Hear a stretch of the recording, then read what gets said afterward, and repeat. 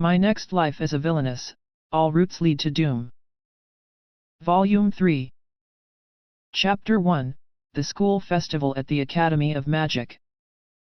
I, Katarina Clays, was living well. My days were pleasant and cozy, and I was usually in a great mood. The reason for this was, of course, the fact that I was now free from the fear of catastrophic bad ends. On a certain day back when I was 8 years old, I accidentally hit my head on a rock. And somehow all the memories of my previous life flooded back into my mind, and it was then that I realized something terrible. Namely, the fact that I was now living in the world of an Otome game I had played before in life, and that I had been reincarnated as Katarina Clays, a villainous character in said game. To make things worse, this villainess, Katarina, was also the protagonist's rival in 4 of the game's potential routes. She had no happy ends of any kind. Should the protagonist achieve a good end, Katarina would be exiled from the kingdom. In a bad end, she would end up getting killed by the protagonist's love interest. What awaited me upon my reincarnation into this terrible and unfortunate character was a sea of catastrophic bad ends. Although I had been thrown into despair upon realizing this, the plot of the Otome game did not begin until 8 years later, when I would begin attending the Academy of Magic. I realized that if I worked hard, I might still be able to do something about those bad ends that awaited me. And so I did work hard ever since that fateful day 8 years ago. I trained fervently in the way of the sword, so that I would not be easily slain if any of the protagonist's love interests came after me with a weapon. I also practiced my magic in whatever ways I could, so that it may serve me well if I were exiled. Lastly, if it really came down to it, I prepared to become a humble farmer by eagerly reading up on agricultural practices and methodology. While I was preoccupied with all these countermeasures, however, time passed, and before I knew it, I had become fast friends with the game's 4 potential love interests and all the other rival characters. 8 years passed. Although I wasn't quite sure why we all got along, the love interests, rival characters, and I finally enrolled into the Academy of Magic last year, the main stage of the Otome game. It was at this academy that we met the game's original protagonist, Maria Campbell. Maria was a charming girl, and in only a few days was able to capture the attention of my fiancé, Prince Jetord, and my adopted brother, Keith. So impressive was Maria's charm that I lived in fear of her embarking upon the reverse harem route, but before I knew it, I had also become captivated by the gentle and lovable Maria. While we should have been enemies in the original setting of the game, we instead became close friends. After this, a certain character that I had completely forgotten about, Sirius, caused a dangerous incident. Fortunately, everything was resolved in the end, largely thanks to my dependable friends. And with that and some other events along the way, we arrived at the graduation ceremony at the end of the year. The graduation ceremony was the last event of the Otome game, the event in which Maria, the protagonist, would form an eternal, lasting connection with someone. Who was it, this person she had chosen for the end of the scenario? Or was it everyone, the reverse harem in which we had all become captivated? I watched on with bated breath. However, unexpectedly, the game ended with Maria not particularly expressing her love for anyone. Instead, the friendship ending came to pass as its name suggested. We all simply remained friends. And so Katarina, the villainess and a rival character, was not faced with any catastrophic bad ends. Why would we get such an ending, despite Maria's charm? And then there was the fact that Maria had said the words she would usually say at the end of the game to a love interest, only to me instead. So please, Lady Katarina, let me continue being with you from here on out. I couldn't wrap my head around it. Why did Maria say that? In any case, the game had ended safely. I, Katarina Clays, had successfully overcome the catastrophic bad ends. It has been 9 years since I had regained my memories. Now that those terrible bad ends are finally behind me, I can finally live the rest of my peaceful, cozy life. A school festival, hey. Yes, Katarina. A school festival. The one who responded with a familiar faint smile on his face was my fiancé, Jedward Stewart, third crown prince of the kingdom. With his blonde hair and blue eyes, he was the very image of a fairy tale prince, except for the fact that he was a terrible sadist at heart. If I somehow managed to anger Prince Jedward, even accidentally, I would expect a particularly painful reprisal. I say this mainly from experience. Prince Jedward, however, was largely seen as a gentle and handsome prince in most circles. He was very popular, in particular, he was famous amongst noble ladies of his age. The backlash I faced from simply being his fiancé was noticeably strong. Due to his stellar academic performance, Jedward was promoted to student council president after we became second years, and with that role came many large-scale projects and duties. Hence, our discussion of the school festival. This festival appeared to be the talk of the academy recently. But I don't remember there being a festival last year though. I had started at the Academy of Magic last year, and we'd mostly spent our time listening to lectures or attending practical lessons. There weren't any fun or festive events. Yes, of course. School festivals occur once every 2 years, Katarina. As such, there was no festival last year. Ah, right. Once every 2 years. I see. I suppose the Academy of Magic doesn't have yearly festivals like my school in my previous life did.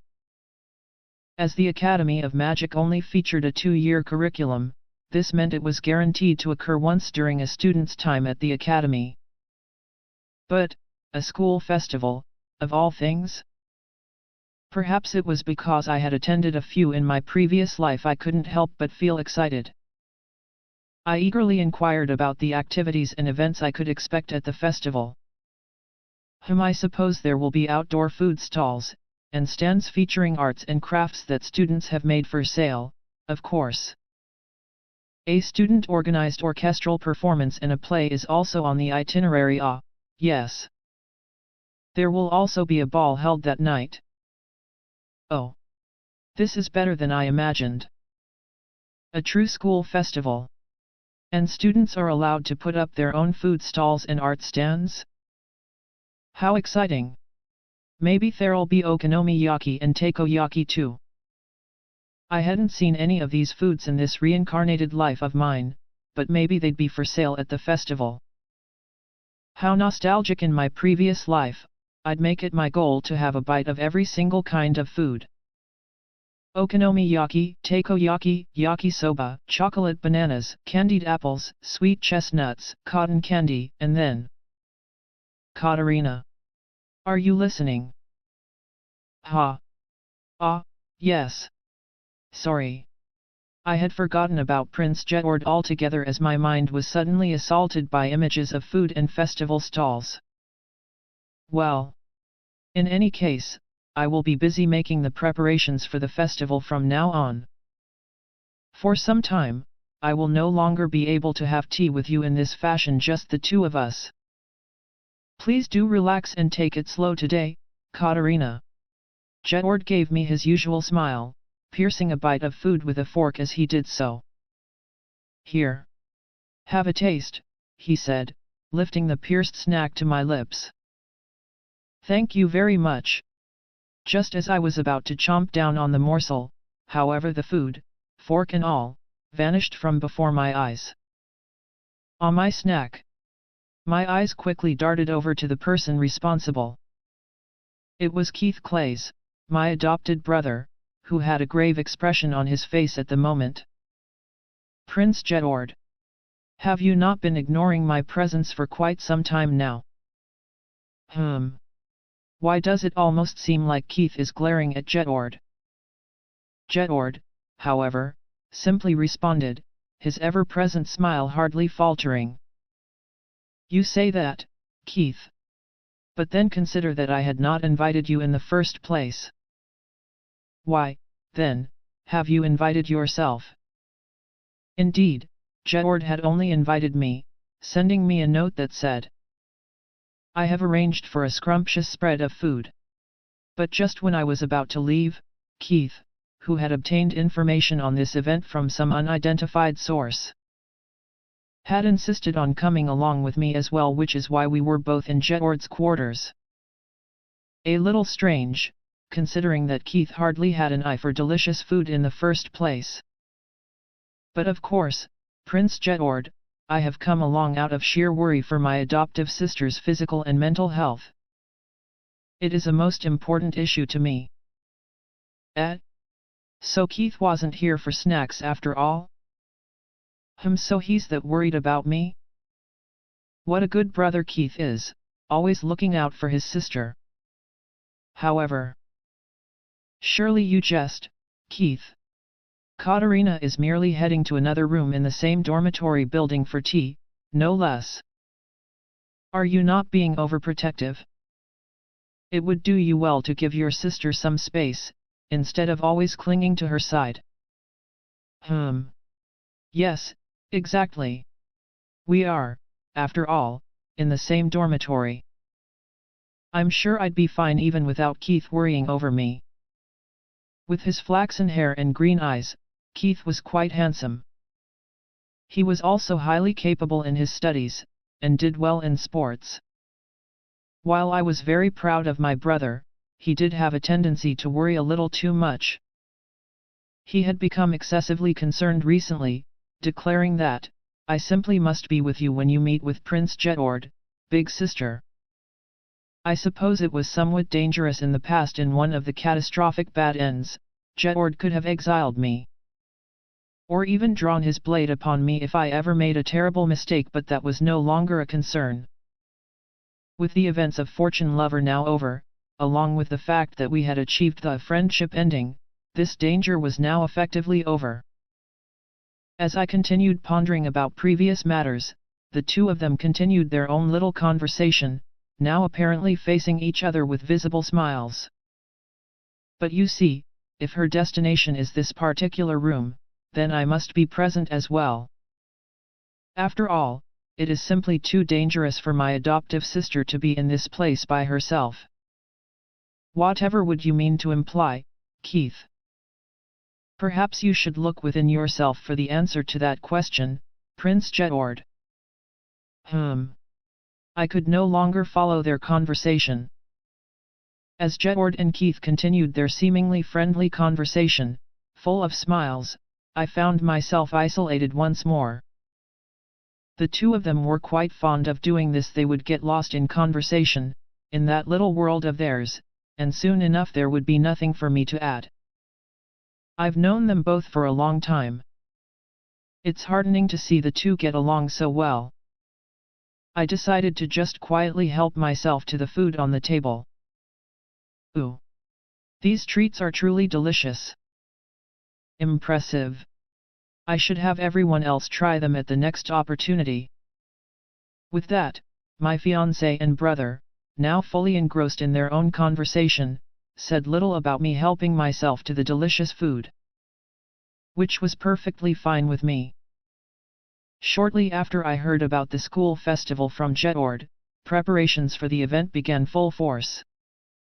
In the Academy of Magic, students were separated by year, and although the lecture halls looked like the classrooms I was used to, the size of a single class was simply immense. So it didn't seem like each individual class would be putting up an attraction of their own, which was how it had been in my previous life. Instead, students who got along with each other particularly well, or nobles who were connected to each other by blood ties, even faint ones, would issue invitations and form their own groups. All right then. I should apply to, or perhaps even make my own group to sell the crops that I've put my back into growing. At least, that was what I thought, but Jedward, Keith, and to my surprise, even Alan vehemently opposed the idea. I suggested that I could hand them out for free, but that idea was rejected too. Apparently, the sale of crops and vegetables did not suit the supposed image of the Academy of Magic. The crops that I've grown with so much effort, unsuitable? Ever since coming to the Academy, I hadn't been able to use up as many vegetables as I did back home, so I had a lot left over. I'd thought that this would be a good opportunity to sell off that stock. How depressing. I really was sad about it. However, Maria, angelic as she was, quickly said to me, "Well then, Lady Katarina, if I may suggest, perhaps I could use the vegetables you have so lovingly cultivated in my baked goods." Ah, Maria really is a sweet girl. I'd consider it an honor if my vegetables were used in her snacks. After all, Maria's snacks really were something else. In fact, I could even compare her work to that of professional chefs and pâtissiers. They were very delicious. So now, there wouldn't be an issue with using up my vegetables. It was simple, then Maria would make treats with the crops I'd grown, and we would simply sell those products at our stand instead. Although concerns were raised about such snacks not being very popular in a noble-dominated academy like this one, I was quite passionate about the idea, even saying, "Well, if it's that or me selling vegetables at a stand." Before I knew it, I had received permission for the venture. Well done, Katarina Clays. Since I was the one who brought up this entire idea in the first place, I decided to help my friends in the council as much as I could. Members of the council were saddled with a lot of work in preparation for the festival, and could use what help they could get. Also, the student body had apparently strongly requested that the student council put on a play of some sort. I supposed that made sense, considering the number of beautiful people on the council in general. It went without saying that they each had their fair share of fans. The council had agreed to honor this request from the students. Although my friends were somewhat insistent on me joining in on the performance, I repeatedly rejected their offers. After all, I had only played the roles of inanimate objects like trees and rocks during class performances and such in my previous life. A performance where all the actors had lines would simply be too much for someone like me. Just to be sure, I asked my friends if they were in need of a rock, or perhaps even a tree. They, however, responded somewhat incredulously. Are such roles even needed? What a pity. Those were roles that I perfected in my previous life. However, I did feel a little bad about simply sitting in the council chambers, snacking, and not doing anything to help out. So I decided to help my friends with any backstage work they needed done. Leave it to me if there are any scenes where throwing an object is required.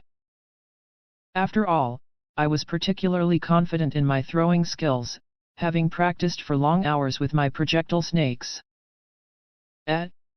There's no scenes which require projectiles? How unfortunate. Between helping Maria with her vegetable-based baked goods and assisting my friends with the production of their play, the days passed by quickly. Before I knew it, the school festival was here. With the conclusion of Student Council President Jedward's address, along with the almost deafening squeals and sighs of the noble ladies in the crowd, the school festival was now officially underway. Even the usually more reserved noble ladies in the student body were visibly excited today, and I was no exception. Festivals were always exciting for me in my previous life. And this was the first festival I'd attend in this new life. Since I was the daughter of a duke, I had been to many balls and the like, but a festival was something else altogether. I had never been to one in this world. And so, while I was already delighted at having overcome the catastrophic bad ends, I was markedly excited and in good spirits today, perhaps the happiest I had ever been since enrolling into the academy or even in this life. In fact, I was currently preoccupied with restraining myself, lest I suddenly start skipping and humming a tune. In truth, I had been so excited that I had started dancing alone in my room last night, much to Anne's chagrin. It would seem that a noble lady skipping along or humming a tune was unbecoming, simply not things a lady would do in front of others, or so I was told. Being a noble lady was difficult. There was also the fact that there were guardians and parents present at the school festival. My mother, however, claimed that alas, it would be too embarrassing. I would greatly prefer to abstain from this event, apparently. Given how adamant mother is at home, why would she be ashamed outside of it? A lion at home, a mouse abroad indeed. I asked Anne for her opinion, and she said, "Young miss, if I may say so, I assume that the madam is not embarrassed at herself," all while regarding me with a somewhat disappointed gaze. What's that supposed to mean? In the end, I didn't quite understand. Even so, my father seemed most interested in showing up at the school festival, and given the lovey-dovey couple that they were, the possibility of both of them showing up was somewhat high. If mother did show up on the academy grounds, and saw me skipping along, humming a tune, I dreaded to even think how many hours she would spend lecturing me. Yes, I'd have to be careful. Although I continued to suppress my desire to skip and hum tunes, I ended up noticeably fidgeting instead, and I could hardly contain the excitement in my voice. The group of girls near me noticed, and upon seeing this, one of them kindly asked, "Lady Katarina, are you perhaps unwell?" "Ah, not at all. It's nothing. In fact, I'm just fidgeting from excitement," I responded honestly. The girls smiled in response, agreeing with what I had said. My classmates are all gentle and kind. Under normal circumstances, I would have followed around the members of the student council. But today, they were all assigned to specific spots on the grounds, and couldn't simply drop their duties. So I found myself exploring the festival with my other friends and classmates. Many of my friends on the council had seemed sad at this turn of events, saying things like, "To think that I would be unable to accompany you during the festival. If I had known, I would never have taken on this role. Ah, my chance to be with Lady Katarina during the one festival in our time." In an effort to cheer up my ailing friends, I had decided to buy some foods from here and there, and visit each of them in turn. Although they were sad that they couldn't spend the one festival we would share during our time at the academy with me, they would be sure to cheer up once I brought them some delicious food. "All right. Takoyaki, yakisoba, okonomiyaki, here I come," I thought, as I rushed towards the student stands. Unfortunately, this is the stands at the festival are. I stood there, alone, saddened at the misunderstanding that I had made. This was not what I'd expected from a festival stand at all. If it's a festival stand, it should be somewhat Yankee, and standing behind it should be either an old man with greasy clothing or a Yankee-like young man going, "Hey, wanna buy some?" or something like that. At least, that was what I thought. Instead, I was faced with a beautifully constructed, chic building. Standing inside it was a uniformed young man, formally greeting me for visiting his humble establishment. "These are the festival stands at the academy? Even if this is the Academy of Magic, I can't accept this, I simply can't." However, the biggest shock was yet to come. These festival stands were only selling sandwiches and croissants. Yes, these were the only foods on sale at this so-called school festival at the Academy of Magic. Chic and fancy as they may be, sandwiches and croissants were hardly satisfying. No matter how hard I looked, I could not find any okonomiyaki, yakisoba, or takoyaki. In fact, all these stands sold more or less the same thing, the sort of simple pastries, hors d'oeuvres, or haute cuisine that nobles would have at their tea parties. I'd already planned for this stomach of mine to be filled with okonomiyaki, takoyaki, yakisoba. I had planned for this. My dessert was going to be a chocolate banana. And cotton candy. And yet. In almost an instant, my excitement and good spirits had completely disappeared. I was a husk of my former self. The classmates who were with me were visibly alarmed. Lady Katarina. Are you quite all right? Whatever has happened? You were so cheerful up until a moment ago. Does your stomach hurt, Lady Katarina? No, perhaps she is hungry? I shall purchase something for her. I had left my stomach empty on purpose, hoping to allow for the joys of my previous life to fill me up. I had been anticipating this meal and yet, now I was unable to eat it. I was filled with a deep sense of loss. Haha! My classmate panted as she returned. Lady Katarina. I have brought you something to eat. Please, have some of this, I pray that you will be in good spirits again soon. She presented me with what appeared to be a sandwich on a most elaborate and beautiful plate. My classmates have apparently assumed that I was saddened because I hadn't had enough to eat. What exactly do they see me as, then? I had honestly already lost my appetite, having realized that I was unable to have my favorite okonomiyaki and yakisoba. However, my kind classmate had gone through the trouble of fetching this sandwich for me. With a simple thank you, I brought the sandwich to my mouth. And then this. This taste. What is this? This is completely different from the sandwiches I usually have.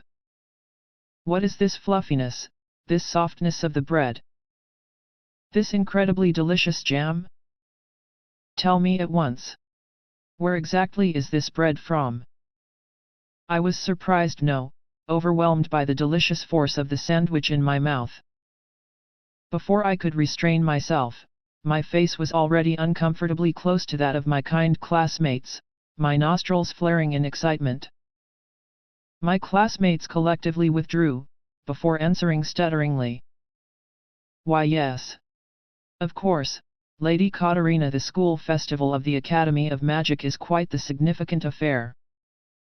It usually attracts stands from various famous shops and establishments across the land, who send samples of their newest work to the festival to be sold.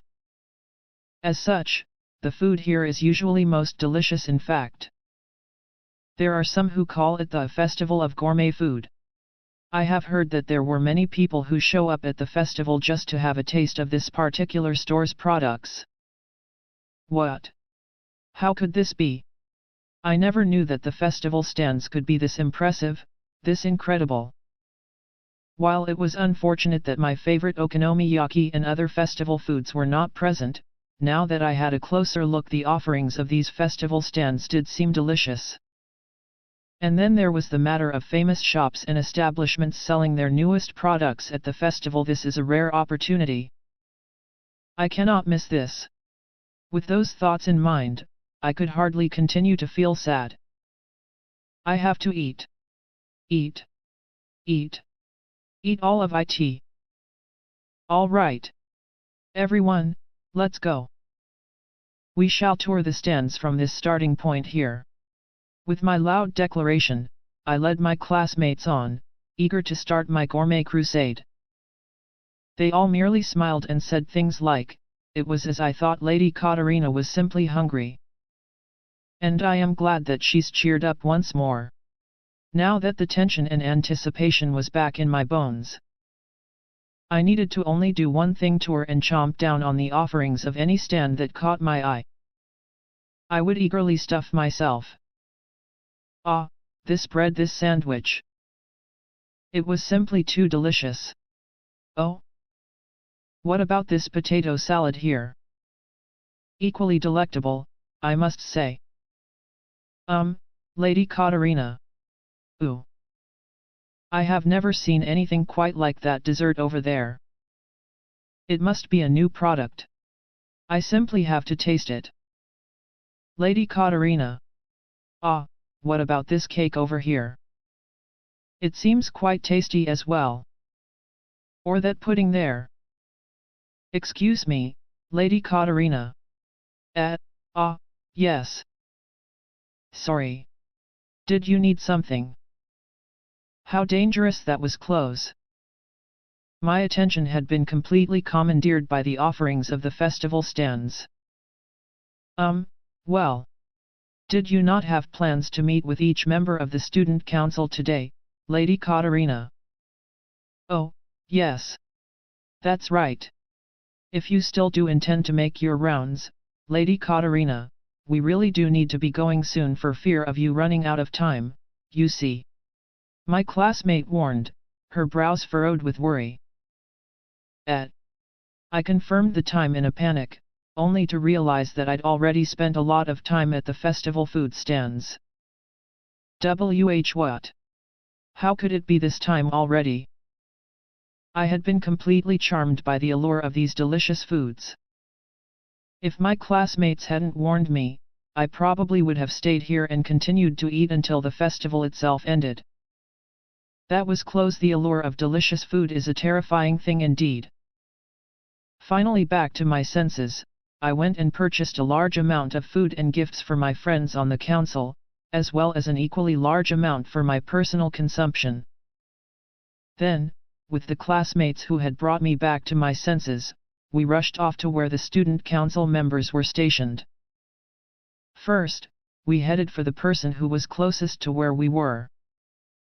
We found ourselves in an exhibition space showcasing the history of the kingdom, as well as research on various magical theories. In my previous life, hardly anyone would be found at such an academic exhibition space. This, however, was the Academy of Magic, and there were a fair number of students and their parents eagerly looking at the exhibits. I found their never-ending thirst for knowledge very commendable, although I would surely fall asleep after reading a few lines. Standing at this exhibition were my adopted brother and a friend of mine, both of them smiling and greeting attendees and guests.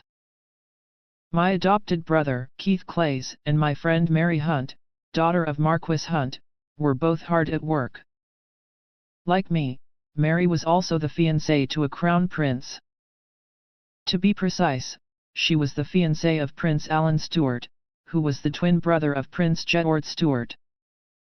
Although we were both engaged to crown princes and hence were of similar social standing, unlike me, Mary was a very capable and high-spec individual. Mary's hair was a deep shade of burnt sienna, and her eyes were the same color.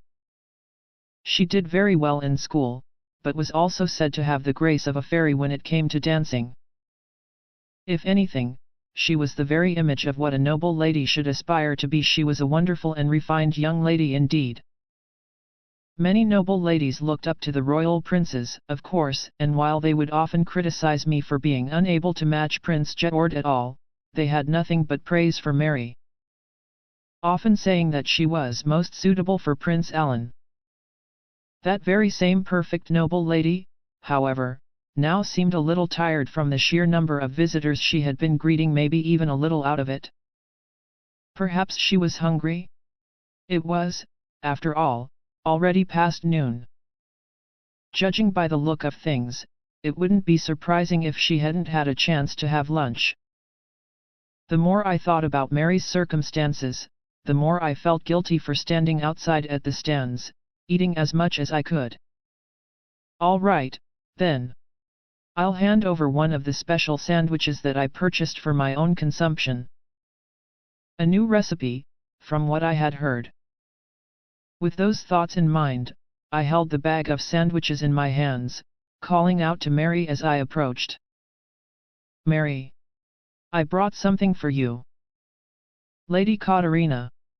Mary gave me a vibrant smile upon noticing my approach. It was almost like her tired expression earlier had been a lie.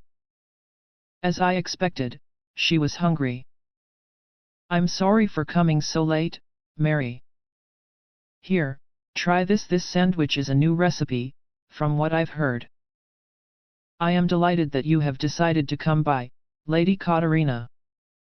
I was worried since you hadn't returned from the stands after quite some time. Ah yes. Sorry about that. In truth, we had passed by this space on our way to the stands, and had met with Mary before. I had told her that we were simply going to have a look at the offerings and ended up taking quite a while. Of course Mary would be worried. My heartfelt apologies, Mary. Big sister, if I had to guess, you simply lost track of time, sampling one new dish or another. No. Keith said, sighing as he did so. As expected of my dear brother. I now see that our family bond of more than 8 years has gifted him with incredible insight. At the very least, Keith seemed to know a lot about his adoptive sister. I'm sorry. I bowed my head once more to the worried Mary and Keith. Think nothing of it, Lady Katarina. I am only glad that you are safe, Mary said, smiling gently. Keith, however, really, big sister.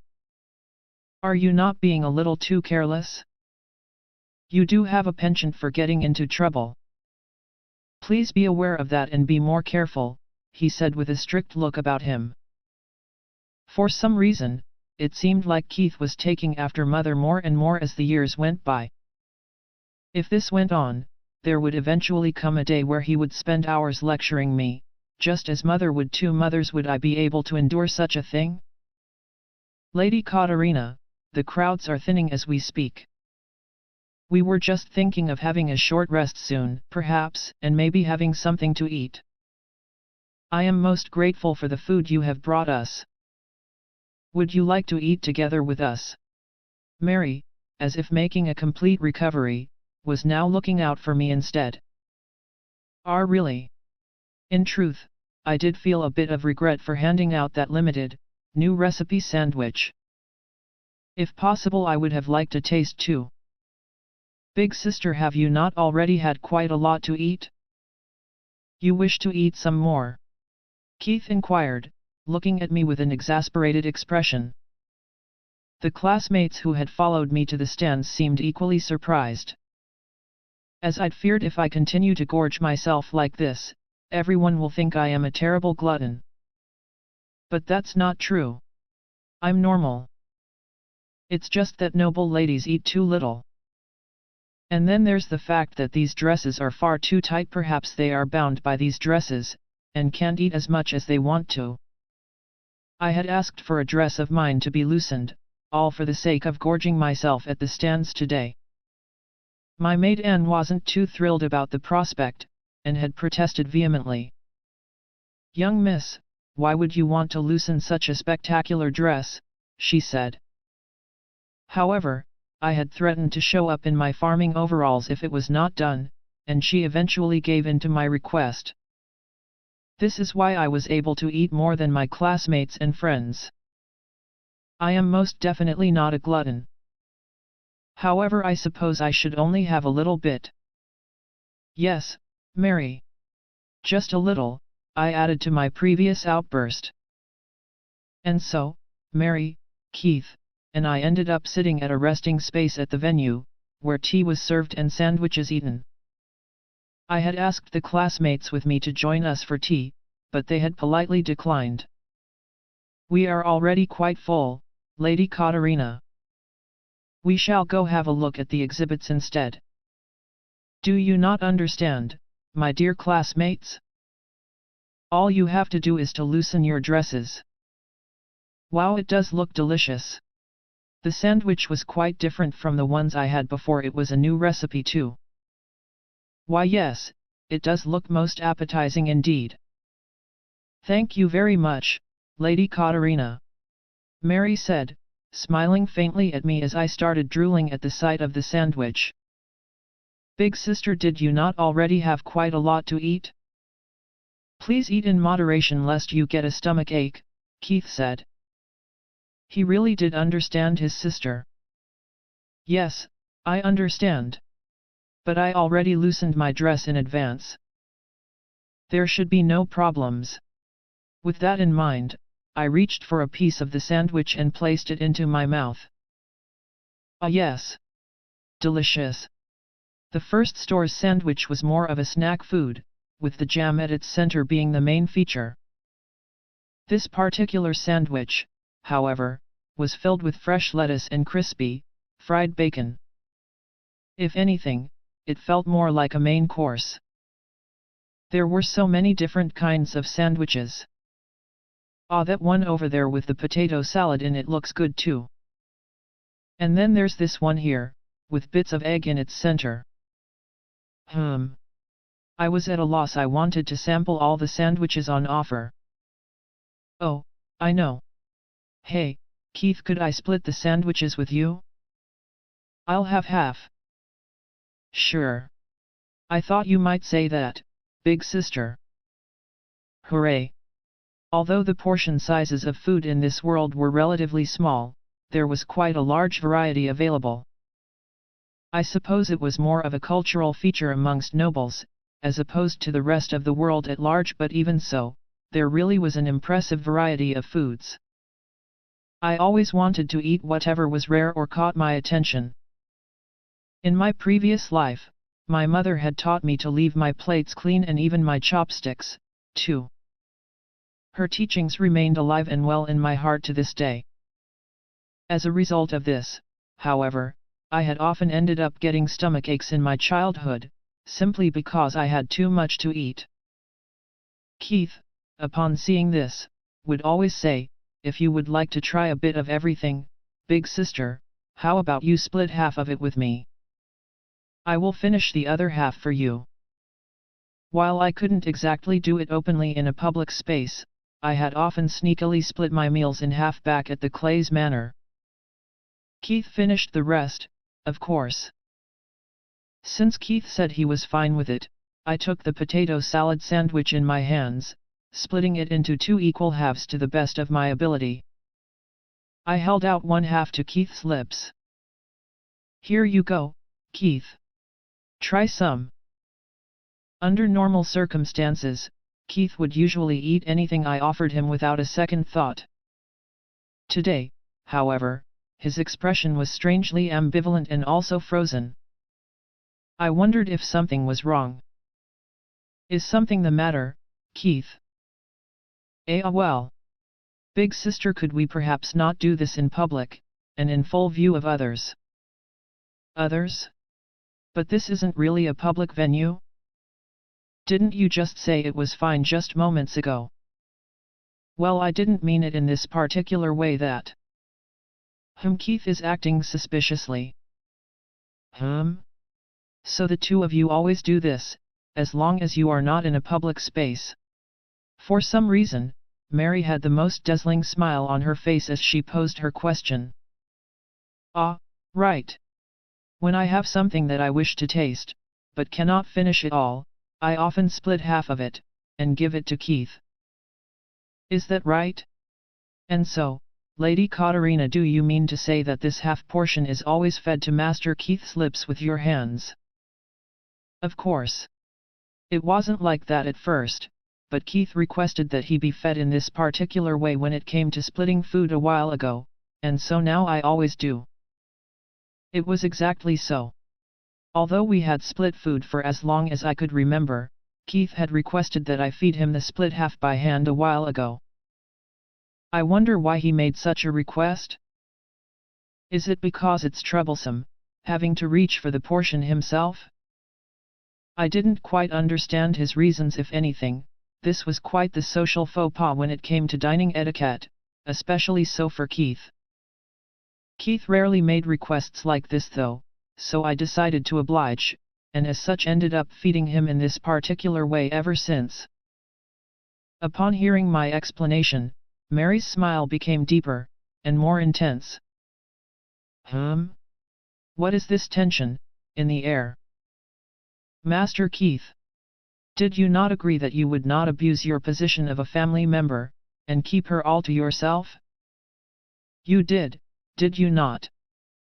And no, nothing of the sort. This is hardly anything special. It is not as if I would lay my hands on her in any uncouth ways, unlike Prince Jetord. Please do not bring Prince Jetord into this conversation, or use him as a point of reference. He is abnormal. I had thought that you were far too awkward, not even trying to hold hands, a miscalculation on my part. Lady Mary, you know I can hear you despite your muffled whispers. What a thing to say! The height of rudeness, this is. Do you not also abuse the fact that you are a woman? You engage in excessive bodily contact, hugging, touching, is that not true? Oh my! Abuse, Master Keith? How equally rude of you! It is most normal for girls to hug and touch each other, is it not? And then eventually slowly even share a bath together. I must disagree, Lady Mary. What you just said cannot possibly be construed as normal. Alas, Master Keith! Does that not say more about you and your perspective instead? What's going on? For some reason, the act of me splitting my food seemed to put quite the fire under these two. They were now locked in an intensely escalating conversation, each sentence more passionate than the last. I had known that Keith and Jedward got along well, but apparently Keith and Mary did too. The way they spoke without hesitation, I couldn't see anything but two people who truly empathize with each other. Hey! Could it be? The person whom Keith liked, the reason for him turning down wave after wave of suitors. I had assumed all this time that it was the original protagonist of Fortune Lover, Maria, but could it be Mary? Mary was very unlike how she had been portrayed in the game. She was hardly interested in Alan. Could it be that she had feelings for Keith? A potential love interest and a rival character from another route. This would have been an impossible match-up in the game. The reality before me, however, was one in which the events of Fortune Lover had already ended. The impossible could very well be possible. My woman's intuition is terrifying indeed. I continued looking at the two, still passionately engaged in conversation.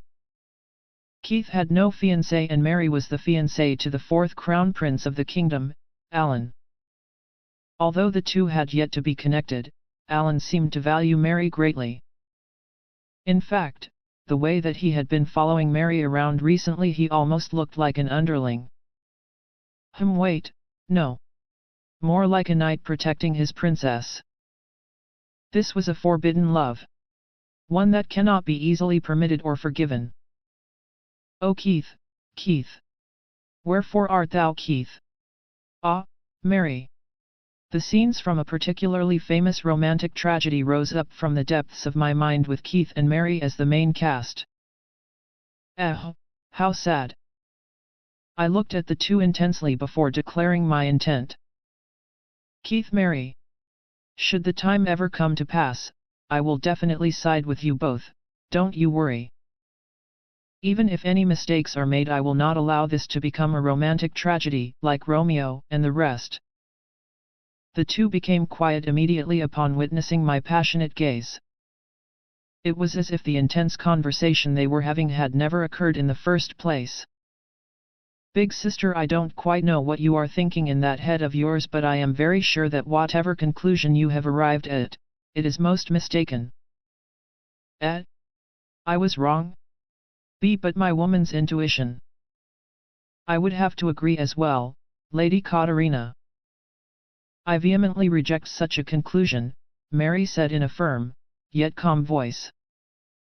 But I still hadn't asked. I could not be sure. Perhaps I should make that inquiry, just to be safe. Then the love between Keith and Mary. You are most mistaken, Lady Katarina, the two of them declared, not allowing me to finish my sentence. Is that so? For a while after, both Keith and Mary regarded me with seemingly disappointed gazes. Why? The two of them then asked me who Romeo was. I suppose they were itching to know. A main character in a romantic tragedy story, I answered, before leaving the resting venue behind. After meeting up with my classmates who were touring the exhibits, we continued our journey. This time we headed towards the stage area where plays and performances were taking place. It resembled the school gymnasium in my previous life. A stage would be set up there, and the band or drama club would stage their performances. Well, in this case, I would say that it was more of a theatre, a certainly well-constructed, respectable building. Sophia was waiting for me there, or at least, she should have been. We arrived just when a performance had ended, and the audience was currently filing away. I looked near the entrances and exits of the stage, but couldn't find anyone. Is it break time, perhaps? I decided to ask a first year nearby about it. Ah, Lady Askert? She had a visitor, I believe? It got a little out of hand, so she headed to the backstage area. A visitor? Out of hand? I hardly understood what the first year told me, but I supposed all that was left to do was to head behind the stage, and that was what I did. Ah, Lady Katarina. I am glad that you have come. Greeting me was a beautiful girl with hair like strands of white silk and a pair of ruby red eyes. A close friend of mine on the student council, and the daughter of Count Askert, Sophia Askert. Standing behind her was none other than her elder brother, Nicole Askert, the alluring count himself, with his jet black hair and eyes. I was the only one who referred to him that way, though. As usual, his charm aura was in full bloom, as expected of the count. Soon, he noticed me. It has been a while, Katarina, he said as that familiar seductive smile crossed his features. While Nicole was usually stoic and expressionless, these occasional smiles of his were deadly weapons indeed, such was the extent of his charm. In these past few years, the power of his smile had only increased exponentially. Even a long-time friend of Nicole's such as myself could not help but blush in response. Yes. A while indeed, Master Nicole. I mustered up all of the Nicole resistance I had within myself, and somehow managed to respond somewhat normally. Perhaps it was because I hadn't seen Nicole for quite some time, but it was almost like he was sparkling. No matter how long I had known him, a single lapse in my attention was enough for my mind to completely blank out, but that was that. More importantly, why are you hiding in the backstage area, Sophia? Given that both of you are here, wouldn't you get a sizable crowd if you stood at the front instead? Come to think of it, Jedward had even said that was the whole point. The members of the student council were each positioned at their respective spots precisely because they were popular and they'd attract people to those particular locations. In other words, the members of the student council were like mascots, beacons in charge of attracting students to their areas. Given that it wasn't even break time, it was a waste for them both to hide in the back like this. After all, the Askert siblings were both impossibly beautiful. They were almost like living dolls. Nicole, in particular, seemed to appeal to both men and women, the alluring count and his undiscriminating aura of oppressive charm. Although Nicole had graduated last year, and as such was no longer a student of the Academy of Magic, he was still an ex-council member, and I assumed that he was here to help with the event. I posed my question to Sophia, and she responded with a somewhat troubled expression. In truth, I had assumed that many students would come to this venue if Big Brother stood at the entrance, too, and so I had him stand there. Ah, so it's already been done. Then why are they here right now? Well then, why hide in the backstage area now? You see, Lady Katarina, it was indeed true, many students were attracted to our allocated area, but they became much like how all of you are right now. I followed Sophia's gaze to my other classmates, who were currently rooted to the ground and staring at Nicole fixedly, their faces beet red. My friends. And everyone would only continue looking at Big Brother. To the point where the performers were upset. No one was paying any attention to them. And so we were told to go somewhere where no one would see us. Sophia said, her sad gaze locking onto mine. I see. I suppose there was no choice after all. If they stayed out there, they'd just draw attention away from the actual event. It was impossible to tell the alluring count not to stand out. His very presence filled the air around him with glamorous, radiant sparkles. I placed a hand on Sophia's sadly slumped shoulders and gave her a few good pats. Come now, Sophia. I brought you a little something from the stands. I'm sure this delectable morsel will cheer you right up. Thank you very much, Lady Katarina, Sophia said, a faint smile on her lips.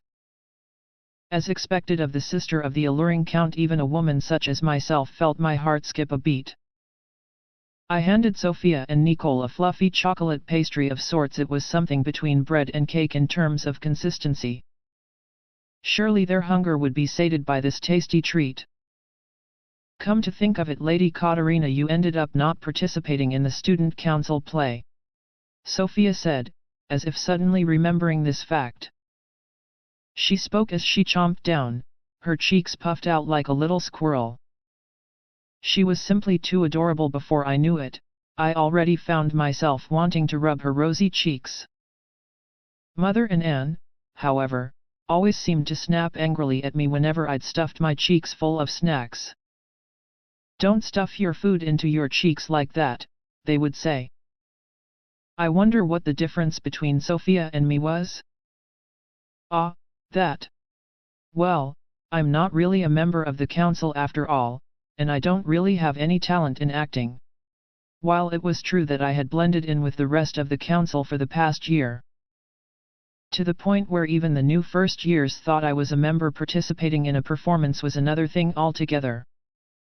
I was an outsider for all intents and purposes. And anyway, the script for the play was much like the story of Cinderella that I had read in my previous life. I hardly had the confidence to play any role in such a glittering, glamorous drama. There weren't any roles for rocks and trees. Though since I was always in the council chambers, I did make it a point to assist my friends behind the scenes, cleaning up tools, helping with props, and whatnot. I had thought that I would be able to see you on stage, Lady Katarina, Sophia said, her shoulders once again slumping, evidently disappointed. Even Nicole, who was standing beside her, looked equally disappointed. I see. So Katarina will not be performing, he said, a hint of regret in his voice. Why are they so down? Yet even those somewhat pained expressions of theirs were attractive in their own way. My classmates, who were still standing behind me, now had their eyes unfocused, as if in a daze. You doing okay over there, friends? Or maybe Nicole and Sophia were only expressing such sorrow because I was a childhood friend of theirs. To begin with, I was hardly as beautiful and attractive as the other members of the council. I couldn't imagine the council play requiring someone like me, given that I had the face of a villainess. Instead. But wouldn't it make more sense for you to star in a performance, Master Nicole? After all, you never did anything like that during your school festival. How about starring as a guest character in a short performance?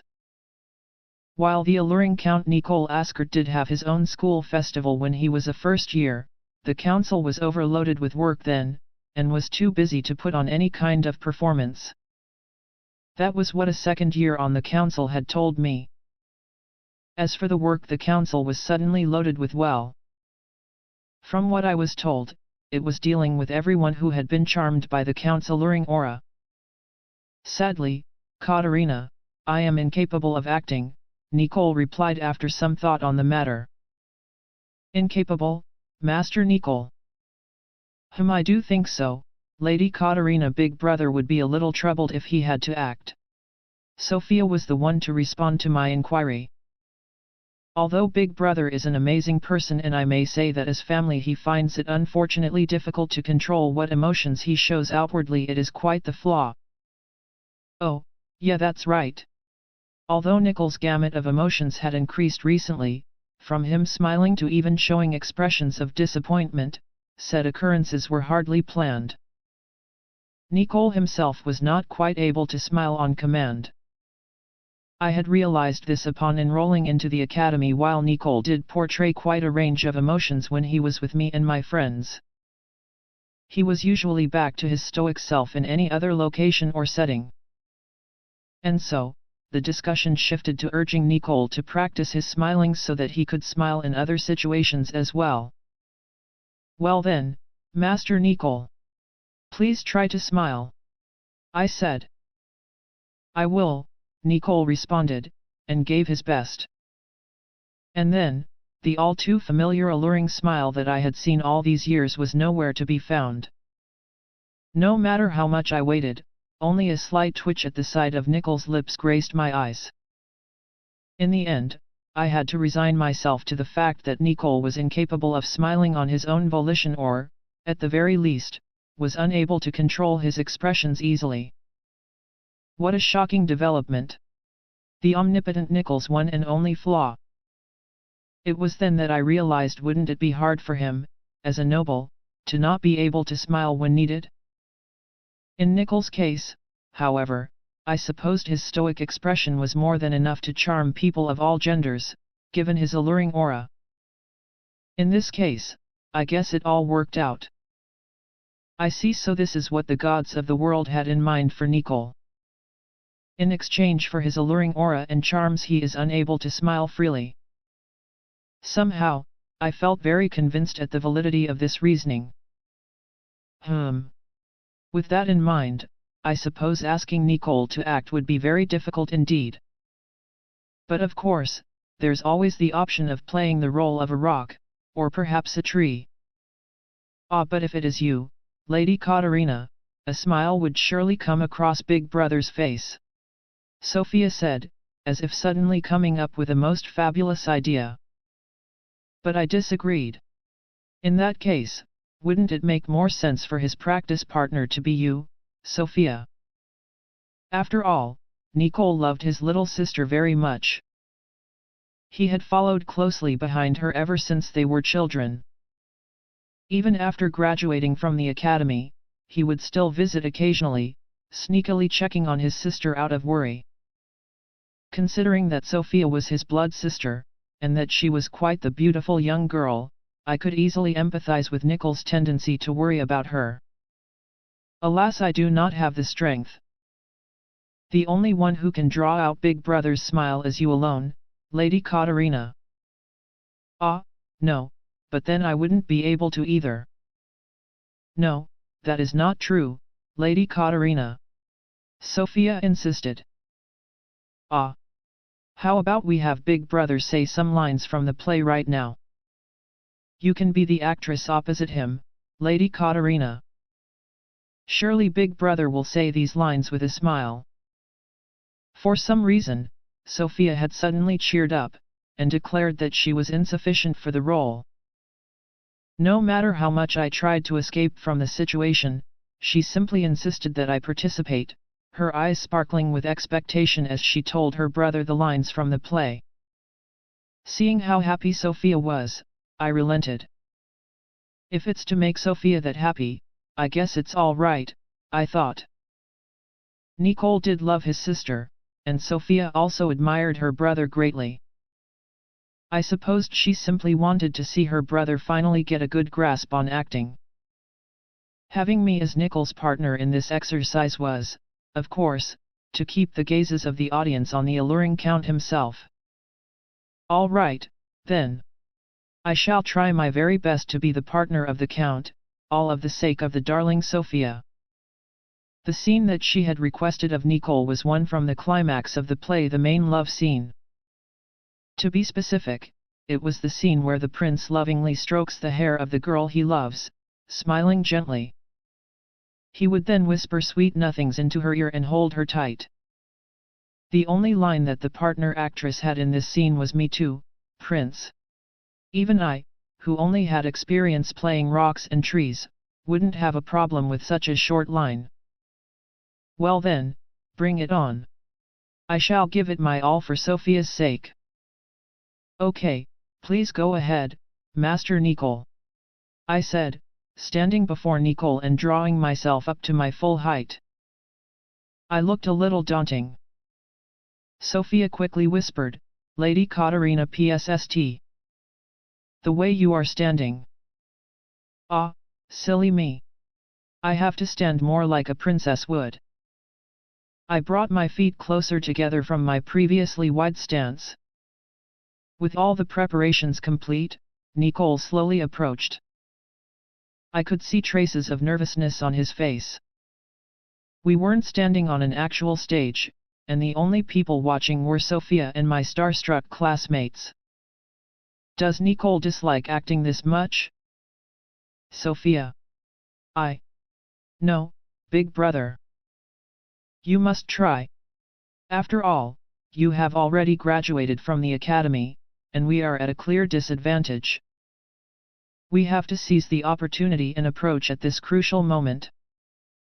Nicole and Sophia seemed to be whispering about something. As expected, it would seem that Nicole was not very keen on performing after all. However, Sophia was being somewhat insistent, given that she had so much sisterly love for Nicole. In the end, Nicole, unable to deny his lovable sister's request, stood before me once more. I could see the resolve in his face. Are you ready, Katarina? Yes. I shall do my best to be your partner in this endeavor, Master Nicole, for Sophia's sake. You can count on me. Although it was the first time I had played a human, this was not a real stage, and was only a one-off. I shall strive to be the best actress I can be, and overcome this challenge. Is that so? Thank you. Nicole's alluring smile showed itself once more. Ugh, this is bad. My face was already bright red thanks to Nicole's overflowing charm. Endure it, actress Katarina Clays. As I continued my best attempts at enduring the experience, Nicole ran his fingers through my long hair, gently and slowly. I could feel my heartbeat increasing as his long, beautiful fingers ran through my hair smoothly. His alluring charm was simply too much to handle. If this went on, I would lose my mind too, just like my unfortunate classmates behind me. I was already too close to my limit. With his stunning smile, Nicole delivered his line from the play, I love you. I could feel the strength leave my legs upon hearing his sweet, seductive voice. I had developed a respectably high amount of Nicole resistance, having known him across all these years. So I managed to struggle out my line. Me too. Master Nicole. Upon hearing my line, however, Nicole's smile froze. Why? I delivered my lines wrong. Katarina Clays, who had been so unfortunately swayed by the charming wiles of the alluring count, had ended up calling the prince Master Nicole instead. How could I have messed up such a short, simple line? Nicole must be frozen in place, stunned at my incompetence. Master Nicole. Before I could finish my apology of I'm so sorry for messing up, I realized that I was in Nicole's arms. I guess he wants to continue, in spite of my mistake. But the way he's holding me is more passionate than I expected. Stronger than I expected. More importantly, what's this pleasant smell, now that I'm so close? This is bad. I could feel my mind slipping into emptiness, taken by the alluring aura. With my consciousness somewhat impaired, I could hear Nicole whisper something in my ear. Strangely, he sounded pained. Katarina. Even if you belong to someone else, I will certainly. Is that one of the lines? I wondered briefly. The sweet, charming words whispered into my ears soon took effect. Katarina Clays, stopped thinking. From somewhere far away, I felt like I could hear Sophia's voice. You did it, big brother. Where is this? Where am I? When I regained some semblance of consciousness, we were already a considerable distance away from Sophia and Nicole. Honestly speaking, I didn't have any memory of saying goodbye to them. In fact, I could hardly remember anything from after I had wrongly delivered my line. It would appear that I had lost all my memories of the incident, in no small part due to the incredible charm of the alluring count. In addition, the friends and classmates who were with me claimed that they remembered nothing of the meeting at all. Their memories were apparently a blank. And the last thing they could recall was the Count's smile. The alluring Count. A truly fearsome person. And with that, our little group was finally aware and conscious once more. Our next destination was a space dedicated to displaying and selling things made by the Academy students. Gathered here were various handicrafts, embroidery, art pieces, and even some products and art created by the Magical Ministry's research facility on the campus.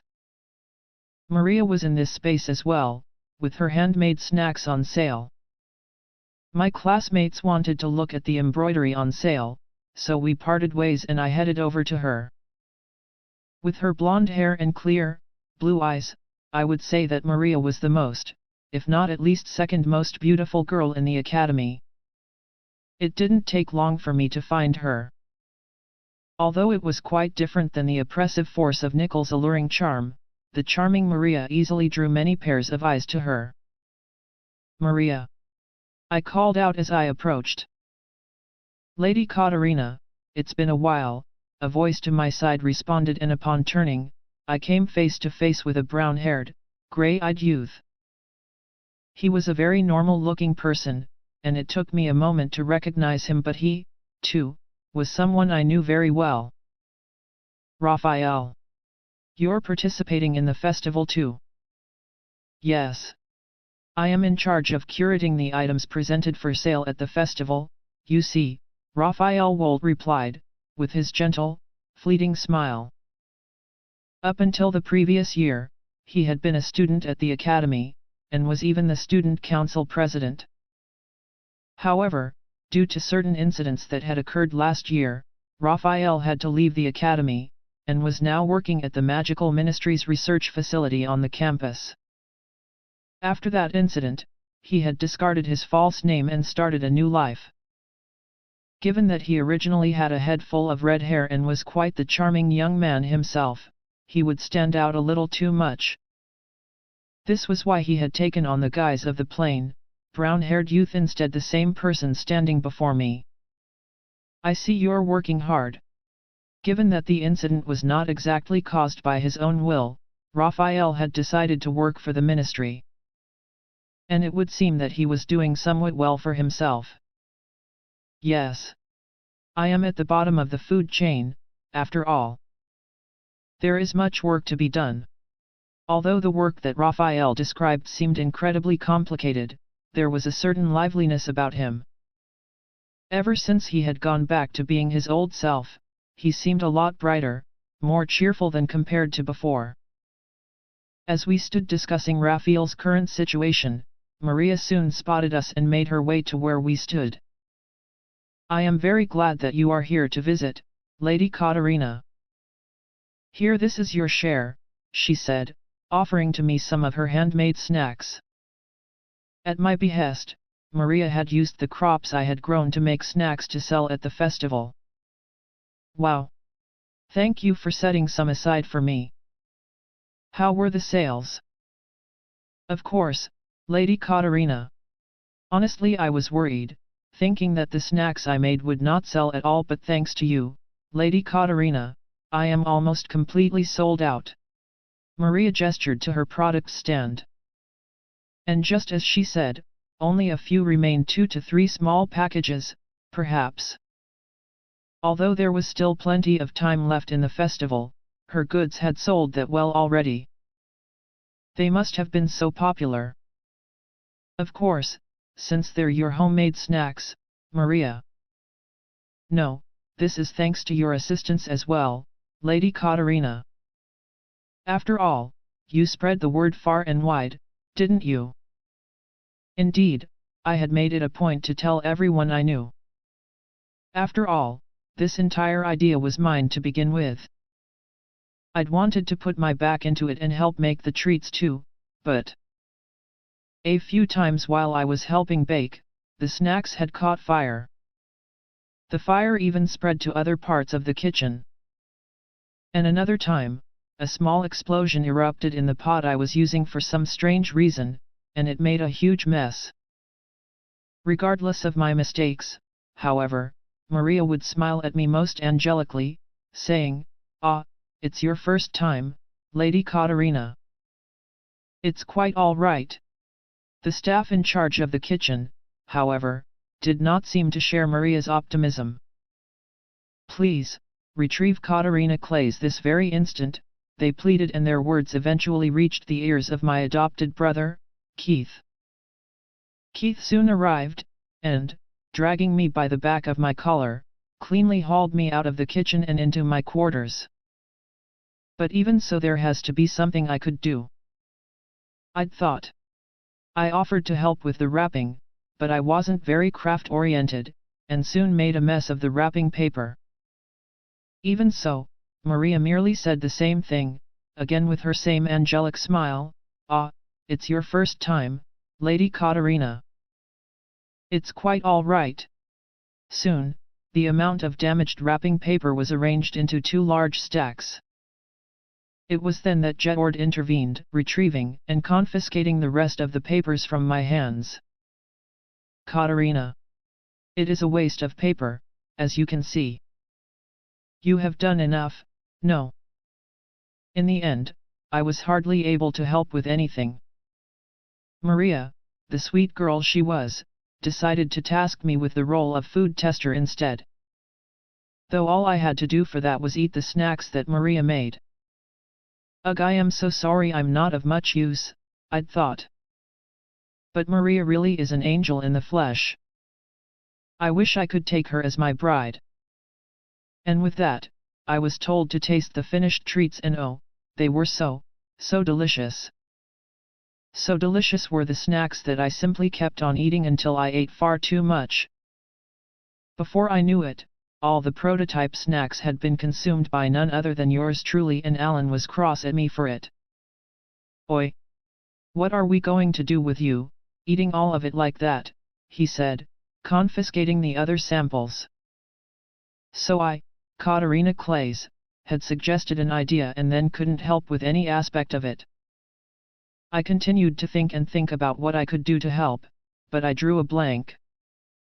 I asked Keith about it, and he promptly said, "Well then, big sister, how about you simply raise public awareness of our little venture?" It was a splendid idea. I made my way around campus, desperately extolling the virtues of Maria's homemade snacks. Even so, the sale of Maria's snacks couldn't possibly be attributed to my advertising alone. Well, I did advertise. But the snacks wouldn't have sold like this if they weren't as delicious as yours are.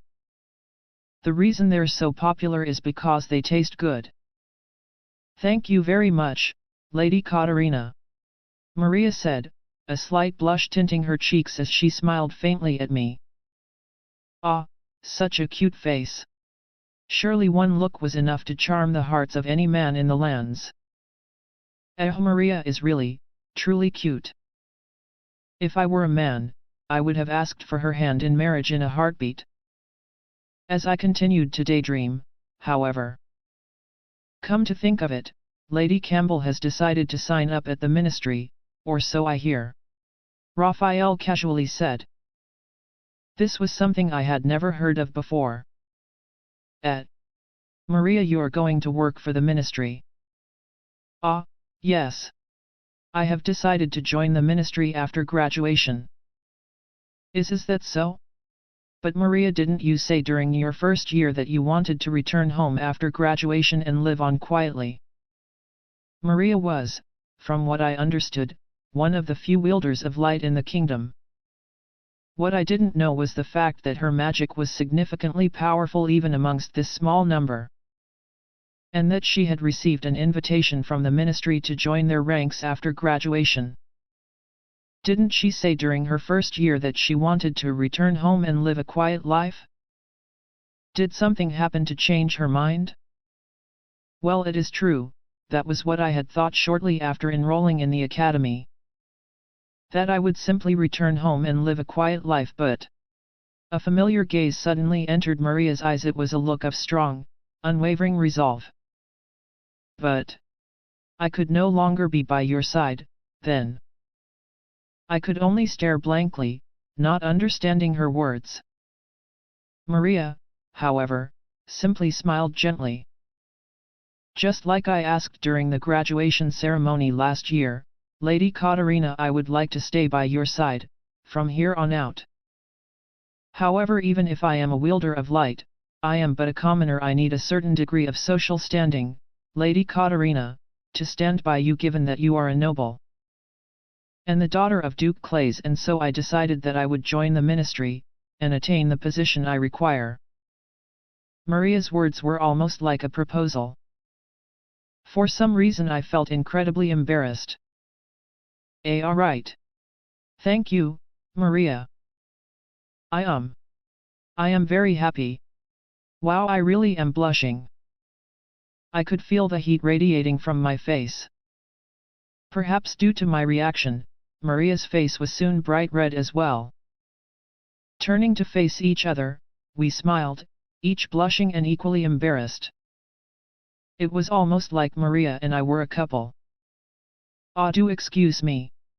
I hate to interrupt the private world that the two of you have conjured, but I am present as well. Yes. Oh, Raphael. A private world, you say? Raphael's exasperated gaze soon dragged me back to reality. That was dangerous, terribly dangerous indeed. Maria is simply too lovable. I was about to fall through the gates of a most forbidden world. In fact, I was most likely just one step away from saying, Maria, please be my bride. As expected of an Otome game's actual protagonist. Maria's charm was nothing to scoff at. Even so, to think that the motivation for you joining the ministry, the apple of this kingdom's eye, is to be with Lady Katarina. As expected of you, Lady Campbell. I do understand that my reasons for joining the ministry may be impure. But even so, I intend to give it my all once I join its ranks. I will be in your care, Maria said, her tone serious and determined as she addressed her future senior at the ministry, Raphael. I do not think that wanting to be close to someone important to you constitutes impurity, Lady Campbell. After all, I would have done the same thing had I been in your position. However, even if you do join the ministry, Lady Katarina will marry Prince Jedward upon graduation. She will then become very busy, and it is unlikely that we will be able to see her often, as we do now. Maria and I both had the same look on our faces, the shock of a sudden realization. Raphael seemed equally surprised at the sight of this, as if he was saying, well, Lady Campbell is one thing, but you're shocked by this too, Lady Katarina. That's right, Lady Katarina is Prince Jedward's fiancée. She will immediately become his bride after graduation, and spend her days in the castle. We may not be able to see her then. I don't think I would like that very much. Yes, if this goes on, I have to marry Jedward and become a royal. That would be bad. I'm barely making it as the daughter of a duke, but a royal. Raphael continued, looking at the two of us, somewhat troubled by our onset of depression upon realizing where we stood. Have you considered joining the ministry as well, Lady Katarina? I can do that? Actually, does joining the ministry mean I wouldn't have to get married anymore? Raphael's statement had me completely hooked. Slowly, he began feeding me the details. Basically, it is possible for one to join the ranks of the ministry with the recommendation of a staff member with considerable social standing. Well, while I do not think that simply joining the ministry would cancel the entire engagement, the ministry is only second to the king himself when it comes to political power. I hardly think that you would be dragged off to the castle immediately. I see. So if I join the ministry, I can further delay the marriage. And if I delay it long enough, Jedward will certainly fall for Maria or some other splendid noble lady. With that, I would be freed from my role. All right, Katarina Clays. Let us aim to sign on with the magical ministry. Or at least, that was what I thought, but my magical capability was low. In fact, the only spell that I could use was Earth Razor. Raphael. As you may know, my magical capability is depressingly low. About that. While it is indeed true that there were many in the ministry who have high magical capability, there are equally many who are not as magically gifted.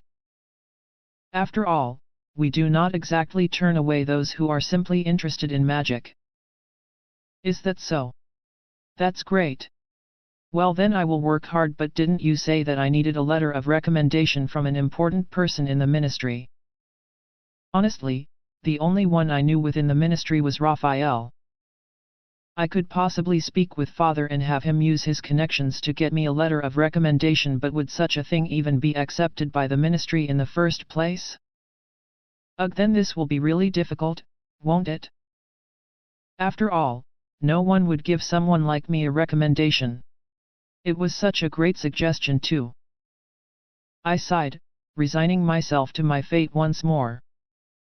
Raphael, however, smiled somewhat suggestively. Don't be so sad, Lady Katarina. There is in fact someone who would write a letter of recommendation for you. In truth, Lady Katarina, my superior has become most interested in you. That person would surely write a letter for you in a heartbeat. Your superior? And this person, they know of me. Yes. I do believe that they are likely to greet you sooner or later. After all, they did mention wanting to speak with you, Lady Katarina.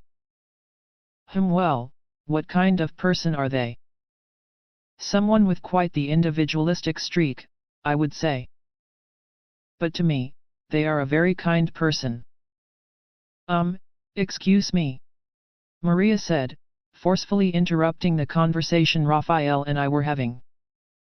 Maria was hardly the kind of person to do things like this, but she seemed more desperate than usual.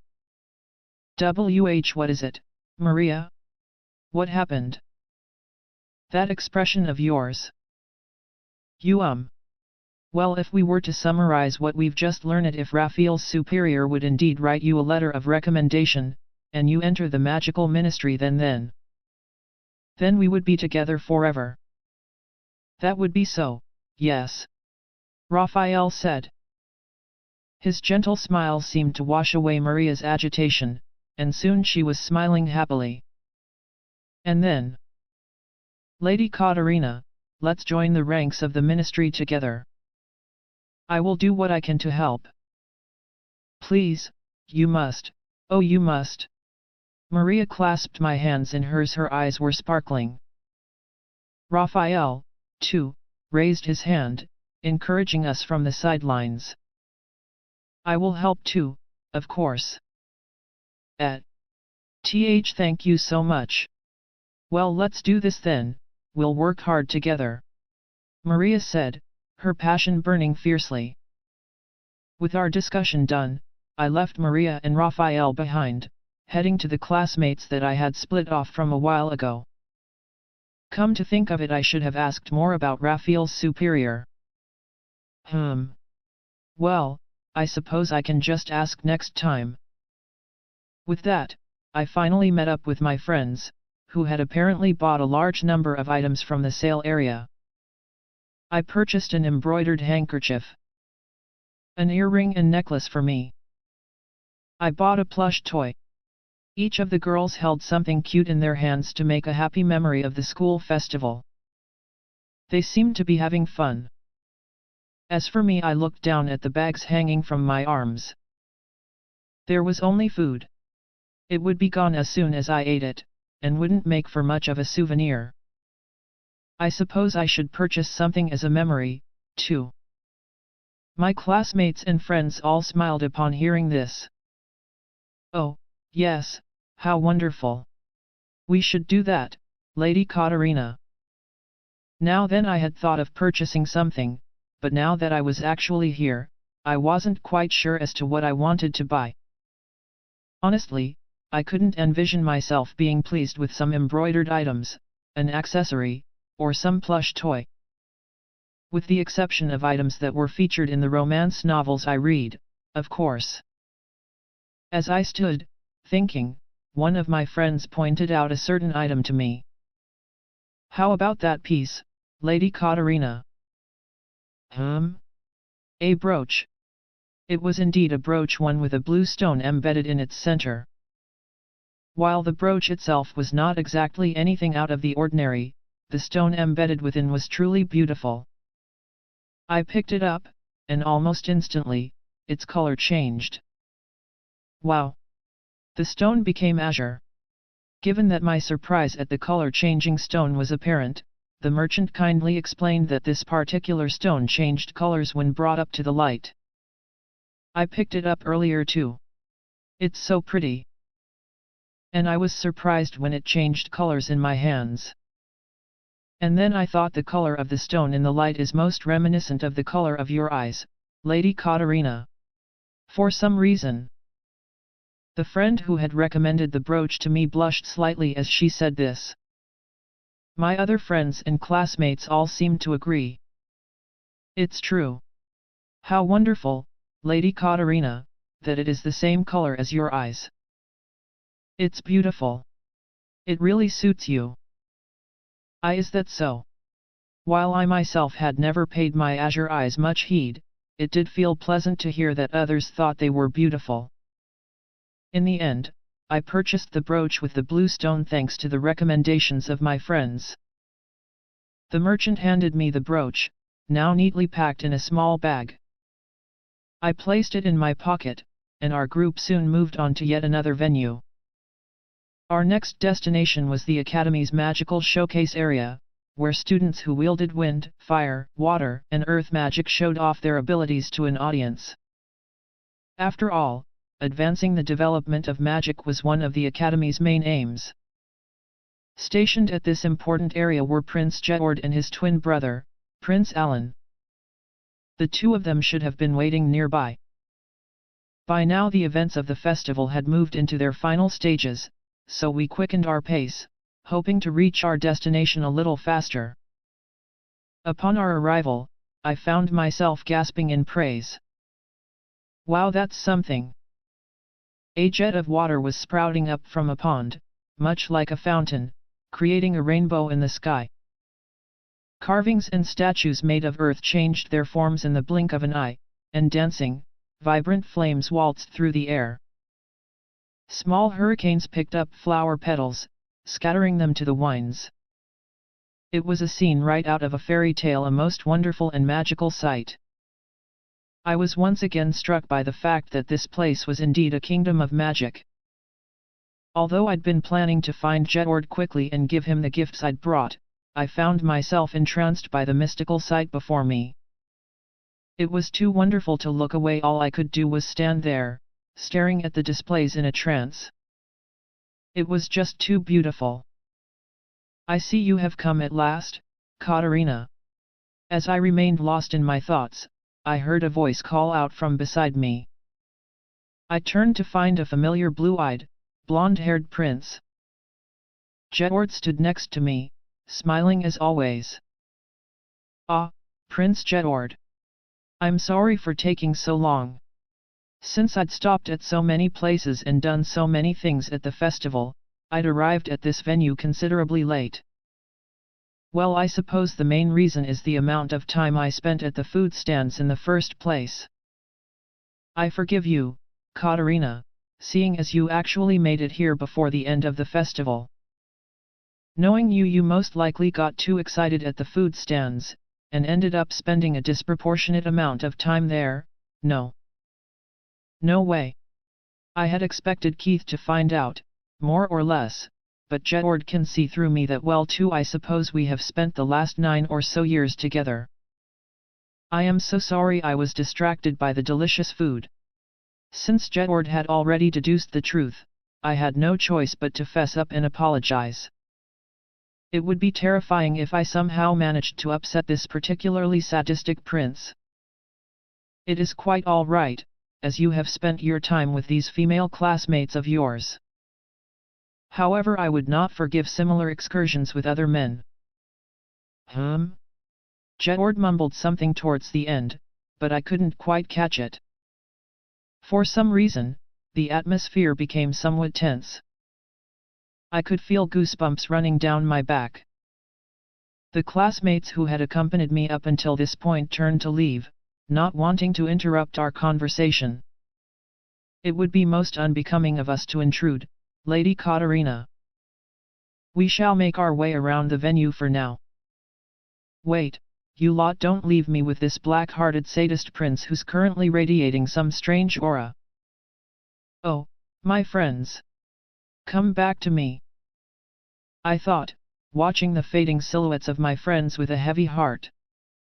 However, I could see a certain individual approaching from another direction, my savior, surely, who would do something about this strange and tense atmosphere. Oh, it's you two. So you're finally here? Thought you wouldn't make it, see. After you said all that about I'll come by with gifts, this morning too thought you wouldn't get here, being this time and all. Silver hair, blue eyes.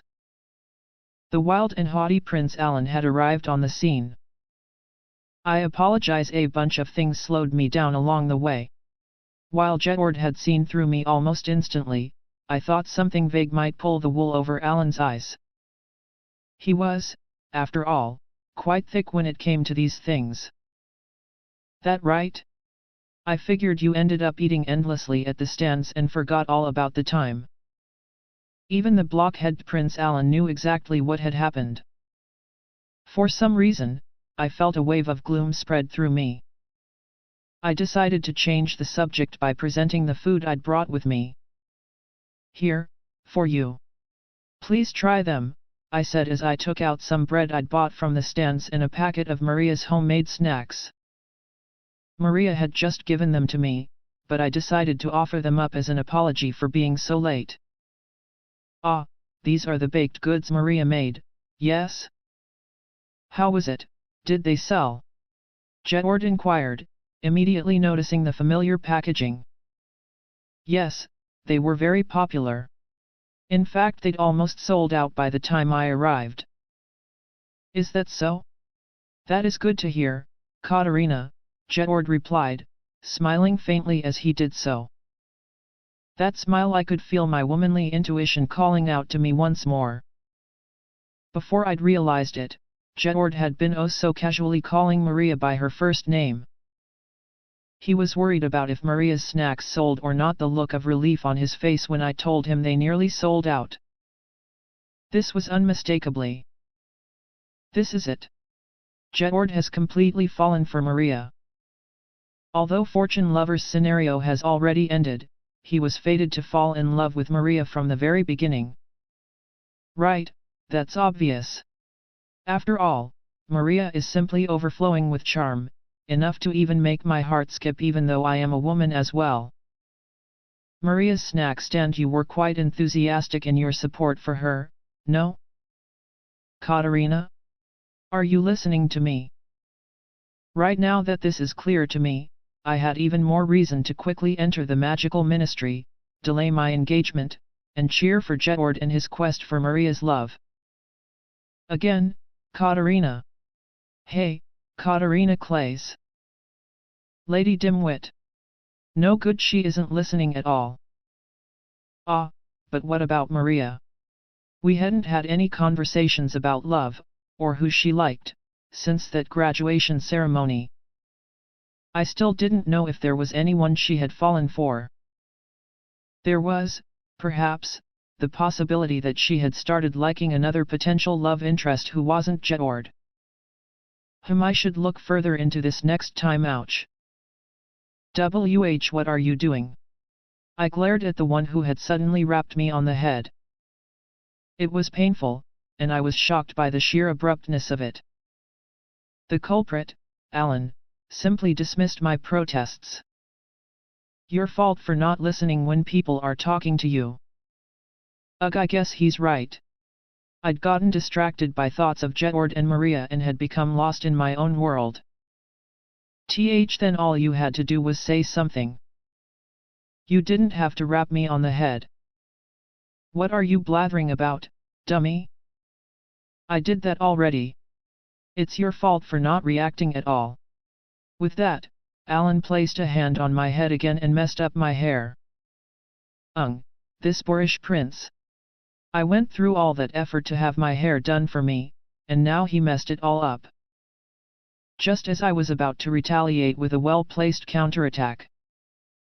That is quite enough, Alan. I would strongly prefer that you do not touch her so casually. Before I could even raise a hand in retaliation, Jedward had firmly grasped Alan's arm, coming between us as he did so. Jedward had intervened to break up the little scuffle between Alan and I, or so it seemed. However, it felt like the atmosphere was becoming even stranger and tenser. Was it just my imagination? Jedward, you're always like this, Alan sighed, his arm still in his brother's grasp. Aren't you being a little too uptight? Keep that up and you're going to be disliked eventually, that's what Mary says. Do inform Lady Mary that her concern is most misplaced. The two princes now stood, facing each other. For some reason, the atmosphere grew even heavier than it was just now. Did my scuffle with Alan set off an argument between them? What should I do? I could only stand there, endlessly troubled by these strange developments. Jedward, Alan. Someone had called out to the two princes standing before me. Turning my head to the origin of the voice, I saw two couples walk towards us. The person leading them was smiling and waving at us, so it seemed that he was the one who had called out to them just now. He had so casually called Jedward and Alan by their first names, with no titles. I wondered who this person was. He seemed similar to someone I knew. This suspicion was confirmed by what Jedward said next. Elder brother Jeffrey, I see you have come to visit. Oh, I see. Jedward's older brother. Now that I looked at him again, his silver hair and blue eyes did remind me of Alan. Jedward greeted the youth following after Jeffrey as well. And you too, elder brother Ian. The one behind is his older brother too? With his blonde hair and blue eyes, he did have a striking resemblance to Jedward. Right, the 4 crown princes of the kingdom were these 4 brothers. Jeffrey, the one who looked very much like Alan, was the first crown prince. Ian, who looked like Jedward, was the second. It seemed like someone had told me all this before. Oh, if it isn't Lady Katarina Clays. It has been quite a while. I froze up at the prince's greeting. Been a while? Have I even met this person before? Noticing my sudden rigidity, Jedward leaned in ever so slightly, whispering, "Come now, Katarina, we all met at my birthday party once." Ah, that's right. Come to think of it, Jedward did introduce me to them then. I had seen their faces, but then ended up forgetting all about it. Ah, yes. It has been quite a while indeed, Prince Jeffrey, Prince Ian. After returning his greeting, I turned to the 2 women who had accompanied the princes here. One of them had long, black hair and blue eyes. She had all the right curves in the right places. Seductive charm oozed from her being. She was exceedingly beautiful too, with a suitably attractive face to match her body. The other woman was the exact opposite of the black-haired beauty. Instead, she had an air of refined simplicity about her. Her hair and eyes were a gentle brown, and while she wasn't ravishing or stunning, her small frame and large eyes made her seem like a small animal of sorts. Something about her appearance made one want to protect her. Judging by how the 2 of them were being escorted by the princes, I assumed that they were most likely their fiancés. But I didn't know their names. As Jedward had said just now, I did meet with all of them at least once, but only once. I couldn't possibly remember their faces or names. I desperately tried to recall my memories from 2 years ago, but it would seem that my memories had already left on a long, long journey. What should I do? Jedward, sensing my peril, subtly whispered words of advice to my ear once more. The one that Jeffrey is escorting, with the black hair, is Lady Susanna Rendell. The one that Ian is escorting, with the brown hair, is Lady Selena Berg. They are both the fiancés of my brothers. Thank you, Prince Jedward. Reliable as always. It's good to see you, Lady Rendell, Lady Berg, I said, giving the two as ladylike of a greeting as I possibly could. Been a while, yes. Lady Katarina, please just call me Susanna, the black-haired, seductive beauty said, her red lipstick curling up into a friendly smile. It is good to see you. Please do call me Selena. The refined, yet cute girl with the small frame followed suit, bowing her head slightly as she greeted me in return. While they were both fiancés to crown princes, the contrast between them could not be any more stark. What brings you to this place today, brothers? Asked Jedward. Jeffrey answered with a jovial tone, almost beaming as he did so. Why, to witness my beloved little brother's amazing performance on stage, of course. His words were unnecessarily theatrical. Jedward stared at him coldly before turning to his other brother. So how about we come clean, Ian? Of course. We are here on royal business. A routine examination inspection of the Academy of Magic. I suppose Jeffrey is here on similar grounds as well. You suppose? Ah. I see that you two have not arrived together. It goes without saying. We had just crossed paths with each other, coincidentally, moments ago, Prince Ian replied, with calmness that was almost jarring when compared with Jeffrey's theatrical statement. I had thought that the two royal fiancés were different, but it would seem like the princes were of contrasting personalities as well. Jeffrey, who very much resembled Alan, always had a smile on his face, and seemed like he was always ready to flirt with anyone. Ian, who resembled Jedward, was the opposite, always stoic, with a serious look about him. So a flirt, a stoic, a black-hearted sadist prince, and a haughty, dense prince. The royal household had quite the variety of personalities indeed. Even so, they were both crown princes, right? Why weren't they together? Did they not get along? I made a mental note to ask Jedward about this later. Unlike Ian, who was now calmly explaining his assignment to Jedward in a deadpan tone, Jeffrey had decided to annoy his youngest brother instead. You're both no fun, Jedward, Ian. Well then come here, Alan. Big brother is here to see you. Hey. Stop it. Don't hug me, Alan said, with an expression of sincere distaste on his face as Jeffrey clung onto him. I couldn't help but feel a little sorry for Jeffrey, who didn't seem well liked by his brothers at all. Susanna, who was standing opposite me all this time, however, started laughing softly to herself. Oh, how silly, Master Jeffrey. You seem to be having fun. Well then, Lady Katarina, would you like a hug like that from me, too? She said, out of nowhere. What is this glamorous woman talking about, all of a sudden? In fact, her hips were swaying from side to side as she approached me. She was getting closer. Is this woman serious? Panicking, I could hardly form words. Susanna, however, simply regarded me with amusement, her eyes narrowing like a cat as she smiled. Alas, I was only joking, Lady Katarina. I would not take you into my arms without warning. Right. I was shocked I had taken her little joke seriously. Alas, Katarina Clays, could not understand the jokes of impossibly glamorous women. Lowering her voice to a whisper, Susanna continued. Not yet, anyway.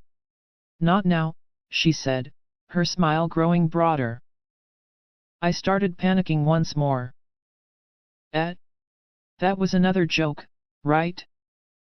Just then, the sound of bells rang out through the air. Clang! Clang! It would seem that there wasn't much time left in the festival.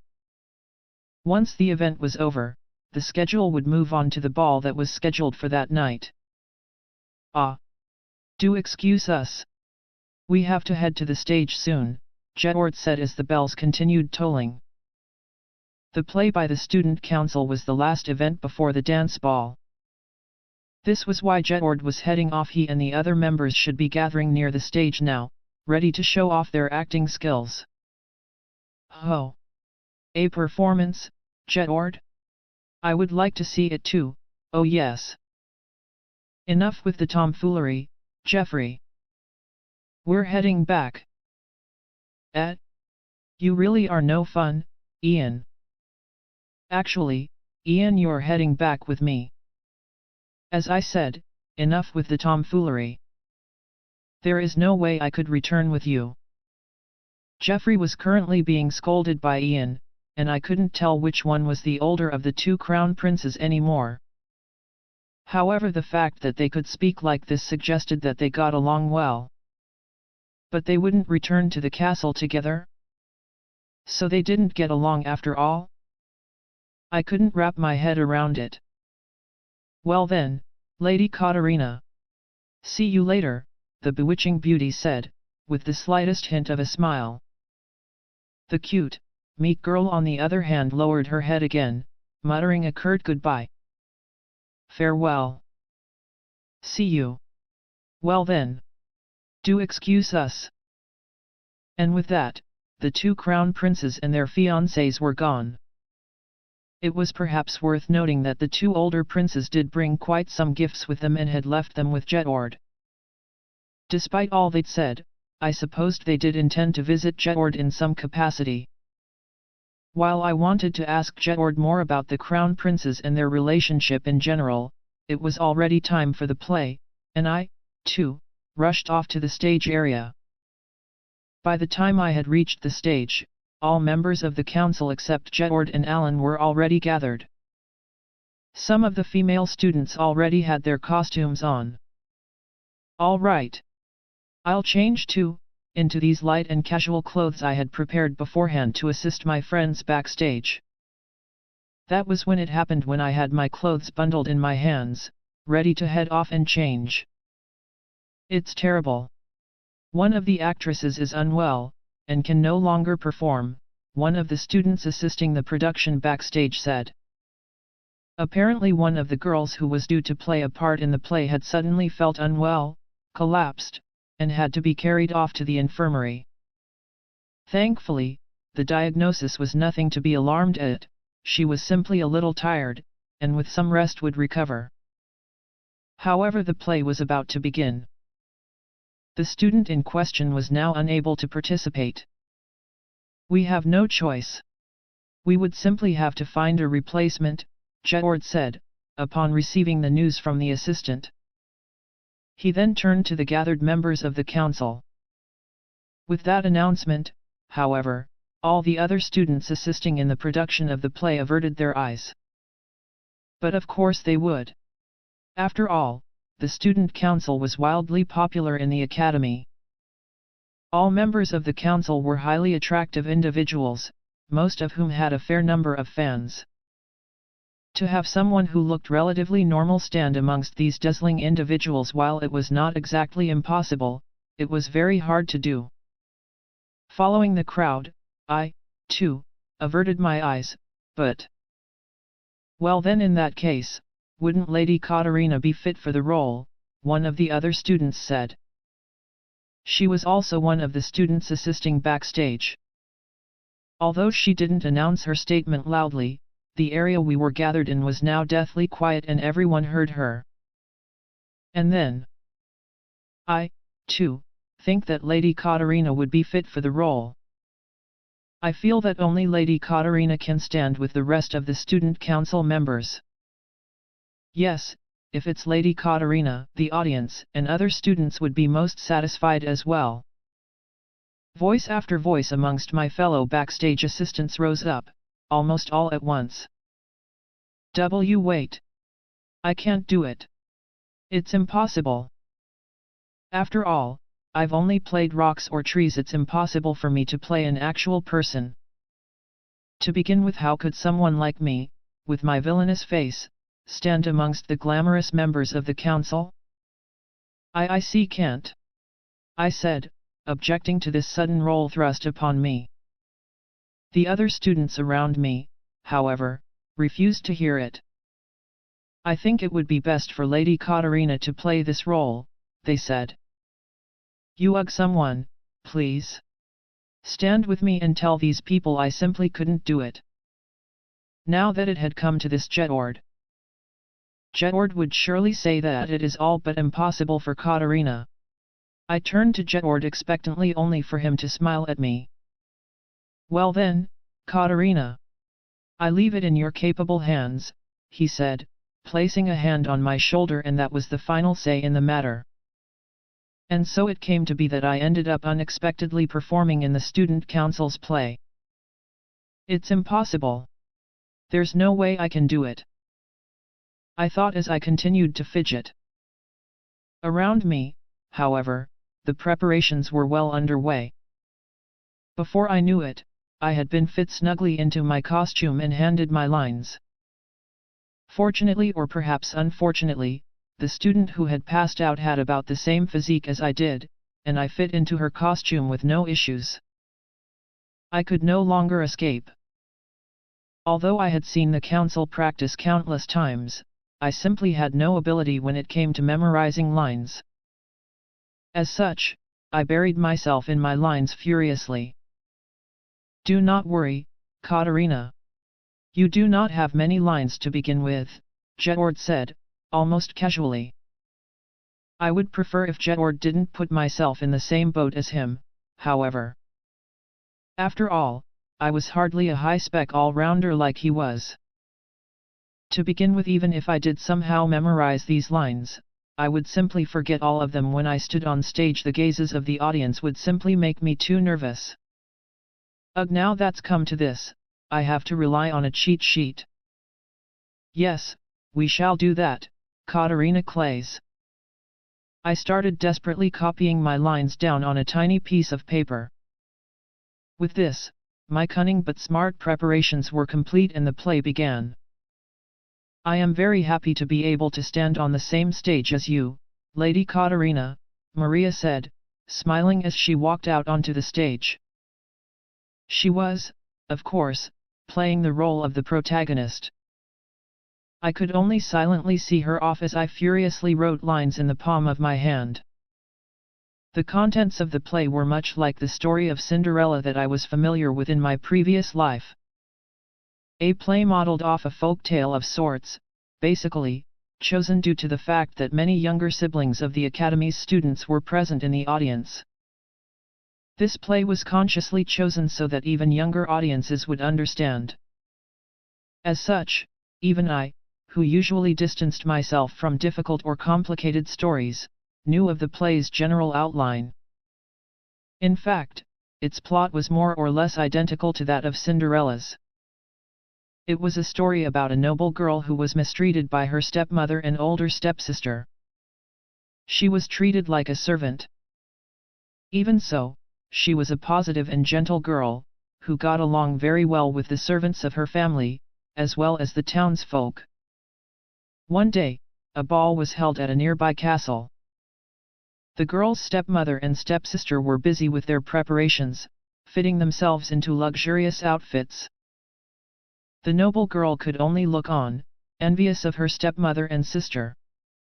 She was very sad indeed. The servants and townsfolk, being aware of this, thought to prepare a dress for her as well, and without her mother and sister finding out, did just that. On the day of the ball, the servants dressed up the noble girl after her mother and sister had left, hence allowing her to go to the ball as well. When she arrived, a young man called out to her, inviting her to dance. The girl's heart was captivated by the gentle and handsome youth. They danced until the ball was nearing its end, but it was then that the girl caught sight of her stepmother and sister. Panicking, she escaped from the ballroom, and in her haste left a single shoe behind. The youth, a prince from a certain kingdom, had danced with the girl and fallen head over heels for her. He picked up her forgotten shoe and began searching for the girl that he had danced with. Word soon spread throughout the land. She who is able to put on this shoe shall become the prince's bride. It was a shoe that only that girl could put on, and she would eventually marry the handsome prince, so went the story. Well, other than the fact that there was no magic involved, and that the shoe in question was not made of glass, it was more or less an identical story to Cinderella. Jedward was the prince, of course, and the protagonist was Maria. For some reason, Mary was playing the stepmother. My role was that of the mean stepsister, who would often bully and mistreat Maria's character. This really was a fitting role for Katarina, who looked every bit the part of villainess of a noble lady. No, impossible. Could it be? Although the events of Fortune Lover ended safely, I'm not forced into bullying Maria. I was filled with a sense of unease. The stepsister character mainly appeared in the first half of the play to bully Maria. Once that was over, she would show up in a short scene at the dance ball, and finally when the shoe was fitted onto the protagonist's foot. She didn't have many scenes. All I had to do was somehow overcome the first half. Shortly after Maria went out on the stage, it was my turn. The stepmother character that Mary played was calling for me. With a final series of letters scrawled on my palm, I swallowed deeply, heading out onto the stage. And now I was in the spotlight. On stage, I could see a seemingly endless ocean of audience members before me. They filled my field of vision. At this particular point in time, the worst scenario that I had envisioned came true. The lines that I had struggled so desperately to remember all disappeared from my mind. To begin with, I hadn't made much headway memorizing them to begin with, so I suppose there was no helping it. However, I had anticipated that this would happen, and that was why I'd prepared this little sheet of paper. How fortunate that I prepared a cheat sheet, indeed. Slowly, I began to withdraw the small piece of paper hidden in the folds of my dress, or at least, I tried. Where is it? I can't find it. I searched desperately in that particular fold where I had hidden the cheat sheet to no avail. What should I do? I was overcome by a wave of despair. I looked downwards. Perhaps I had dropped it. But there was nothing at my feet. I turned ever so slightly, and there, by the curtains, was the small piece of paper that I had dropped. Ugh! My cheat sheet! I dropped it by the curtains. What a terrible mistake! Now that I was on stage, it was all but impossible for me to turn back. I was in a bind. A most dire, life-threatening bind. In addition, due to my fidgeting, a strange pause had fallen upon the stage. There was no other choice. I simply had to do it. However, I couldn't remember my lines. Still, this scene was where my character bullied Maria's protagonist character. That was all I had to do, right? Well, then I would have to become the villainess, Katarina Clays, here and now. There was no other way. Up until last year, I had been desperately taking notes about Fortune Lover, and memorizing whatever I could at every opportunity. As such, I could easily recall how Katarina had bullied the protagonist. All right. Let's do this. This stage now belongs to the villainess, Katarina Clays.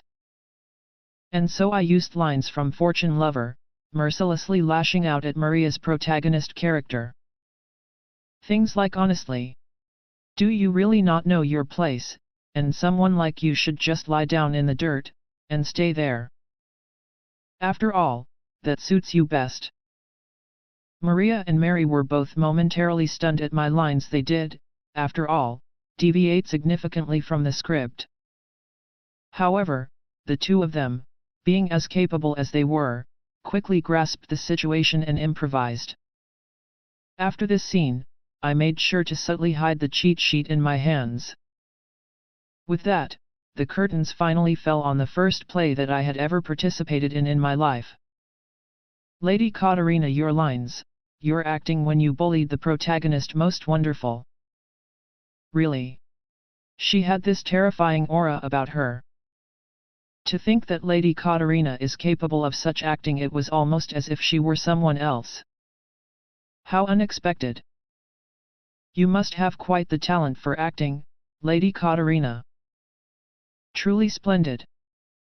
For reasons unknown to me, my little performance won great praise from my classmates and friends. In fact, even acquaintances of mine praised my effort. Apparently, the first few lines that I had delivered were seen as intentional ad-libbing. Me using Katarina's lines from Fortune Lover and role-playing as her was apparently very well received. Even Maria and Mary, who were thrown off by my strange ad-libbing, had nothing but praise for my performance. At first, I was humbled by all the praise.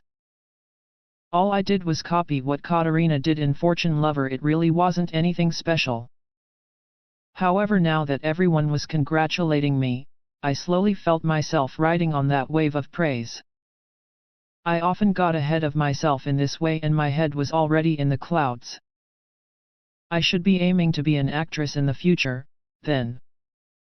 Not just someone in the magical ministry.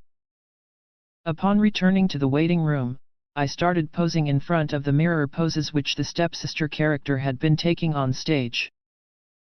Still elated at my acting achievements, I struck a particularly impressive pose before the mirror, before stuffing my face full of the snacks that Jedward's brothers had offered us. It was then that one of the backstage assistant students called out to me. "Lady Katarina, you should be leaving for the ball soon. The other members of the council are calling for you," she said. I had simply intended to do a series of poses and eat some snacks, but I ended up taking longer than I had originally assumed. Quite some time had passed. The ball was the very last event of the school festival. Jedward would be escorting me, and I had promised my brother and friends that I would dance with them too. They wouldn't be happy if I was late. The academy was somewhat dark at this point. The backstage assistant student who so kindly informed me of the time, however, offered to guide me. "I shall guide you to the venue, Lady Katarina," she said, holding a lantern and leading me along. Under normal circumstances I would have returned to my quarters by this time, so I wasn't used to seeing the academy in the dark. It was fitting for a school festival at an academy filled with nobles to end with a ball. I supposed the equivalent in my previous life would be a school campfire and folk dance.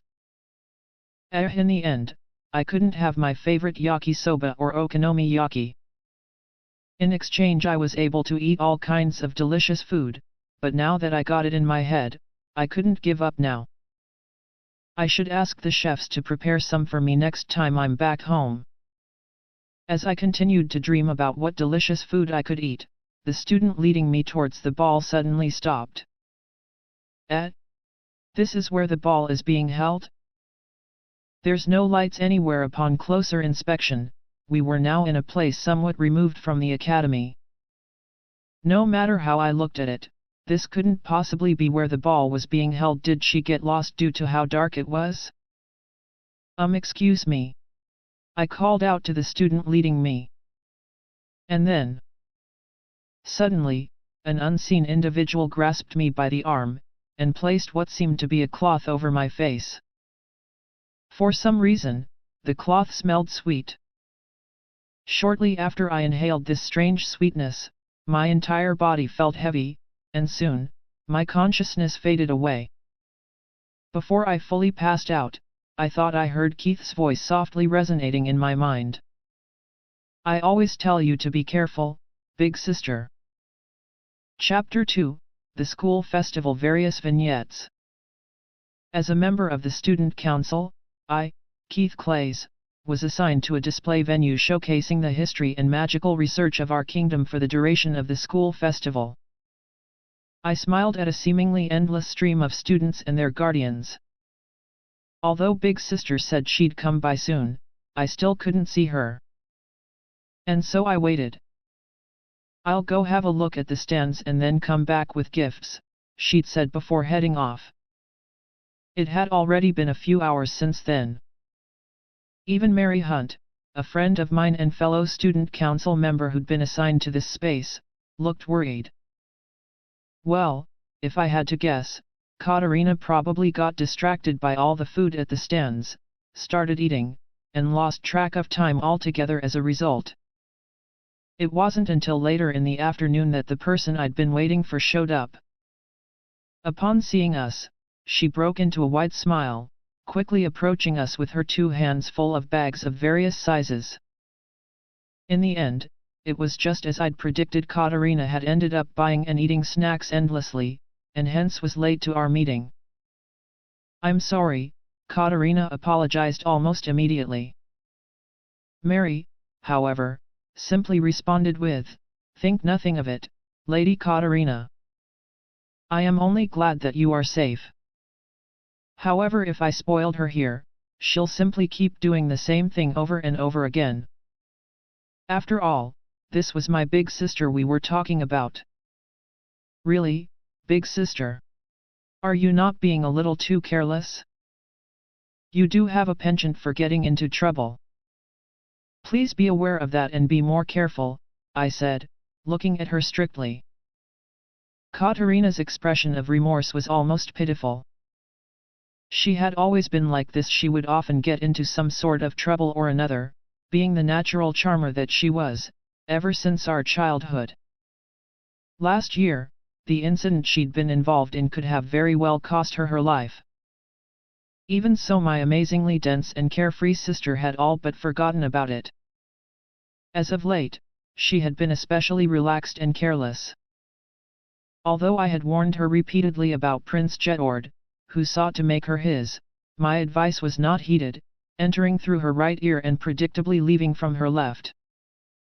She would go into Jedord's quarters on her own without a second thought. Katarina was already a grown woman. However, she seemed incapable of realizing that there were some people who saw her as an object of desire.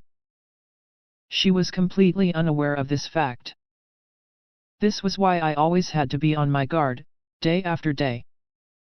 I had to be constantly vigilant, all for the sake of protecting her. Although she had already had her fair share of food at the stands, Katarina decided to join us for a short tea snack. While I was worried about her eating a little too much, I was pleased that we could dine at the same table together. In truth, I'd wanted to join her on her rounds around the school festival, but I was bound by tasks at the council. Why did I join the student council, of all things? On this day, and perhaps this day alone, this particular regret filled my mind. "Wow, it does look delicious," Katarina said happily as she gazed at the sandwiches laid out on the table. Her sparkling eyes and expression of anticipation was adorable. Mary agreed with Katarina's assessment. "Why yes, it does look most appetizing indeed." "Thank you very much, Lady Katarina," she said, smiling. She was visibly pleased. However, no. Perhaps this was why I had to say what I did. "Big Sister, did you not already have quite a lot to eat? Please eat in moderation lest you get a stomach ache." "Yes, I understand." Katarina seemed a little deflated at my words. It was a saddening sight, yes, but I had to warn her lest she stuffs herself silly. This was all for Katarina's sake. After nibbling and chewing on her seemingly delicious sandwich for a while, her eyes started darting this way and that as if she were thinking of something. This was probably, and before I could finish my thought, I was interrupted, as expected. "Hey, Keith, could I split the sandwiches with you? I'll have half." Katarina had blurted out the very words I had expected her to say. "Sure. I thought you might say that, big sister. Hooray! Katerina, after all, really loved to eat. She was particularly interested in rare or uncommon ingredients and dishes. If she laid eyes on something rare, she simply had to eat it. It seemed that Katerina had a certain philosophy when it came to food. She was never one to leave her food unfinished. Other nobles, me included, often left a little bit of our meal behind. This contrasted starkly with Katerina's behavior, and although I was used to her antics at this point, parts of her still seemed a little strange. This was because the Clay's family raised its children to cherish their food. They would be fed just enough, and were educated early in their lives on the importance of food. Personally, I was fond of Katerina's strange eating habits, at least when it came to finishing food. I did feel a little sad seeing Katerina stuff herself attempting to finish everything she ate, though. This was why I said what I did to her quite some years ago: if you would like to try a bit of everything, big sister, how about you split half of it with me? I will finish the other half for you. Katerina was unexpectedly delighted at my suggestion, and ever since then, we would often split our meals or dishes if we could, barring meals at public locations and venues, of course. This splitting of food, in turn, was something of a family privilege. After all, I was the only one who Katerina shared her food with, and this pleased me greatly. Here you go, Keith. Try some. Katerina, having sought my permission to split meals, was now delivering part of a potato salad sandwich into my mouth. It was near my lips. I hadn't noticed this and I froze at this development. Is something the matter, Keith? Katerina said, gazing curiously at my rigid expression. She didn't seem to understand the situation at hand. Don't ask me if something's the matter, Katerina. Notice already. Well. Big sister, could we perhaps not do this in public, and in full view of others? Perhaps if I just calmly remind her. Others? But this isn't really a public venue? Didn't you just say it was fine just moments ago? Well, I didn't mean it in this particular way. That. My words were not getting through to Katerina. Almost immediately, I felt pierced by Mary's gaze from across the table. So the two of you always do this, as long as you are not in a public space? Mary, her gaze dripping hostility, still managed to sport a smile as she calmly delivered her lines. Right. When I have something that I wish to taste, but cannot finish it all, I often split half of it, and give it to Keith. Yes, that's right. But perhaps we could leave the explanation at that, big sister. It would be dangerous, to go any further. Is that right? And so, Lady Katerina, do you mean to say that this half portion is always fed to Master Keith's lips with your hands? As expected, Mary homed in on the very details I did not wish to share. I shot yet another glance at Katerina, hoping that she would understand and hold her tongue. Alas, she was oblivious to all my subtle communication. Of course. It wasn't like that at first, but Keith requested that he be fed in this particular way when it came to splitting food a while ago, and so now I always do. Mercilessly exposed. I could feel the intensity of Mary's gaze increase by several distinct degrees. There was no escaping it. Originally, I had been satisfied just living together with her.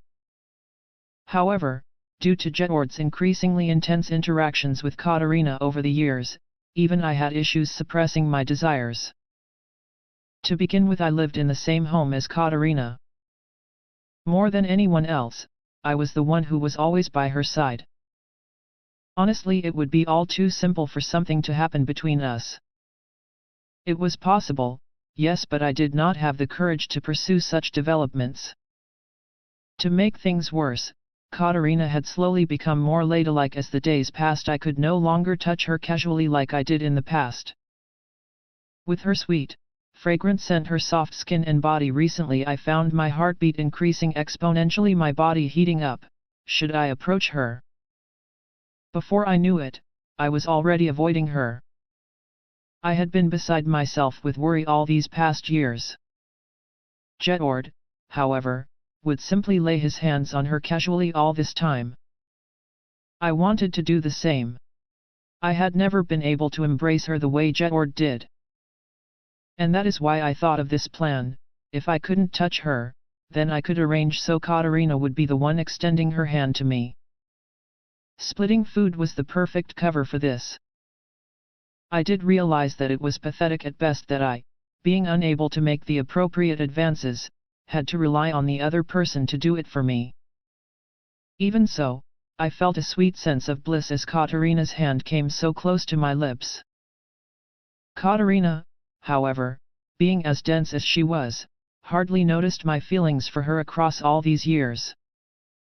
It goes without saying that she had never understood the true meaning behind my requests either.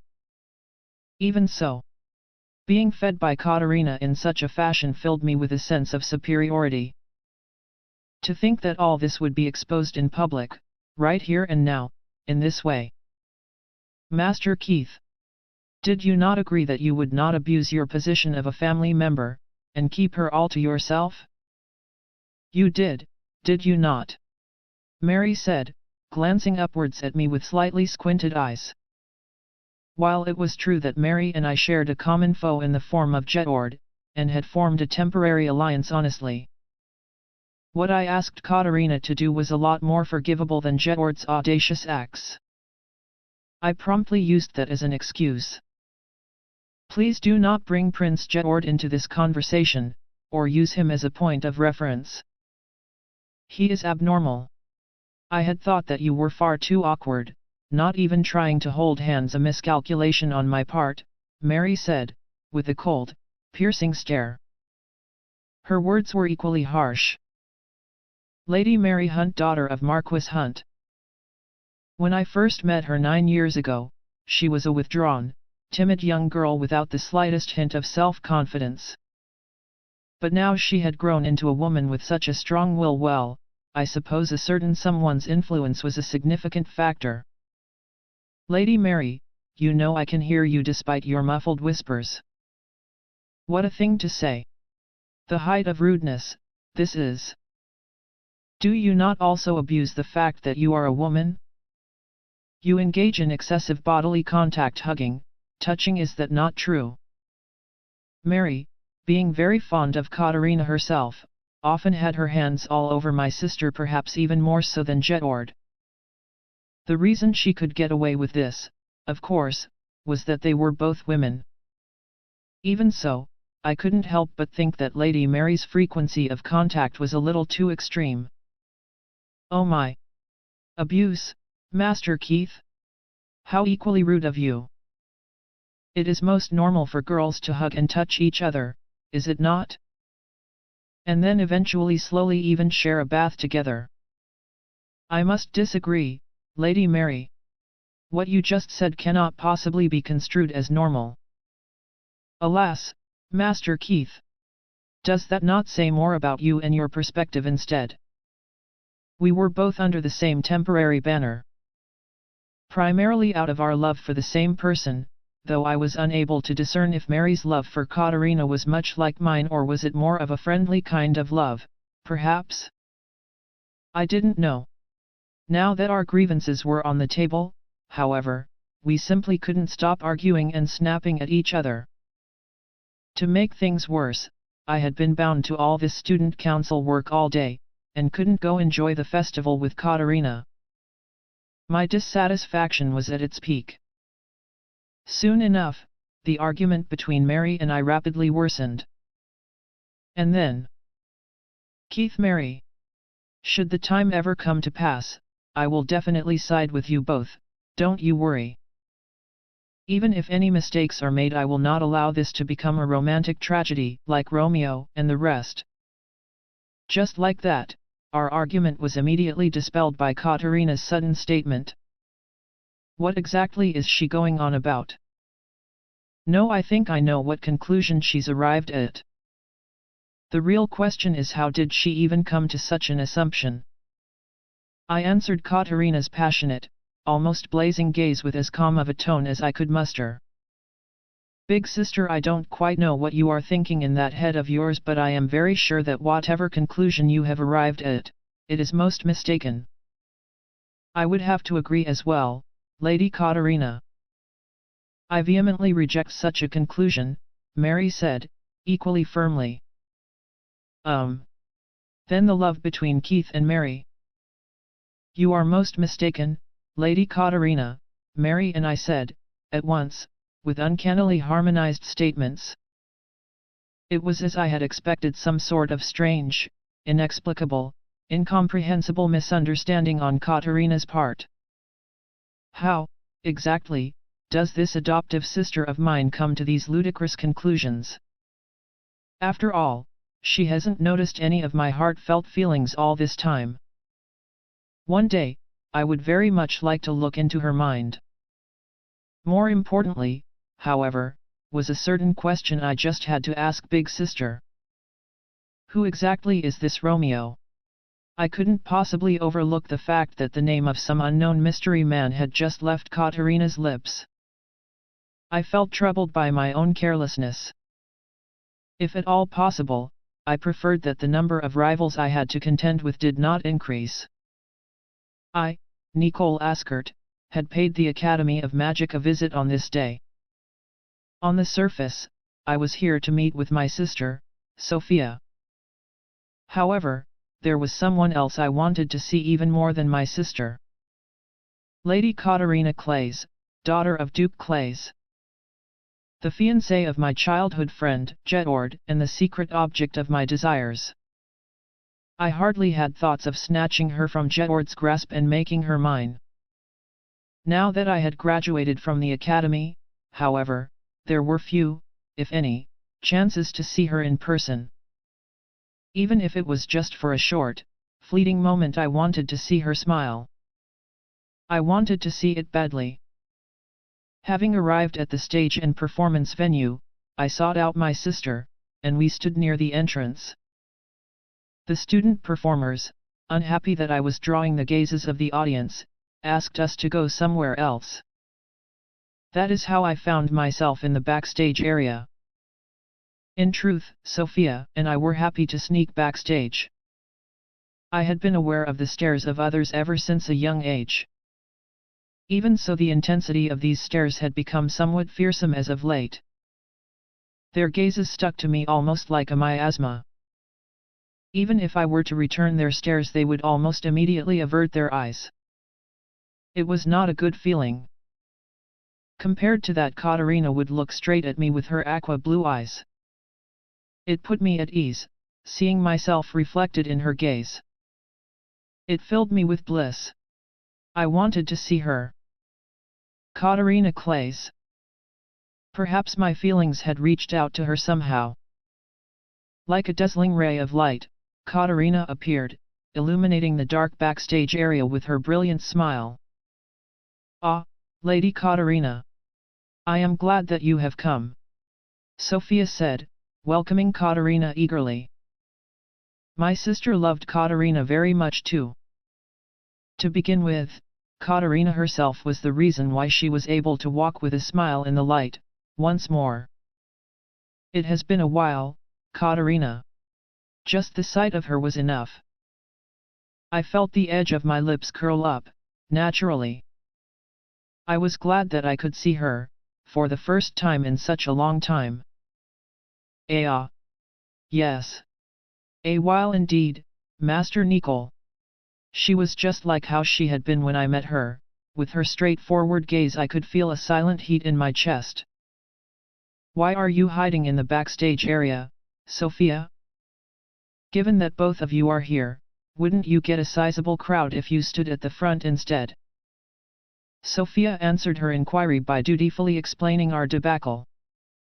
She seemed somewhat down by the time she was done with her explanation. In response, Katerina reached into her bag, and pulled out what appeared to be some food and gifts.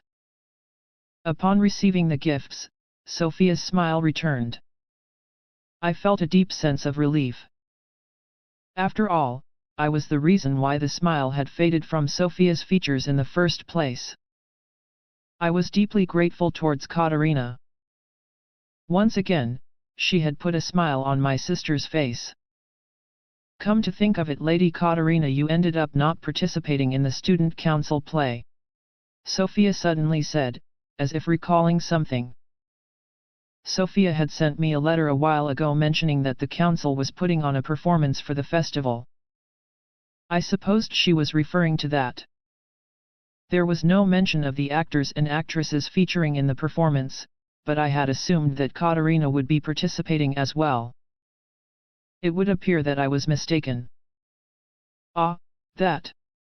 Well, I'm not really a member of the council after all, and I don't really have any talent in acting. Sophia seemed saddened by Katarina's blunt response. Ah, I had thought that I would be able to see you on stage, Lady Katarina. I see. So Katarina will not be performing. The words left my mouth before I could stop myself. I had wanted to see her stand on stage. Most regrettable. And then, Katarina said the following, but wouldn't it make more sense for you to star in a performance, Master Nicole? After all, you never did anything like that during your school festival. How about starring as a guest character in a short performance? It was as Katarina said, I had not participated in any event when the school festival was held during my time. Many of my friends were now in the council, however. My sister belonged to the council as well. If possible, I would have very much liked to assist, but sadly, Katarina, I am incapable of acting. Incapable, Master Nicole? Katarina adopted stunned expression at my response. Perhaps she didn't understand my words. Before I could respond, Sophia had spoken in my stead. I do think so, Lady Katarina. Big Brother would be a little troubled if he had to act. Although Big Brother is an amazing person, and I may say that as family he finds it unfortunately difficult to control what emotions he shows outwardly, it is quite the flaw. Katarina seemed to have a better understanding of the situation upon Sophia's response. Oh, yeah, that's right, she said. I felt a complex mix of emotions rise up from within me as I looked at the two. Yes, it was just how Sophia had explained. I was unable to freely express emotions on my face. To be more precise, I had tried to do so in the past, but the results were somewhat unnatural. Back when I was still enrolled in the academy, Katarina once made an observation: you don't seem to smile very much when you're around your classmates, Master Nicole. She'd seemed curious. Although I had wanted to do so to a certain degree, it would appear that I could not smile whenever I wanted. Well then, Master Nicole, please try to smile, Katarina said, that same brilliant grin on her face. However, it seemed fruitless. I could not do it.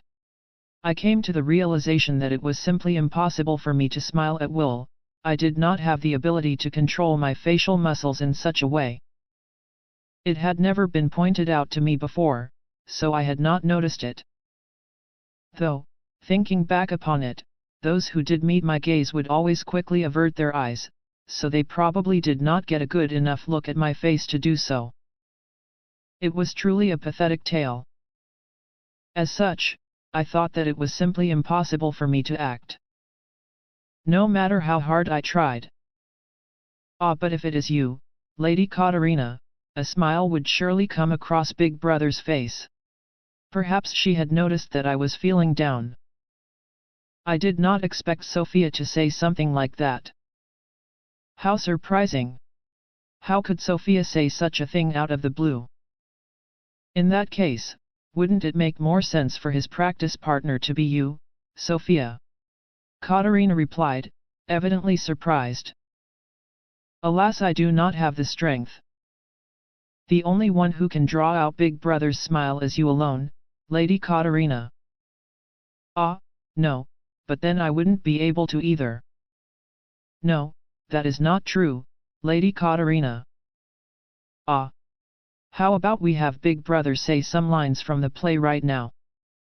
You can be the actress opposite him, Lady Katarina. Surely Big Brother will say these lines with a smile. Sophia had a point. I often found myself smiling before Katarina without even noticing it. Even so, I could not possibly act just because of this. My sister, however, seemed to be in a much better mood upon hearing that her suggestion was accepted. With sparkling, eager eyes, she described to me the lines and motions of the scene in question. So I decided to humor her as well as I could. Sophia seemed to be enjoying herself, and so I listened. It wasn't long before hesitation washed over my being. The scene that Sophia had told me to perform with Katarina was the play's climax, the scene where the characters confess their love to each other. The prince would gently run his fingers through the hair of the woman he loved. With a smile, he would hold her tight. It was one of the play's most important scenes. In other words, I had to whisper lovingly into Katarina's ear, while holding her close to me. I could not do anything of the sort. It was not possible. Katarina, who was standing in a somewhat intimidating stance opposite me, however, said, "Okay, please go ahead, Master Nicole." I did not really understand, but I supposed Katarina was feeling up to the task. Despite my reservations, I found myself walking towards Katarina. Perhaps it was due to her overwhelming presence. Sophia. I may be able to speak the lines provided for me. However, to hold another man's fiancée in these arms. No, Big Brother. You must try. After all, you have already graduated from the academy, and we are at a clear disadvantage. We have to seize the opportunity and approach at this crucial moment. Sophia spoke softly, but from her tone, I understood that no form of rebellion would be tolerated. My sister had noticed my feelings long ago. She had sincerely cheered me on, hoping that Katarina and I would develop a deeper bond, but I always knew it was impossible. It was not that I wanted to snatch her away from Jetord. However, if we grew too close, perhaps my desires would only grow. Even with those thoughts in mind, I felt myself unable to resist Sophia's determined, expectant eyes. I steeled myself. "Are you ready, Katarina?" I asked for one final confirmation. Katarina simply answered me cheerfully. "Yes. I shall do my best to be your partner in this endeavor, Master Nicole, for Sophia's sake. You can count on me." "Is that so? Thank you, Katarina." Gentle, straightforward. I felt a hint of happiness wash over me as I looked upon her face. Those aqua blue eyes, staring straight at me. Ah, I truly love this girl. "I love you." The words from my lips merely a line from a play. Or were they words from my heart? Katarina was to respond with her lines next. "Me too, my prince," she would say. Me too. Master Nicole," she said, with slightly reddened cheeks. In that moment, my mind was a blank. And then I felt a burning sensation, heat, rising up from deep within me. She had answered to my line. "I love you," I'd said. And yet, she answered with my name. I was filled with a sense of happiness, of bliss, that I had never felt before. What little remained of my rationality sought to advise Katarina on her erroneous delivery of her lines, but it was a lie. The thought of me not wanting to snatch her from Jetord's arms was a lie. I had lied to myself. I had desperately tried to contain my feelings. In truth, I wanted to be with her. I desired the young girl known as Katarina Clays, so much so that it felt like my heart would rend in two. I wanted to snatch her from Jedward's arms. I wanted to make her my own. The mental cage that I had locked my feelings in, I could feel it shaking, rattling. Master Nicole. Once more, she spoke my name from those lips. I could no longer hold back. With a single, swift motion, I held her soft, warm body close. I held her in my arms. Katarina. Even if you belong to someone else, I will certainly never give up on you. Not for all eternity. Never. And then what will come of it? When one day I can no longer hold back these feelings. A school festival was being held at the Academy of Magic, the school that I had belonged to just last year. I had joined as a first-year student, and I was a member of the council back then. However, my only memories of the festival were that of us dealing with the troubles caused by one of my classmates, Nicole Askert. I could not remember anything else. 2 years had passed since then. I had gone by the name of Sirius at the time. The magical ministry had taken me in ever since, and I now went by Raphael Wold, my real name. Today, as part of my tasks at the ministry, I was to once again attend a school festival at the Academy of Magic. It was a small area of the festival, really a display space showcasing works by students, with some of these works being sold. The ministry would have some items on sale as well, and managing that was part of my job.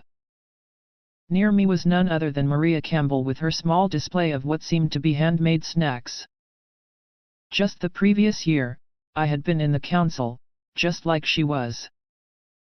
Although I had given her some painful memories and caused her no end of trouble during the incident the previous year, Maria had been astonishingly forgiving, and accepted my apology most graciously.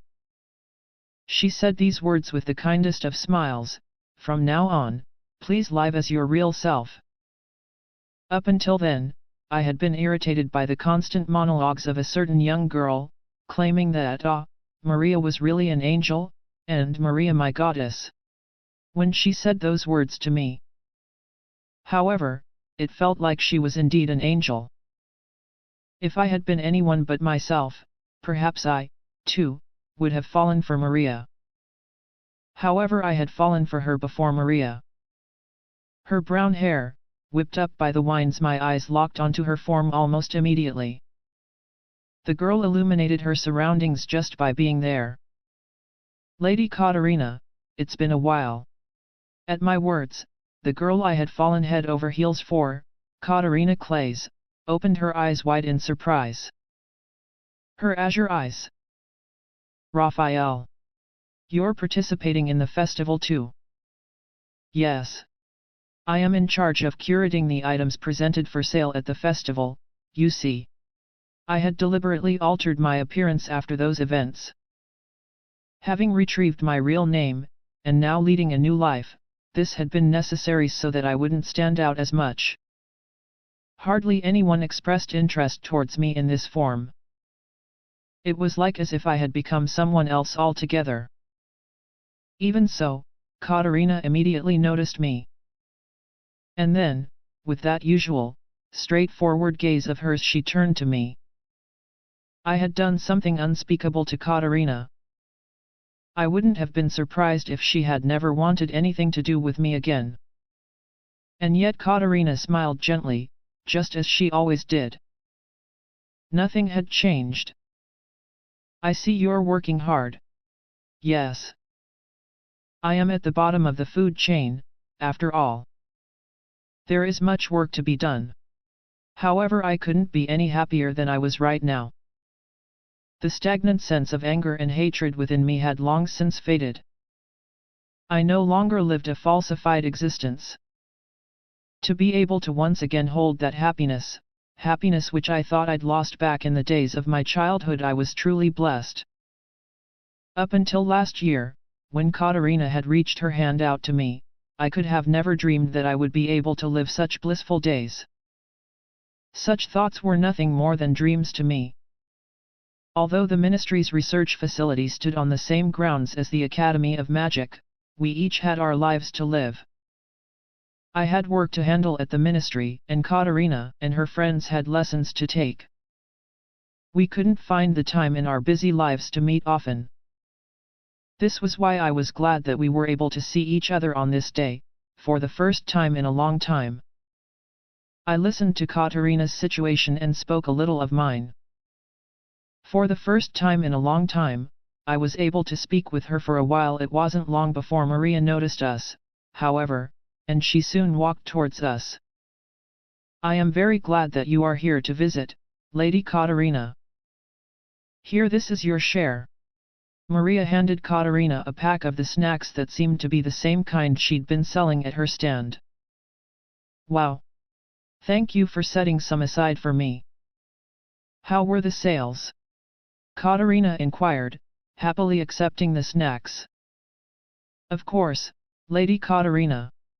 Honestly, I was worried, thinking that the snacks I made would not sell at all, but thanks to you, Lady Katarina, I am almost completely sold out. Maria, too, seemed very pleased. Honestly, I had my doubts about the snacks selling upon hearing that they were handmade by Maria because she was the only commoner in the academy. All the other students were of noble origin.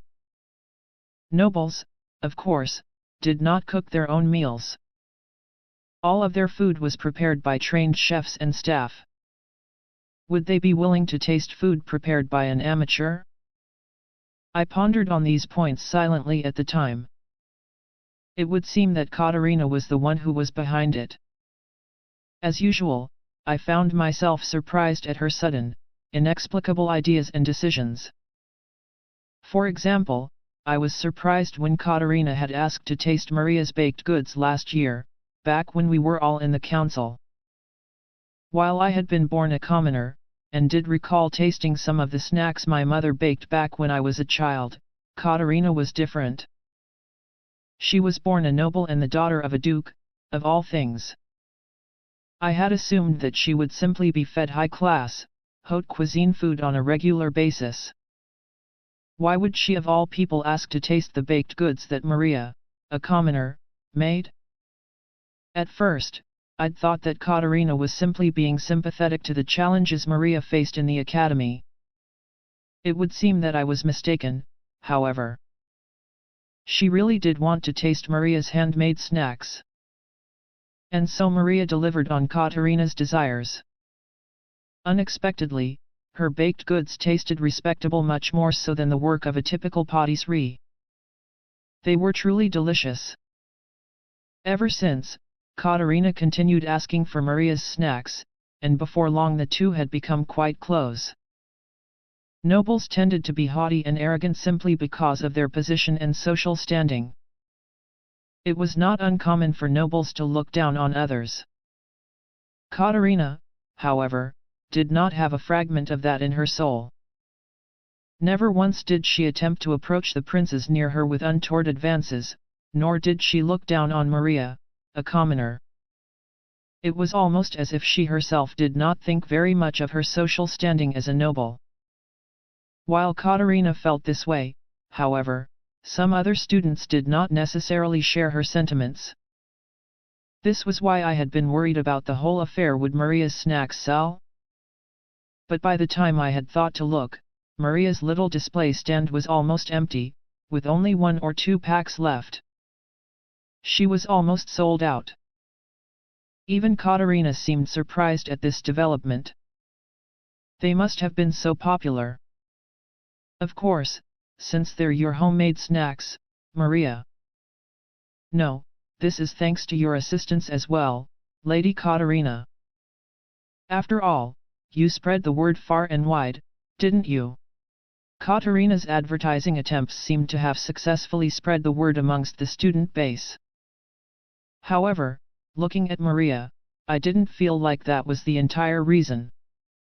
Although she seemed a little detached and uncomfortable when she had just enrolled, being amongst a crowd of nobles, it would seem that she had already become somewhat used to the academy.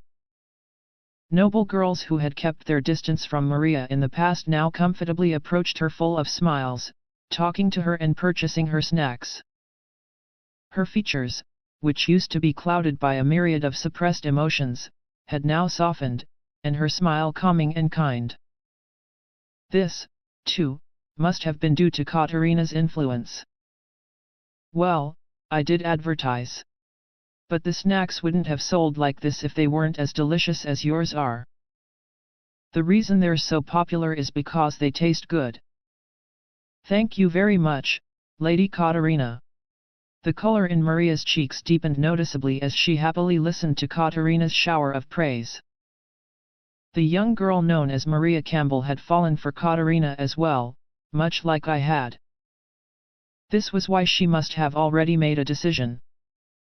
Come to think of it, Lady Campbell has decided to sign up at the ministry, or so I hear.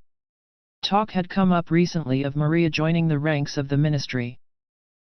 In fact, she had received recommendations ever since she had enrolled into the academy recently.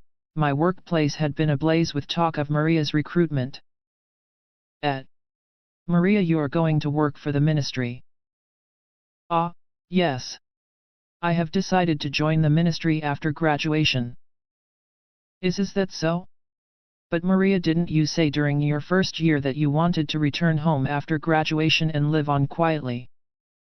I did recall Maria saying something like that to me once before. Well, it is true, that was what I had thought shortly after enrolling in the academy, that I would simply return home and live a quiet life, but, Maria said, her gaze focused and determined. But I could no longer be by your side, then. Katarina simply stood still for a while, as if not understanding the significance of Maria's words. I, however, understood it well enough. After all, I had those exact same feelings as well. Just like I asked during the graduation ceremony last year, Lady Katarina, I would like to stay by your side, from here on out. However, even if I am a wielder of light, I am but a commoner. I need a certain degree of social standing, Lady Katarina, to stand by you, given that you are a noble and the daughter of Duke Clays, and so I decided that I would join the ministry, and attain the position I require. Maria's words, much like a passionate confession of love, succeeded in turning Katarina's cheeks bright red as well. It didn't take long for Maria to notice Katarina blushing at her words, and that, in turn, simply served to intensify the deepening shade of red across her own features. Katarina and Maria, facing each other with embarrassed, reddened faces. I wanted to join in on the conversation as well, but it was like the two of them had created a world of their own. I did not find this amusing in the slightest. In fact, did these two girls forget that I was still here? Do excuse me. I hate to interrupt the private world that the two of you have conjured, but I am present as well, yes. Being left behind and forgotten in this fashion was far too cruel for me to bear. Oh, Raphael. A private world, you say? At last, Katarina was looking in my direction. Maria was still somewhat red-faced, but at last, I was now within her field of vision once more. Even so, to think that the motivation for you joining the ministry, the apple of this kingdom's eye, is to be with Lady Katarina. As expected of you, Lady Campbell. The magical ministry was the largest association in the kingdom. It wielded the most power, coming only after the king himself. As such, many staff members signed up with suitably lofty aims and noble goals, such as the advancement and evolution of magic and magecraft. Maria's reasons for joining up with the ministry, however, were a little different.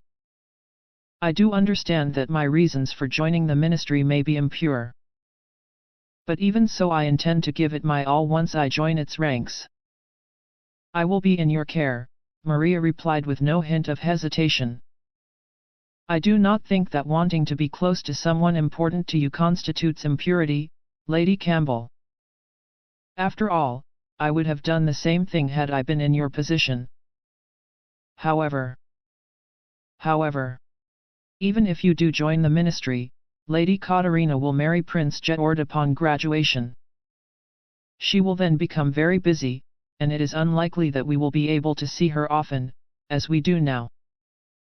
It would seem that Maria hadn't been aware of the situation from this angle. Her eyes were opened wide in surprise. Maria, despite her steadfast nature, occasionally overlooked the strangest things. But then why? Now, even Katerina herself was surprised. Their surprise was contagious. Even I was surprised at the current situation. Maria being surprised is one thing, but Katerina's the one getting married, here. Judging by Katerina's stunned expression, I suppose she's more airhead than I'd originally imagined, but for it to be this intense? That's right, Lady Katerina is Prince Jedward's fiancée. She will immediately become his bride after graduation. And spend her days in the castle. We may not be able to see her then. I don't think I would like that very much. Yes, if this goes on, I have to marry Jedward and become a royal. That would be bad. I'm barely making it as the daughter of a duke, but a royal. Given that Katerina herself was so well loved and pampered by her fiancé, Prince Jedward, it was without question that she would simply be spirited away for the marriage eventually. In fact, given that it was Jedward, she may very well be taken into the depths of the royal castle, and never see the light of day again. How terrifying! Katerina, being dense as she was, however, did not appear to have noticed Jedward's feelings for her at all. And she had described her situation in quite the dire fashion. She didn't seem keen on the idea of marrying into royalty and becoming royalty herself. I offered some words of assistance to the shaken Katerina and Maria. In fact, I had brought up the subject of Maria joining the ministry all for it to lead up to this moment.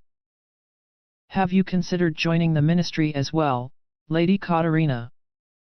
Katerina, shaken as she was immediately attracted by my words. I can do that? Actually, does joining the ministry mean I wouldn't have to get married anymore? Basically, it is possible for one to join the ranks of the ministry with the recommendation of a staff member with considerable social standing.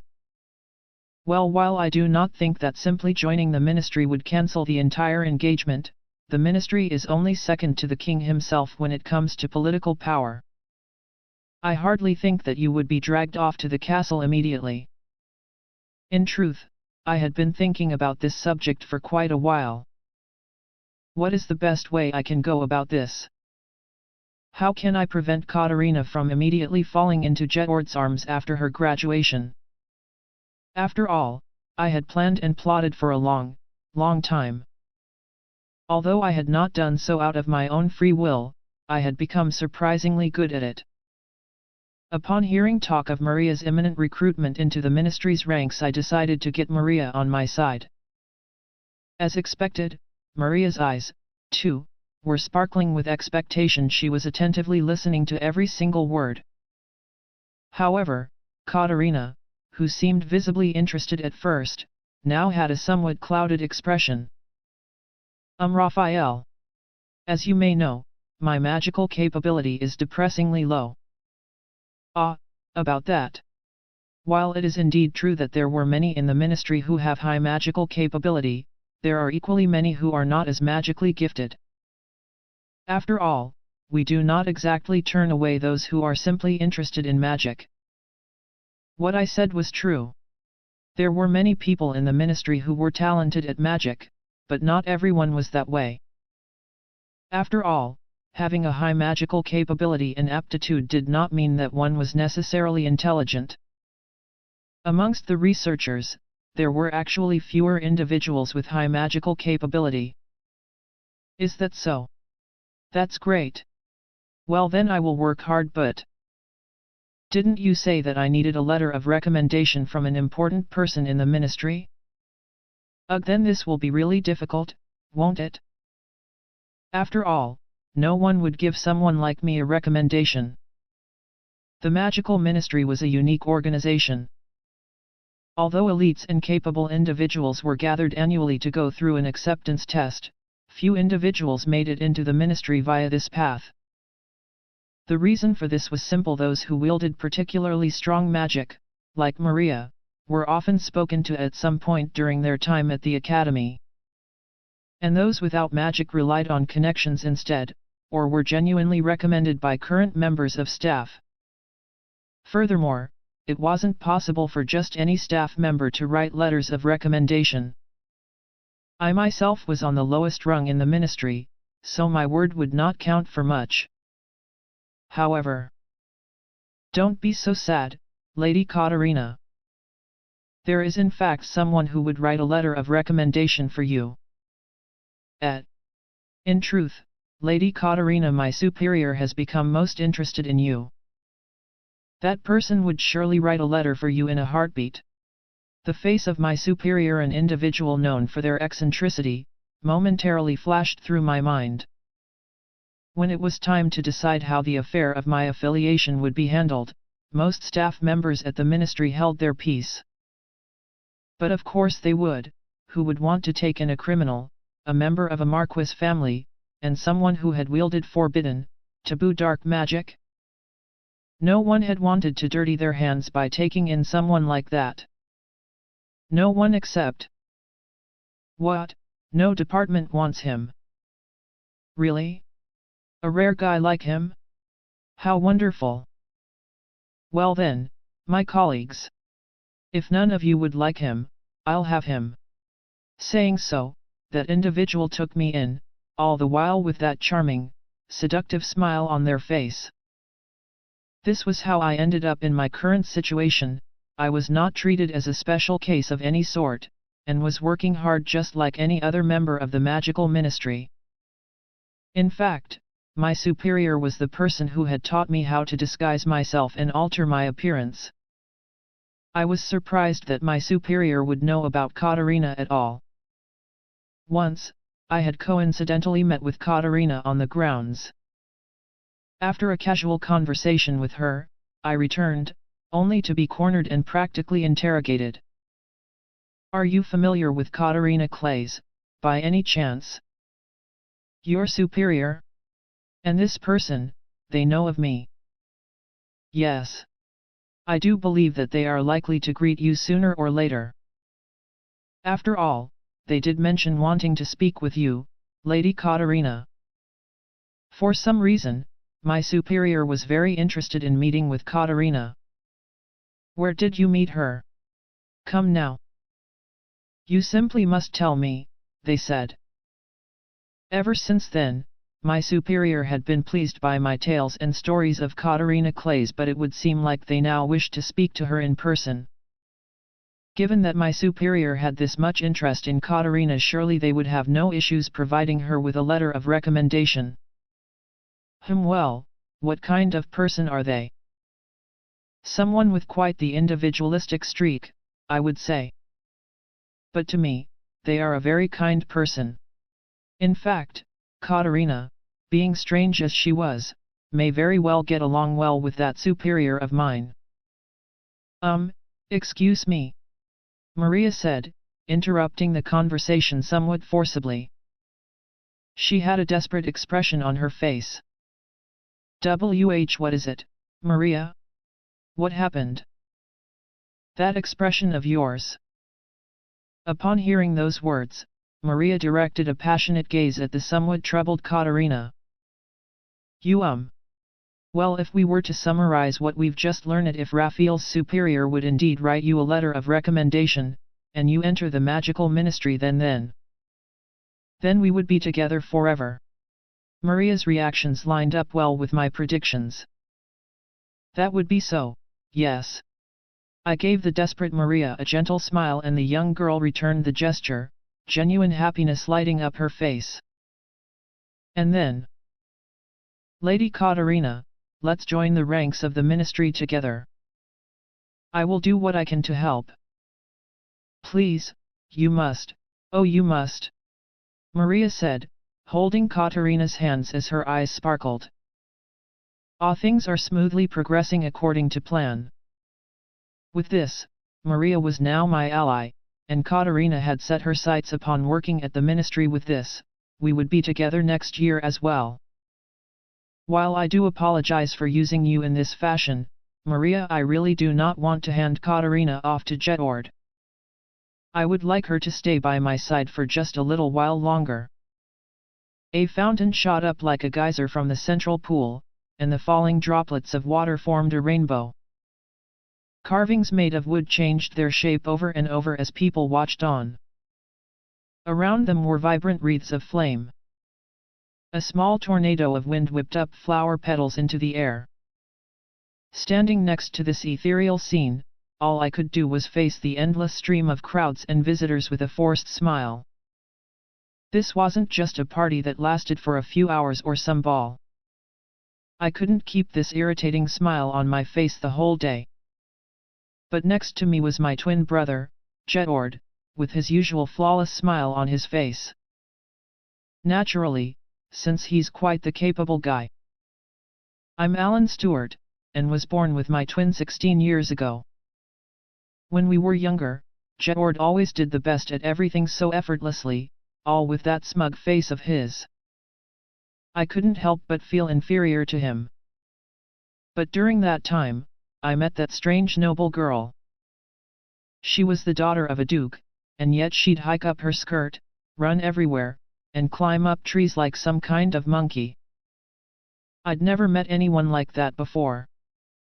Katarina Clay's a kid who broke all the rules when it came to how noble girls should act. She taught me one thing, though. That everyone was different, and everyone had their own unique strengths. Once I understood that, I could finally relax.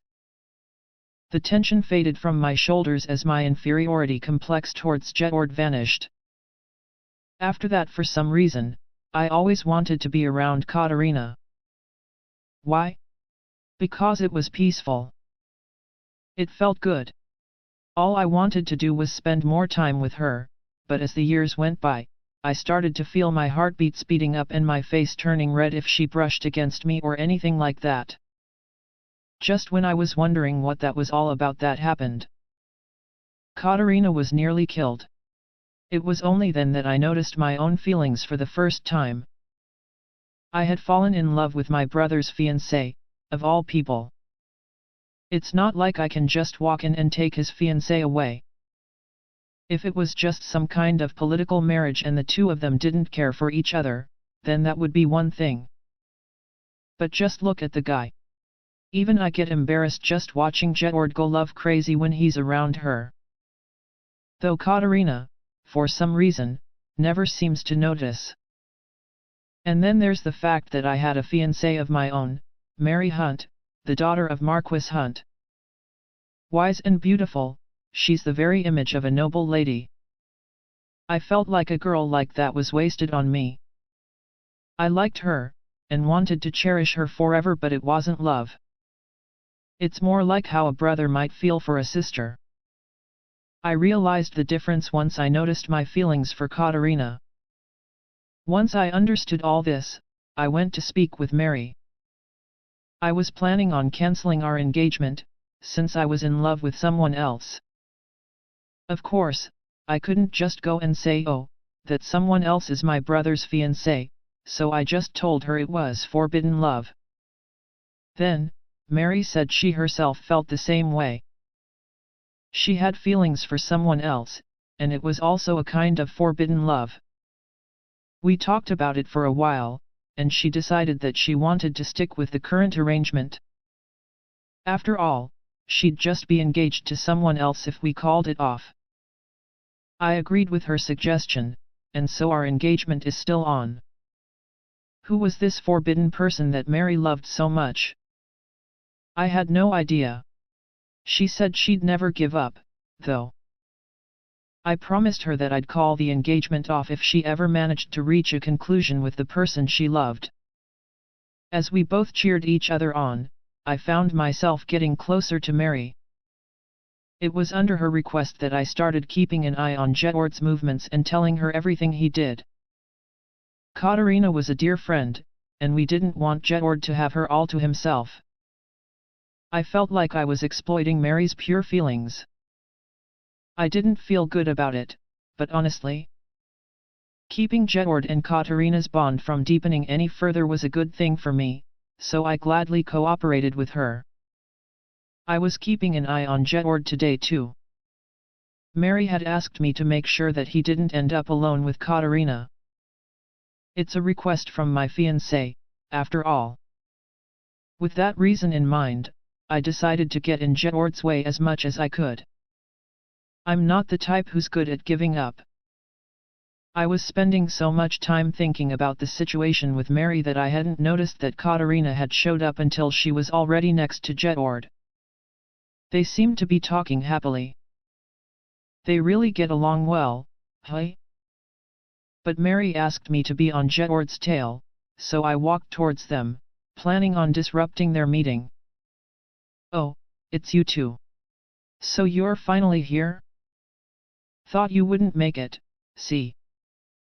After you said all that about I'll come by with gifts, this morning too thought you wouldn't get here, being this time and all, I said as I approached them. I apologize, a bunch of things slowed me down along the way. That right? I figured you ended up eating endlessly at the stands and forgot all about the time. Katarina's expression became rigid. Guess I hit the nail on the head. But Katarina, you're as easy to read as ever. Here, for you. Please try them. Obviously trying to change the subject, Katarina withdrew something from her bag and gave it to me.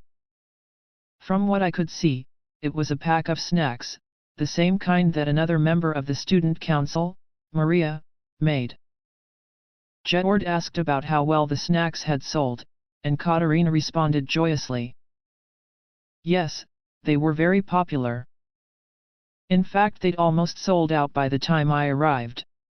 She was so glad, talking like she was the one who had sold all the snacks. Is that so? That is good to hear, Katarina, Jedward responded. But then Katarina seemed to be thinking about something. She didn't respond, even when I called out to her. She was lost in her own world. Again, Katarina?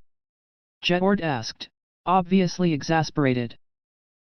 Sometimes, Katarina would forget all about her surroundings and just stand there, unable to hear a thing. This was one of those times. Hey, Katarina Clays. Lady Dimwit. No good, she isn't listening at all. I tried calling out to her once more, with a slightly louder voice this time, but she didn't say a thing. It was obvious that talking to her was pointless now. With that, I lightly rapped her head with a free hand. What are you doing? I didn't even use that much force, but Katarina seemed extremely surprised, staring at me with squinted eyes. Your fault for not listening when people are talking to you, I said. It was true. Then all you had to do was say something. You didn't have to rap me on the head. She's got a lot of nerve being the offended one here. I guess she really didn't hear anything. What are you blathering about, dummy? I did that already. It's your fault for not reacting at all. With that, Katarina started pouting, vocalizing her displeasure as she did so. Ugh, the way her eyes slant upward when she pouts like that is kind of cute too. But I won't be shaken. I immediately started to mess with her hair. That is quite enough, Alan. I would strongly prefer that you do not touch her so casually. Jedward's hand was now firmly around my arm. He was smiling as always, but his eyes were not. Jedward, you're always like this, I sighed in spite of myself. This twin brother of mine was usually relaxed and carefree, but when it came to Katarina, his emotions always floated up to the surface like this. I had barely touched her, and yet Jedward was staring daggers at me, as if he was ready to kill me if I went any further. Geez, what a pain. I would have loved to go back in time and show Jedward's expression to my past self, back when I'd thought he was perfect in every way. Not only was Jedward Stewart a love-struck fool for his fiancée, he was also way too uptight. Even Mary, my own fiancée, had this to say, if he were to restrict Lady Katarina in such a way it would only provoke those around him to look upon him with distaste. And sooner or later Lady Katarina herself would be tired of him. Aren't you being a little too uptight? Keep that up and you're going to be disliked eventually, that's what Mary says. Do inform Lady Mary that her concern is most misplaced. His response was cold. His eyes were cold. God, this guy's impossible. Lovesick fool. Also, he's being a little too hard on my arm, yet. All I did was touch her head a little bit. Look at him, hugging and touching Katarina all day. And that's okay? What a stingy guy. Just as I was about to give Jedward a well-placed retort of my own out of sheer irritation. Jedward, Alan. I heard voices call out from behind us. I turned and saw that two couples were walking towards us, with the man in front smiling. Gah! Someone even more irritating than Jedward is here. Elder brother Jeffrey, I see you have come to visit. As Jedward said, this man was none other than Jeffrey Stewart, our oldest brother. He shook both our hands with a most annoying expression. A little behind Jeffrey was. And you too, elder brother Ian. And Ian Stewart, our other older brother.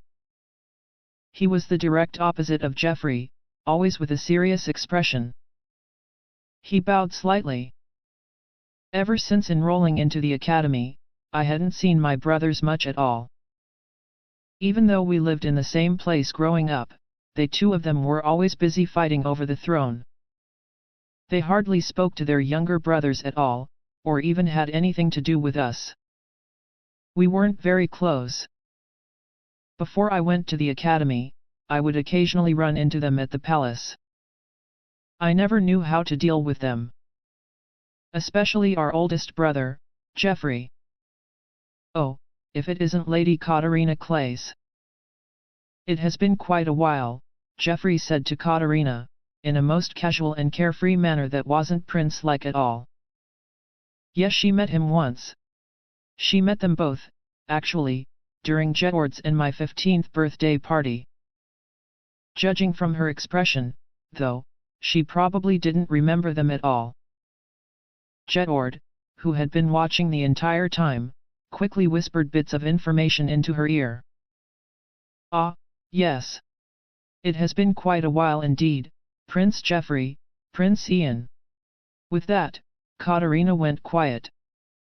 If she didn't remember my brothers, then she definitely wouldn't remember their fiancés. Jedward started subtly whispering again. It's good to see you, Lady Randall, Lady Berg.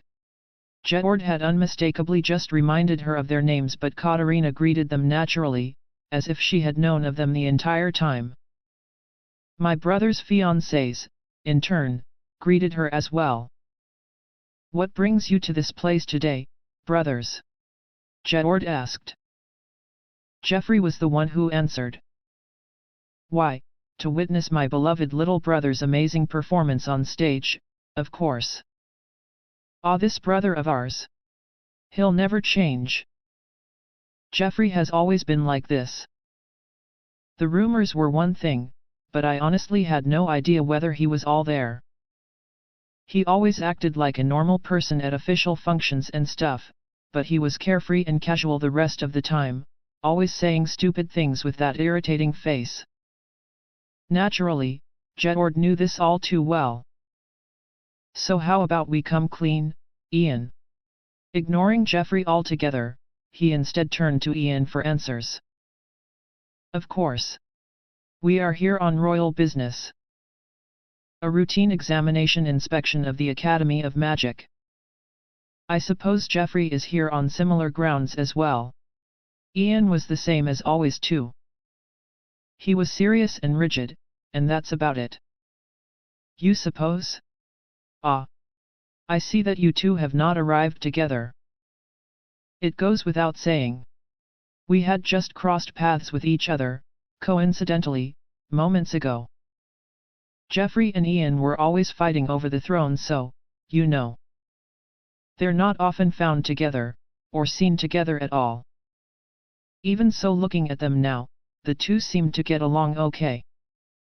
They weren't at each other's throats, anyway. But I knew that each of them had their own political factions to answer to, so I supposed they couldn't be too friendly with all those eyes around them watching. Before I knew it, Jeffrey, who had been collectively ignored by both Jedward and Ian, now turned his eyes on me. Ugh, this is definitely bad. You're both no fun, Jedward, Ian. Well then come here, Alan. Big brother is here to see you. Hey. Stop it. Don't hug me. I was now firmly in Jeffrey's embrace. I was already at this age to be held by a man, even if he was my brother, was just too weird. I struggled against Jeffrey's arms. Just as all this was happening, the chiming of bells rang out from overhead. Clang. Clang. Guess there's not much time left in this whole school festival deal. Time had passed quickly while I wasn't paying attention. In just a short while, the festival would end and then we would be moving on to the night event, which was a ball.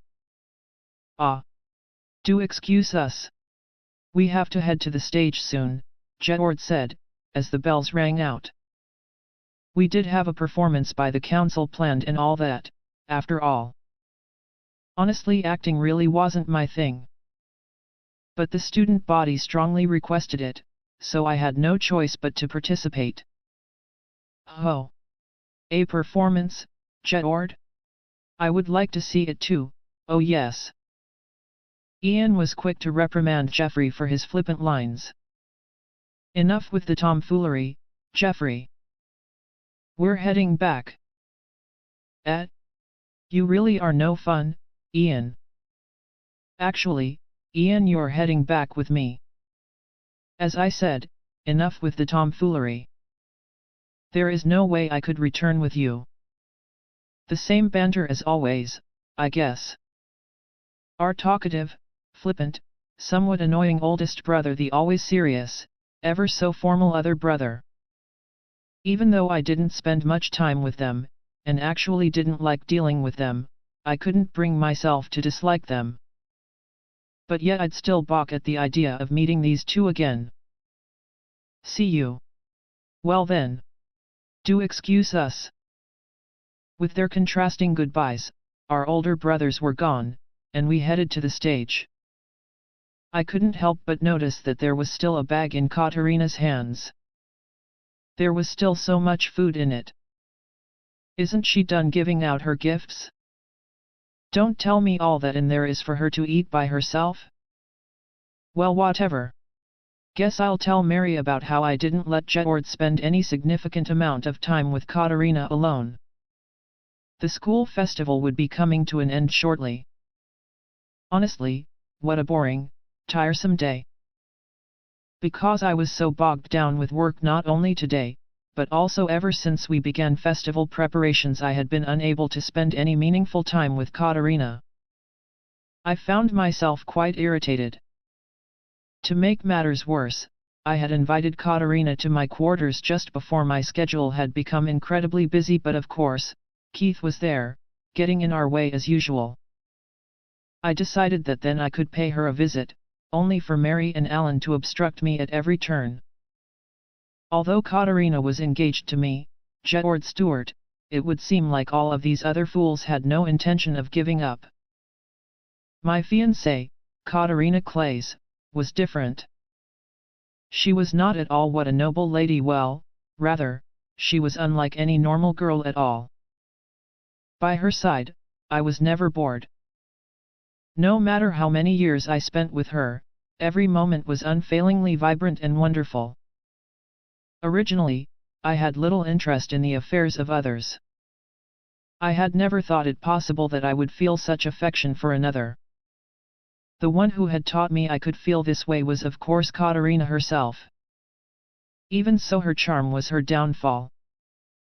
After all, this naturally meant that my rivals would increase in number. Katerina is quite the charmer, you see, although she herself was not aware of it. To make things worse, her charm and sheer lovability drew both men and women to her. First to fall was her adopted brother, then my younger brother and his fiancée, and then there was my childhood friend, the Chancellor's son, and his younger sister. After that was a wielder of light who was a genius of a girl in her own right. Finally, even the individual who had made an attempt on her life ended up falling for her as well. The number of rivals I had to deal with simply kept increasing. Even today, Katarina arrived late. Distracted by the food offerings at the stands, perhaps. And just when we were having a private conversation, Alan showed up to get in my way. To make things worse, he so casually touched her head. "Katarina is mine. You would do well to keep your hands off her." As soon as I reprimanded Alan for his actions, he called me uptight. Well, perhaps he did have a point, at least when it came to Katarina. Although I was usually calm and hardly shaken by anything, I felt my tolerance narrow significantly when it came to anything that involved her. Honestly, seeing Katarina speak to other men alone was enough to fill me with displeasure.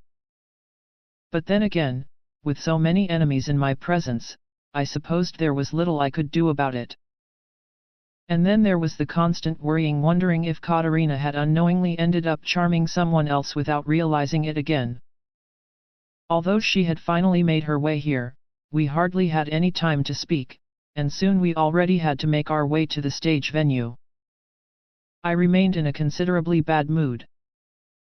To think that when I had finally had some time with her, not only Alan, but also my older brothers had showed up. Their timing could not possibly have been any worse. Of all the times they could have come, why pick the moment when I could have been alone with Katarina? There had been so much pointless, wasted time before all this. Why not then? Why now? There would have been no issues if they had just arrived a little earlier. Leaving the stoic and strict Ian aside, I found it difficult to deal with that flippant sod of a brother of ours, Jeffrey. But of course, I was hardly like Alan, such emotions did not show on my face. Although I was able to easily read the thoughts and machinations of most individuals, my oldest brother was an exception. I had been unable to read him ever since our younger days together. He was a little disturbing, if anything. I could never quite understand what he was thinking at any given point in time. Even so, he clearly did not have any intention of hurting us, so I supposed that thought could be shelved. Thanks to the pointless formalities of our older brothers, it was already somewhat late by the time we reached the venue. The other members of the student council had already gathered. Some of the female students had already changed into their costumes. It was time for me to make preparations as well, but it's terrible. One of the actresses is unwell, and can no longer perform, one of the backstage assistants said, running towards us. It would seem like a certain first year, who was one of the actresses in the production, had suddenly collapsed. She was brought to the infirmary. Thankfully, her diagnosis was positive. All the girl needed was a bit of rest, and she would recover in due time. However, there was no way an ailing girl could participate in the production, especially not when it was about to start. I inwardly sighed. What is this production coming to, with all these last-minute occurrences? We have no choice. We would simply have to find a replacement. I turned to the other students tasked with helping out at the backstage. They had witnessed our practice sessions many times. We would simply have to find a replacement from within their number. The students, however, all averted their gazes. But of course they would, given that they had just been suddenly called upon to stand on stage. Compounding the situation was the fact that most of the actors and actresses selected for the performance were wildly popular amongst the student body. A poorly selected replacement would surely suffer from public backlash, at least, that was most likely their fear. In that case we must find someone who is equally popular. Someone who would be a worthy replacement. Naturally, I moved my eyes to her, only for her to dramatically avert her gaze. It was far too obvious. No matter how I looked at it. Those around her had done so with a more refined sense of subtlety, but of course, she had no such tact. My voice was not the one that first called out to her, however. Instead, it was a slowly rising wave of murmurs, each voicing their approval. Well then, in that case, wouldn't Lady Katarina be fit for the role? A single voice echoed through the silent backstage area. I, too, think that Lady Katarina would be fit for the role. I feel that only Lady Katarina can stand with the rest of the student council members. Yes, if it's Lady Katarina, the audience and other students would be most satisfied as well. One after another, voices of approval sprung up from the crowd. Well, this was the natural conclusion. Anyone would have reached it with some degree of thought. Although Katarina herself was not part of the council, she was quite popular indeed, and was perhaps the only student not in the student council to have an unofficial fan following. I can't. Katarina said, desperately refusing the role. She looked towards me with pleading eyes, as if asking for me to side with her.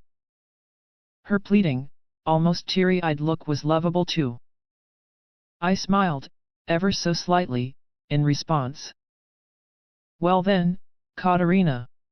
I leave it in your capable hands, I said, placing a hand reassuringly on her shoulder as I did so. Katarina's expression, however, almost seemed to suggest that the world itself was about to end. After quite some dallying, Katarina finally accepted her lines and headed off to get changed. As luck would have it, the girl who had collapsed earlier was about the same size and build as Katarina, and so the costume fit her just fine. However, perhaps no one had noticed it when the original actress had tried it on, but Katarina's costume was a little too revealing around the chest region. I did not like the thought of her parading in front of the crowd while dressed like that. But there was no time to change the costume. In the end, I had the students in charge of stage costumes remedy the problem with a well-placed stole. While the students who helped her into the outfit did raise some objections, I don't think that this really fits together, I silenced them with a single look. Katarina, however, seemed to think that the costume was meant to be this way. With that, Katarina was finally standing near the stage curtains. The role that she was supposed to play was that of the protagonist's mean-spirited stepsister, who would bully and mock her. It was a role not particularly well suited to Katarina, but we had no choice. Honestly speaking, I would have much preferred for Katarina to be cast as the protagonist, who would be partnered with me in the production. That would have pleased me greatly. However, that would be much too sudden, given that Katarina was already so overwhelmed with a role that had so few lines. It would have been too much to ask of her. Maria, playing the role of the protagonist, was already standing on the stage. Soon it would be Katarina's turn. Up until a few moments ago, Katarina had been desperately writing on something in the palm of her hand. She then brought it close to her lips. This strange series of actions would repeat several times before she ran out to the stage in a panic. And then Katarina froze immediately after she had made her stage debut. Could it be? Perhaps she has forgotten her lines. Although she had practiced them several times, she hadn't had any time for them to sink in, after all. Perhaps having Katarina act was a little too much to ask for in the first place, given that she usually lived with her heart on her sleeve. I had, of course, prepared for such an event, and just as I was about to move to support her. Honestly. Do you really not know your place? A voice could be clearly heard from the direction of the stage. There was no such line in our scripts. Surprised, I turned my eyes to the stage, only to see Katarina, although she was different. It was as if she had the face of another person altogether. Honestly, acting aside, I had thought that it would be all but impossible for Katarina, of all people, to take on a role that involved bullying and hurting others. I felt this way on the basis that I knew her well. I had thought that she would surely not be suited for the role. On the stage stood a girl that was Katarina, and yet at the same time not her in the slightest. With those upward slanting eyes, mean smile, and intimidating expression, I could not see this girl as anyone but the protagonist's abusive stepsister. Katarina was capable of acting. After all, I had thought that 9 years was more than enough to experience all the surprises she had to offer, but it appeared I was mistaken. I should have known better than to think I would ever be able to predict anything about Katarina. Someone like you should just lie down in the dirt, and stay there. After all, that suits you best. Those were not lines in the script by any means.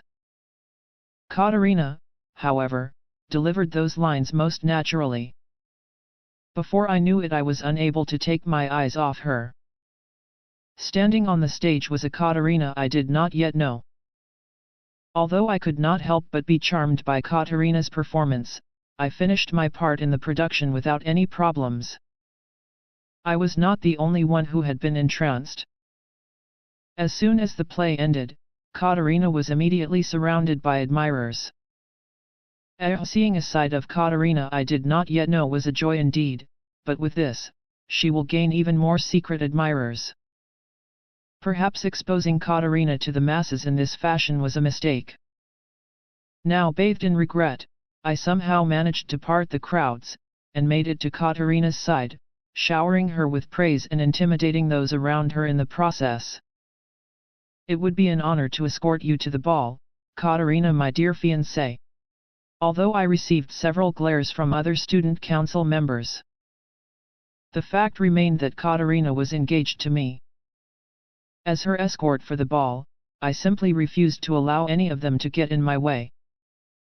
After all, I had been unable to speak with Katarina properly all day.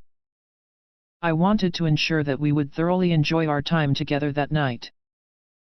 At the ball, I would be able to hold Katarina close to me, as close as I wanted, as much as I wanted. She would simply think that the pointed stares around her were normal, and would leave the dancing all to me. From what I understood, my other rivals would most likely invite her to dance as well, but today was an exception. I would not hand her over so easily. Ever since I had come across that hidden side of Katarina at the performance prior, I could only feel my body heating up, my heartbeat rapidly increasing. There was no sign of it slowing down. I would like to enjoy my time together with Katarina at the ball, enjoy it to my heart's content. Wrapping up the final bits of work I had now that the festival was at its end, I could not help but think about the time when I would have Katarina all alone to myself at the ball. How I wish I could just finish this here and now, and head to the ball right away. However, when I finally made my way to the room where she should have been waiting, with my spirits high, she was nowhere to be found. Katarina was gone. No one could find her anywhere, not even when the ball had started. The last place we had seen Katarina was the stage. We had no idea she would suddenly disappear from our sight just like that. Chapter 3, wherein I am held captive. An unknown, unfamiliar ceiling greeted me as I opened my eyes. I got up slowly, inspecting my surroundings. I was in a room about the size of the one in my dormitory. The furnishings seemed expensive. Where's this again? Think, Katarina. If I recall, I had just given a great performance as a villainess. Received huge amounts of praise from everyone, got really excited about that and started posing before the mirror in the changing room, and then someone came by and told me it was time for the ball. Then what happened after that? Come to think of it, wasn't it nighttime? But rays of sunlight were streaming in from outside the window right now. Question after question flooded my mind, but then a knock came at the door, and a woman appeared before me. She had brown hair and blue eyes, and had a sober air about her. I propped myself up on the bed, looking at her. "Ah, I see you have awoken," she said with a tinge of relief. "Ah, yes. I have." I had responded without thinking, but who was this person again? She wasn't anyone I remembered seeing, but in my case, there was a possibility that I could have met them before and forgotten all about them. Usually, Jedward or Keith, or anyone who was with me would help by providing me with some information. But of course, they weren't here. I suppose I have no choice but to ask her. Who are you again? Do excuse me. I apologize for not introducing myself. My name is Lana. Miss Lana. I feel like this is the first time I've met with this person.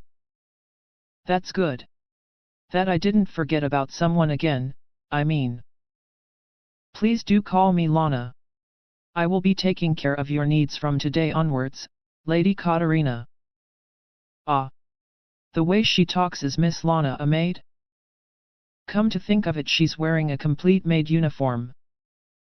Well then. But I have a personal maid of my own, you see. She's been with me ever since I was a child. Her name is Anne. I said, all the while wondering where Anne was. Under normal circumstances, Anne would wake me and, as if she were a ninja or warrior of some kind, would quickly straighten and comb out my bed head, preparing me for the day. I do apologize. That maid is currently not here. Here, I will be taking care of all your needs. Is that so? I see, so Anne isn't here with me. That feels a little lonely, come to think of it. Where is this, exactly? Perhaps it was a little late for me to be asking this question, but I really didn't know where I was. To begin with, how long had I been here? I apologize. I am afraid I do not have the privilege of providing you with the answer to your question. Lana said, seemingly troubled by my question. Hey?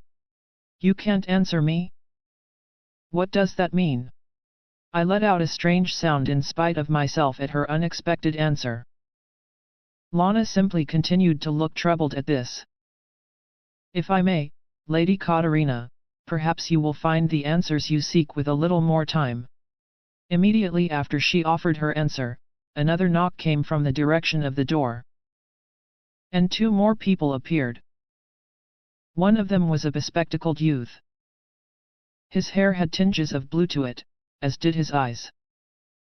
He was quite dashing.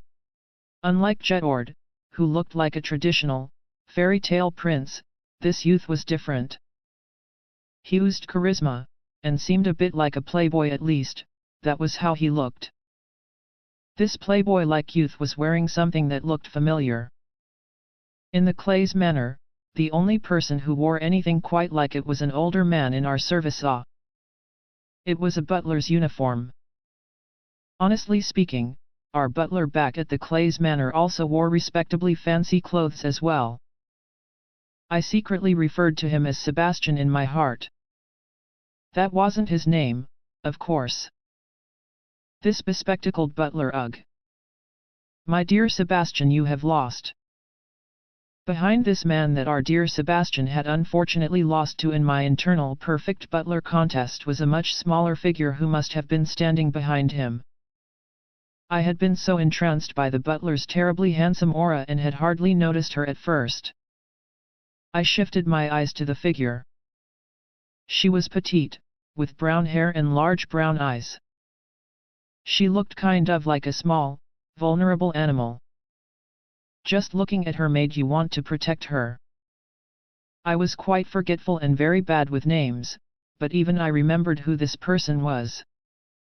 After all, we had just met at the school festival. It was at the venue where they were showcasing the magical talents of the Academy's students. She was Prince Ian's fiancée, Selena Berg. Why is she here? Seriously, where is this place? I see you have awoken safely, most reassuring. Getting increasingly confused at Selena's sudden appearance, I could only stare blankly at her face. I noticed that she had an expression of relief, much like Lana had just now. And then, Lady Katarina, I sincerely apologize for having to employ such uncouth means. However, as soon as the relevant affairs are settled, you will be allowed to go, unharmed. Please, do stay here until then, Selina said, bowing her head deeply. Uncouth means? What? Why am I in such a strange, unknown place? I desperately sifted through my memories. That student who offered to guide me to the ball, she ended up taking a wrong turn and bringing me somewhere else. And then someone grabbed me by the arm and suddenly shoved a cloth in my face. Why does this feel like the plot of a manga I read in my previous life? Come to think of it, that particular development in that one manga I read was when the main character was kidnapped. I said my thoughts aloud without thinking. Selina almost jumped back like a startled prey animal, and with an increasingly apologetic expression, bowed her head once more. I truly apologize. I promise, absolutely, that no harm would ever come to you. Really? I, Katarina Clays, have really been kidnapped. I'd thought that kidnapping and things like that only happened in manga, but now it was really happening. I was nothing more than a normal, unremarkable daughter of a salaryman back then. Now, however, I was the daughter of Duke Clays. The risk of being kidnapped was high. But now that the events of Fortune Lover were over, and I had successfully dodged all the catastrophic bad ends, the possibility of being kidnapped hadn't even remotely crossed my mind. I had been celebrating ever since I had escaped all those bad endings, and had been pretty careless ever since. I really let my guard down. Looking back on it, I should have listened to Keith's warnings a little more attentively. Anyway, just how much gold would have to be provided in exchange for my safety? I am, after all, the daughter of a duke. I suppose the ransom would be pretty high. My father, who doted on me immensely, would certainly be willing to pay any amount of coin on short notice. What about mother, though? If the ransom were too high, I suppose there's nothing we can do. We do still have Keith with us. After all, perhaps we should just give up on that foolish daughter of ours. That would be horrible. What if she said something like that? I couldn't bear it. Such a cold thing for a mother to say. No, mother. You can't possibly leave me like this. I promise I won't play catch with the servants indoors anymore. I promise I won't break any more of your favorite vases, so please. I mentally pleaded with my mother. But anyway, I have to find out just how much ransom they want for me. Well then, how much would the ransom be? Please let it be a sum that mother would be willing to pay. Selina, however, simply looked even more troubled at my words. Ransom? Yes. The amount of gold you want in exchange for my safety. How much would it be? No. We do not have any intentions of asking for a sum of gold, Selina replied, seemingly panicked. It's not gold you were after? Then why did you kidnap me? Not gold? Then whatever for? Unlike the beautiful and lovable Maria, I had the face of a villainess, my magical aptitude and capabilities were low, and I wasn't all that smart. I had assumed that all they would want from me would be the gold of the Clays family. Well, I supposed I did have enough agricultural knowledge to become a farmhand of some kind, but would these people kidnap me just for that? That is. Selina seemed to hesitate momentarily at my question. Just as she was about to answer. Lady Selina. You have already ascertained Lady Katarina's safety, have you not? Please, let us return to your quarters. The dashing butler, who had been silent up until now, suddenly started talking as if panicked at what Selina was about to say. He placed a hand on her shoulder. Rufus, yes. Yes, let's. Well then, Lady Katarina, I shall return to my quarters. It would seem like the playboy-esque, seductive butler was called Rufus. Look at him, escorting Selina like that. This is bad. I can smell the pheromones in the air. Hey. I still have things I want to ask. After all, it would feel pretty terrible to just sit here, not being able to make heads or tails of the situation. Please wait. I tried calling out to her, but all Selina did was turn around with that same worried expression, before addressing somebody else altogether. I do apologize, Lana, please take care of her. Lady Katarina, if you are wanting for anything at all, please inform Lana of your needs. We will aim to provide for you as best as we can. With that, Selina disappeared, escorted away from the room by Rufus the butler. I turned my gaze at Lana, who was still in the room, and all she did was silently shake her head. And so it came to be that I, Katarina Clays, knowing nothing about my current situation, ended up spending a strange, incomprehensible time in an equally strange and foreign room. I, Jedward Stewart, would like to think of myself as a fairly capable individual. I am able to perform most tasks with ease, and I also excel at reading the expressions of others. As such, I am able to go about most affairs without difficulty. One of the few things I was unable to easily deal with would be my fiancée, Katarina Clays. She first piqued my interest when we were both 8 years old. Now, 8 years later, I still found myself surprised by the intensity of my feelings for her. And yet, Katarina simply would not fall into my grasp. If anything, I could feel her slowly slipping further and further away, while I myself was only increasingly drawn to her the more time we spent together. Today was no exception. I had spent 8 years with her, and had thought myself to be well acclimatized to her various tendencies and habits. I had thought that I could no longer be surprised in any way or form. The emergence of a Katarina I had never seen before on stage lit a fire in my heart. I fell for her all over again, in a whole different way. Katarina Clays. Just how much of my heart must you take? Are you insatiable? My increasing attraction to her felt one-sided at best. Words that would cause any other noble lady to blush hardly had any effect on Katarina. She would just stand there, unfazed, her cheeks never changing in hue. In truth, this was vexing. This was why I had wanted to hold her close, at the very least. I wanted to feel Katarina more closely than usual at the ball. I longed to experience the softness of her skin, and yet, this dream of mine was soon shattered. Katarina, of all people, had suddenly vanished. To make things worse, her location remained unknown as the days dragged on. In the beginning, I had simply assumed that she had become lost somewhere in the darkened academy grounds. After all, it was no secret that she was restless, and was prone to wandering. However, it became apparent after some time that this was not the case. To begin with, it seemed like no one had seen Katarina after she had entered the waiting room shortly after the production ended. How was that possible?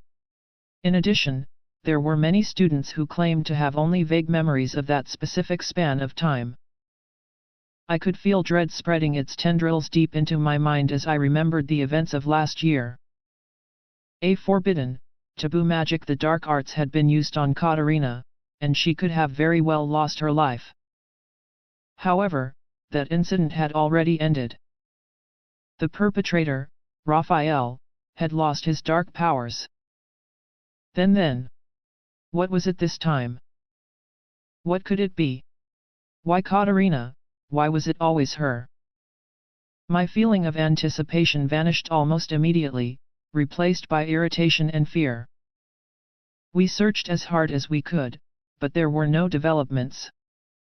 I could feel the frustration build in my mind, and then... "Excuse me, Prince Jedward, a letter." "For you," one of my servants said, notably keeping their distance and sounding unusually reverent. I supposed even the servants were affected by how different I was from my usual self. Even I had noticed this, of course, but for some reason, I just could not bring myself to smile like I always did. Who could it be, sending letters at this time? For the sake of my terrified servant, I made a conscious effort to soften my agitated expression. "Who is it from?" I inquired. The servant answered with a troubled expression. "Yes, Prince Jedward, there appears to be no declared sender." "You mean to say that the letter was sent anonymously?" It was common sense to include one's name on the missive, especially if it was being sent to royalty. What is this all about? Is it some foolish noble who wishes to mock me? Or perhaps just rattle off a supposedly hurtful list of insults? As those questions flooded my mind, I calmly retrieved the letter from my servant. "I have not read the letter, Prince Jedward, but we have confirmed that there were no dangerous substances in the documentation." I accepted my capable servant's word and opened it, withdrawing a plain letter of sorts. What was written on the parchment, however, was unimaginable. "What is this?" I, Jedward Stewart, found myself at a loss for words. So apparently I had been kidnapped, brought to some unknown place, and on top of that, the kidnapper's goal wasn't a ransom? I'm so confused. How am I supposed to handle a situation like this? However, when I was hungry, snacks would be brought to me. When I was bored and wished to read, they provided books, too. If I complained that my dresses were too stuffy or tight, I was brought some comfortable, relatively loose-fitting indoor clothing. If I were at the academy, I'd be taking lessons and working hard at practical sessions. But now, while those events were happening, I was instead able to roll around and relax to my heart's content in this room. If it were Clay's manner, Mother would surely scold me while squinting those angled eyes of hers. "How long do you intend to laze about, Katarina? You should be learning more about social etiquette and improving your manners," she'd say. But here, no one would reproach me like that. I was free to enjoy all the books I could read, lie around in bed, and eat all the snacks I wanted. It had only been a little over half a day since I'd ended up in this strange place, but I, Katarina Clays, had already found myself settling into a position of utmost comfort. Lana seemed to find this strange. She stared at me with a doubtful expression. Perhaps it would be strange, coming from someone in my position, Lady Katarina, but, if I may, are you not worried in the least? Worried? Well, yes, for instance, where is this place? Why was I taken? All these remain unknowns. That's right. I've been kidnapped. I had been enjoying myself a little too much, to the point where I had forgotten all about this fact. Right, kidnapped. I suddenly recalled my predicament at Lana's words, sputtering out a disjointed response as I did so. Had you perhaps forgotten, Lady Katarina? Lana's blue eyes opened wide with shock. She seemed severely taken aback, actually completely dumbstruck. I apologize. At my apology, Lana looked firmly downwards, not saying a word. Perhaps she was thinking about what a relaxed and silly fool of a girl I was. But really, I was in such a comfortable space, I really had no choice in the matter, you see. From the corner of my eye, I could see Lana's shoulders shivering violently, at that. What's wrong? Is she ill? Lana? What's wrong? Are you okay? I asked, worried. And no, it is nothing, Lady Katarina. Please do excuse me, she said, her voice somewhat unsteady. Are you really all right? Yes. Please do not worry, Lana replied, her voice now more normal than it had been. She then looked up, turning to face me. You really are, as the rumors say, Lady Katarina. Her expression was now full of smiles. Rumors. I wondered what these rumors were.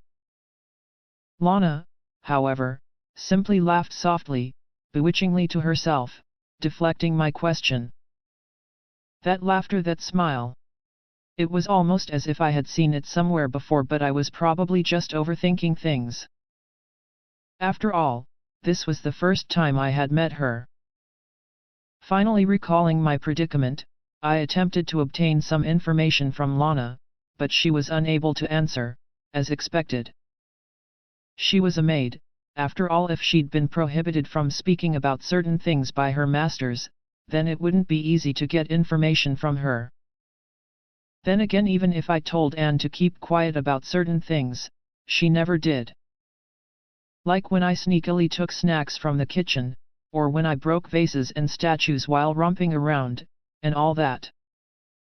These incidents were swiftly reported to Mother as soon as they happened. And so, I continued living in that small room, relaxing and enjoying myself as much as I wanted. I also spoke a great deal with Lana, who remained with me this whole time. I told her about the fields I'd tilled and the crops I'd planted, and the trees I'd climbed and fish I'd caught. She seemed entranced by my stories. She requested more tales with sparkling eyes, and we soon became steadfast friends. This is bad. I could really get used to this new life of mine. Lana brought me breakfast, and I convinced her to stay and eat with me by complaining that eating alone was boring. Tonight's dinner, however, was a different affair altogether. I was taken to a ridiculously long table where an elaborate spread of cutlery was laid out. I assumed that dinner would be served on this absurd table. A servant in the room indicated a spot that had been prepared for me, and I was soon seated there. There was another set of cutlery across from me, which made it seem like there would be another person joining me at the table. Just as I became aware of this, Selina walked into the room, closely followed by that playboy butler. Upon seeing that I had set myself obediently in my assigned chair, she called out to me. Lady Katarina, are you feeling all right? Ah, yes. Sure. Thanks to your hospitality. It was a casual and even somewhat happy response, as if I had forgotten about my kidnapping all over again. Selina seemed confused at my tone and mannerisms. I sincerely apologize. I was unable to make the appropriate preparations for breakfast, and I feel poorly for you, having breakfast in that tiny room. She bowed her head deeply. It was worth noting that the nobles of this kingdom mostly had their meals in rooms like this dining room unless they were sick, bedridden, or ill. I supposed that was why Selina said what she did, but that room was not tiny to me by any means, and I didn't really need a huge variety of food for breakfast. In fact, I had a tendency to attempt to eat everything that was presented to me, and I would get stomach aches due to this habit. The breakfast this morning had been just the right amount of food, and I had eaten while having a lively discussion with Lana, so there was no need for Selina to apologize. Oh, no, please don't worry. I am absolutely fine. I answered. I really was fine. I sincerely apologize for these trying circumstances. Selina, however, interpreted my declaration very differently. She bowed her head with a sorrowful expression, staring downward at her hands. Looking at her made me feel guilty. On the surface, Selina looked like a sheltered, pampered noble lady, but she was surely a delicate and gentle person. At this point, I simply wanted to announce that, oh, but I'm having quite a comfortable time indeed, but surely this would be misconstrued as yet another gesture of forced politeness. Apparently Selina thinks I'm a delicate noble lady myself. But no. Of course I'm nothing like that. Not delicate, for sure, though maybe a little sheltered. Though hey, I could be delicate at times if I tried. For example, I'd be upset if something I was planning to eat was taken by someone else first. Or when my crops, ripe for harvest, ended up eaten by birds and other pests, my delicate heart would suffer. But that was not the case now. After all, I could eat everything I wanted, read whatever I felt like, roll around in bed all day and not have anyone yell at me. If this wasn't comfort, what was? In fact, I found myself wanting to live my elegant, fulfilling life in this place a little while longer. Selina didn't understand my perspective at all. Instead, she only continued to apologize, constantly going out of her way to show her consideration. I could be eating the breakfast brought to my room eagerly, and she would say, "It's quite all right, Lady Katarina, you do not have to force yourself to eat it," all the while with a worried look. But of course, I was eating my breakfast because I wanted to. If anything, I now felt worried for Selina, who didn't seem very keen on eating anything at all. In fact, I started to wonder Selina had been worried about me all this time, but what if she herself had been kidnapped too? She didn't look very healthy at all. Even so, she continued asking if there was anything I needed, if there was anything I wanted, time and time again. I already had more than enough of everything, really. I was given anything I could want. Selina's consideration was really something else. In fact, I could say that her pampering of me had surpassed any other experience I'd had for the past 16 years or so. Looking at Selina, I couldn't help but feel that this entire kidnapping affair couldn't possibly be something she'd intended to do. I had only spent a little bit of time with her, and yet I already knew that much. With my meal finally over, I mentally patted myself on the back, feeling very full indeed. It was then that my eyes met with Lana's. Her eyes narrowed ever so slightly. This look is the look of exasperation at a foolish girl who's forgotten she's been kidnapped.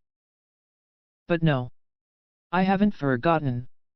I had only slightly relaxed due to my newfound comfort. And so, Lady Selina? May I know why I was brought here? You mentioned before that I would be released as soon as certain things were settled. What exactly are these things? I questioned Selina once again, with the very first question I had asked her in the beginning. See? I haven't forgotten that I've been kidnapped at all. I was just happily enjoying some vacation time, and that's all there is to it. At my question, Selina, who had only looked mildly ill before, now seemed very, very sick indeed. Ugh, I apologize, Selina. Really, I do. Yes, I suppose you would be most uncomfortable being left in the dark, Lady Katarina. Maybe this has even started to affect your quality of sleep. Well, no, I had been treated very well. I wasn't fearful or worried at all, and I was very confident in being able to fall asleep soundly at night. Even so, I held my peace, allowing Selina to speak. In truth, Lady Katarina, you have been brought here because... As soon as Selina had started to speak, that playboy butler of hers, that Rufus, quickly interrupted her. Lady Selina, you have already finished your meal. Perhaps you should return to your chambers? You must be tired too, Lady Katarina. It would be best for you to get some sleep, Rufus said, placing a single hand on Selina's shoulder. I see, yes. Well then, Lady Katarina, good night. With that, Selina rose from her seat, looking like an emotionless doll, before turning and leaving the room altogether. It was like she had become a different person than the Selina I had been speaking to earlier. For some reason, I felt a slight tingle and unpleasant shiver down my spine. In the end, I didn't find out where or why I was being held captive, and soon, it became nighttime.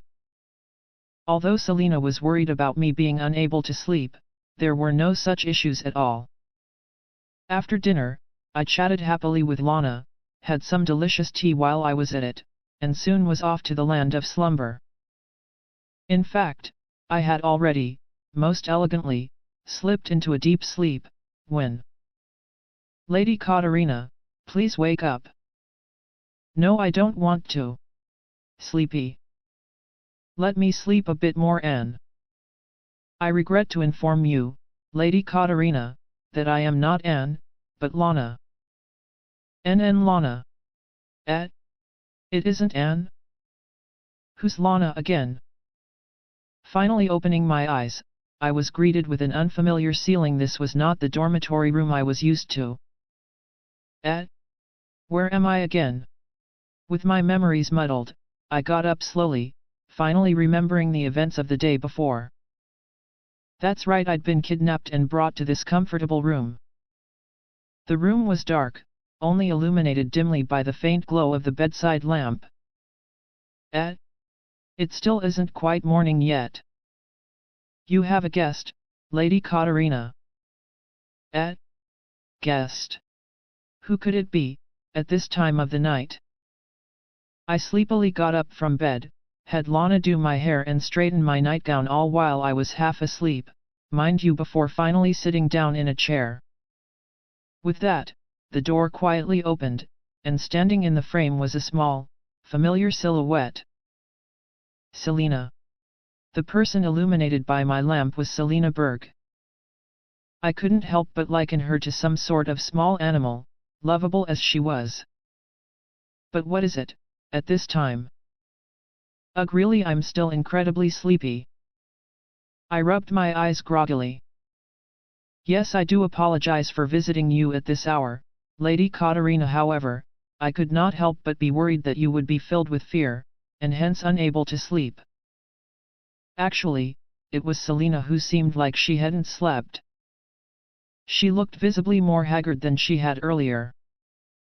I, on the other hand, had a most delicious dinner, and fell asleep most comfortably soon after. I would assume this showed on my face. If anything, any onlooker would instantly be more concerned about Selina instead. At the dinner table just now, for some reason, I felt this strong feeling, Lady Katarina, that I should not tell you something. But, I still feel that it is important to tell you, Selina said, something obviously weighing on her mind. To think that she had been worried for me all this time. As I comfortably laid down and fell asleep, now I felt apologetic as well. That would be the reason I was brought to this place, right? So, as I thought you do know of the reason, Lady Selina. Yes, after all, this entire kidnapping was planned by me. Lady Selina is the culprit? I'd thought, with all her guilty mannerisms and expressions, that she was being used by someone, or maybe even being threatened, but it turns out she was the mastermind. My jaw hung loosely as I gaped, much like a goldfish, in suspended surprise. As if repenting, Selina began her exposition. I wanted to kidnap you, Lady Katarina, and use your safety as a bargaining chip. All so that Prince Jedward would abandon his claim to the throne. Jedward? To make him give up on the throne. Honestly speaking, that was very much a plausible reason. Yes, so that Prince Ian may take the throne instead. Up until now, Selina's eyes had been dark, even slightly clouded, but now I saw the clear shine of resolve in them. And then she continued, and the secrets behind this kidnapping began to unravel. There were a lot of complicated bits here and there, but I understood most of it. To summarize, Jedward had been gaining in political strength recently, and a certain faction of nobles felt that the throne should go to him instead. Currently, the struggle was between Geoffrey, oldest of the four princes, and Ian, the second oldest prince. Competition would only increase in intensity should Jedward throw his hat into the ring as well. This was why she wanted Jedward to give up on his claim to the throne before any of this could come to pass. Why then, wasn't this done to Ian's biggest rival, Jeffrey? Why Jedward? I did wonder that for a while, but in any case. Well, even in exchange for my safety, I doubt that Prince Jedward would simply give up his claim to the throne. While it was true that I had been friends with Jedward for almost 9 years, and we got along well, throwing aside one's claim to a royal throne wasn't something to be taken lightly. Would Jedward even do such a thing? If I were his lover or wife, perhaps that would make a modicum of sense, but I was nothing more than his fiancé, and my job was simply to act as a deterrent. I felt that Jedward would hardly go so far for someone like me. You jest, Lady Katarina. Prince Jedward's love for you is well known throughout the land. He would do anything at all for you, Lady Katarina. Selina said passionately. Alas, that is nothing more than a lie, a rumor. All for the sake of preventing annoying noble ladies from approaching that black-hearted, sadist prince. Or so I thought. I am most envious, Lady Katarina, so envious that he loves you so much. Selina said, her cheeks softly illuminated by the lamplight. I felt like I shouldn't crush her dreams, so I kept silent on the matter. Prince Jedward, Prince Alan, Master Keith, Master Nicole, Lady Mary, Lady Sophia, and Lady Maria, along with other members of the student council, were all gathered in a certain room in this dormitory. However, one figure who should have been in this room was missing. I, Anne Shelley, was missing my mistress, Lady Katarina Clays. About half a day had passed since the end of the school festival, since the young miss had disappeared. It was then that an anonymous letter had arrived at Prince Jedward's doorstep. Written within were these simple words. If you wish for the safe return of Katarina Clays, publicly renounce your claim to the crown at once. Yes, Lady Katarina was still missing, her whereabouts unknown. She had been kidnapped. Upon receiving the letter, Prince Jedward had called for everyone and explained the situation. Seemingly having noticed my ever-growing worry for the young miss, he was considerate enough to allow me to stay for this meeting. As soon as Prince Jedward had finished his explanation, the expressions of all who were present, which were already clouded before, now became even more ominous. I suspected that my expression, too, was one of horror and shock. A heavy silence filled the room as the explanation ended. Not a single word was spoken for quite some time, and then, "Well? What do you intend to do, Prince Jedward?" Master Keith said, staring pointedly at the prince. "If this is all I have to do to bring Katarina back safely, I'll renounce it. Crown, throne, and all. However, I cannot do this immediately. It is a process, and time is required. If, during this time, anything happens..." Prince Jedward's usual smile was nowhere to be seen. His expression was grave and almost as severe as Master Nichols'. "Even so, Jedward. Should you comply, we have no guarantees of Katarina's safety. Consider the fact that she may be silenced by the perpetrator, for having seen their face." Master Nichols' words were heavy. "No. No. That cannot be. To take her suddenly and kill her just because she saw who they were, it would be so senseless," Lady Sophia cried, although her voice was more akin to a wail of sorrow. Although I did not have the words, I screamed silently in my heart along with her. It's someone capable of kidnapping, yet? There's no sense with these types. It's very possible, what Nichols saying. We don't have any guarantee that this will all end just because Jedward does what they want. If anything, more than starting some long-winded preparation to renounce the throne, we should be searching for where these people are. Oh, you do have good ideas sometimes, Prince Alan. The sometimes is unnecessary, Mary.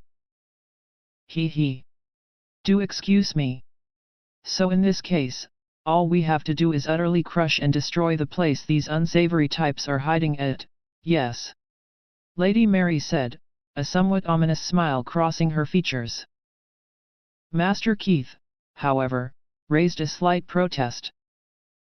Well, no, searching haphazardly for these places would not be efficient. To begin with, it would take too much time. Wasn't there a possibility of dark magic being involved in this incident in some way? Lady Maria said, her voice raising in desperation. Yes, it would appear that all the students who should have seen Lady Katarina before her disappearance at the festival had all reported inexplicable gaps in their memory. This was very similar to the incident that occurred last year. Dark magic was a forbidden power that was hidden from the masses by the royal family. The dark arts that could control and manipulate the hearts of man. The only reason why those gathered here knew of it at all was because of what had happened last year. A certain incident had occurred. During the events of that incident, a dark spell was cast on Lady Katarina, and for a time, she fell into a deep, unwaking slumber. Everyone involved was intensely worried, but everything was eventually resolved peacefully, in no small part due to Lady Katarina's contributions. Over the course of that incident, the secret of dark magic was revealed to everyone here, Lady Katarina, and me, on the account that I had been serving Lady Katarina all these years. The existence of a hidden magic, the dark arts. Yet, the dark magic incident of the previous year had been resolved. The culprit, too, now got along well with everyone in this room. As such, given that the dark arts were involved in this incident once more, we had no choice to think that another wielder of darkness was responsible. If the dark arts had really been used, I may be able to detect it should I see any suspicious individuals, Lady Maria said. Being one of the few wielders of light in the kingdom, she was able to see what most could not. She was apparently capable of perceiving dark magic itself. As she said, perhaps she would be able to find the culprit, as long as she got a good look at them. It was a most effective idea, or so I thought. A fair idea, yes. However, as I recall, dark magic can only be perceived while it is being used, or a short while after, no? In that case, given that half a day has already passed, wouldn't it be no longer possible to discern that? Lady Maria's expression clouded over. I thought that it was such a good idea, too. I suppose we simply have to crush the possibilities one by one, then. Wait, Mary. Where do you think you're going? Calm down. Ignoring Prince Alan's protests, Lady Mary simply slipped by him, and with the most dark and ominous smile I had ever seen, placed her hand on the doorknob just as a resounding series of knocks came from the other side. Another guest. Lady Mary, just where are you going? Oh, if it isn't Master Raphael. It's good to see you. Of course, I'm heading out to begin my search for Lady Katarina. This individual was the very same person who had caused the incident last year. He now worked for the magical ministry, Master Raphael Wolt. He must have heard of the circumstances as well. Master Raphael calmly responded to Lady Mary's words without a single shred of surprise. And how do you intend to go about doing that, Lady Mary? Well, I suppose we should start by utterly destroying whatever location seems suspicious. I intend to do just that. Master Raphael merely sighed at Lady Mary, who seemed very confident of what she had just declared. Would that not be a touch too reckless? But while we all stand around talking, Lady Katarina is in the maws of danger. What do you suggest we all do, then? Lady Mary shouted. I could see tears brimming up in her eyes. Despite her brave front, it was clear to us all that she, too, was deeply worried. Master Raphael, however, smiled gently in response. It is quite all right. Lady Katarina is in no danger whatsoever. At this statement, Prince Jedward's eyes narrowed, his gaze directed squarely at Master Raphael. Perhaps you should elaborate on your statement. But of course. You see, a fearsomely strong bodyguard of sorts is currently by Lady Katarina's side, and so, there is no immediate danger to her being. Please, let us wait just a little while longer. Following this statement, Master Raphael's tone of voice changed. It was now determined and forceful as he declared, I will save Lady Katarina. It had now been a while since I'd started rubbing the sobbing Selina's back. I had no idea what to do anymore. This had all started with talk of Jedward being willing to do anything for me, a misunderstanding, of course. Then Selina, with her cheeks illuminated by the lamplight, said, I am most envious, Lady Katarina, that he loves you so much. She repeated herself immediately after, sounding sorrowful. I really am envious of you. Soon, streams of tears were flowing from her large eyes. Selina. Are you all right? What's wrong? Panicking, I approached her and placed a hand on her back. Lady Katarina, to think that you would be worried about someone like me, someone who has done something like this to you. You really are a saintess, just like the rumors say. Compared to you, I am really no good. Of course Prince Ian would hate me for who I am. With that, Selina's sobbing intensified. Rumors? Saintess? I didn't understand what she was talking about, but now she was crying, no, sobbing. I couldn't think of anything to do but hold her close and rub her back as gently as I could. I continued this mildly soothing back rubbing for a while until Selina finally calmed down enough to speak. I apologize. I lost my composure. Her eyes were bloodshot, and she looked like she could collapse at any moment. I was just a little envious of Prince Jedward and you. Envious? I'm nothing more than a suitor deterrent for a sadistic, black-hearted prince. My position isn't enviable at all. It seems that she's mistaken Jedward and I for lovers of some kind.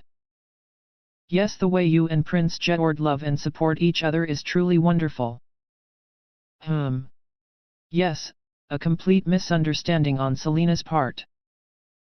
It is not just you, but also Prince Geoffrey and Lady Susanna, and Prince Alan and Lady Mary. They all support each other as equals, and I am envious of that. I don't know much about Prince Geoffrey and his partner, but are Mary and Alan equals in their relationship? If anything, it feels like Mary always has the upper hand. In fact, the sight of Alan escorting Mary often looked like an enforcer escorting their mob boss. However, that wasn't something I could just blurt out to Selina at a time like this. So I held my peace and listened to what she had to say. Lady Susanna is known as one of the wisest and most talented women in the kingdom. So that sexy lady is referred to like that, huh? Lady Mary is known as the epitome of an ideal noble lady. Yes. Mary is really something else. She's great at dance and social etiquette. She's perfect in every way. In fact, that's why she has Alan as her subordinate.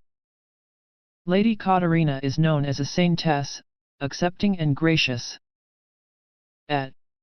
Me? A saintess? I'm known as that? Sorry to disappoint, but I've never heard of such a thing. No one has ever referred to me like that. Did they really mean a saintess? Perhaps they meant to say that I had a lot of sass. Surely it must be a mistake like that. After all, my instructors always used to tell me that I'm full of sass and spirit. High praise indeed.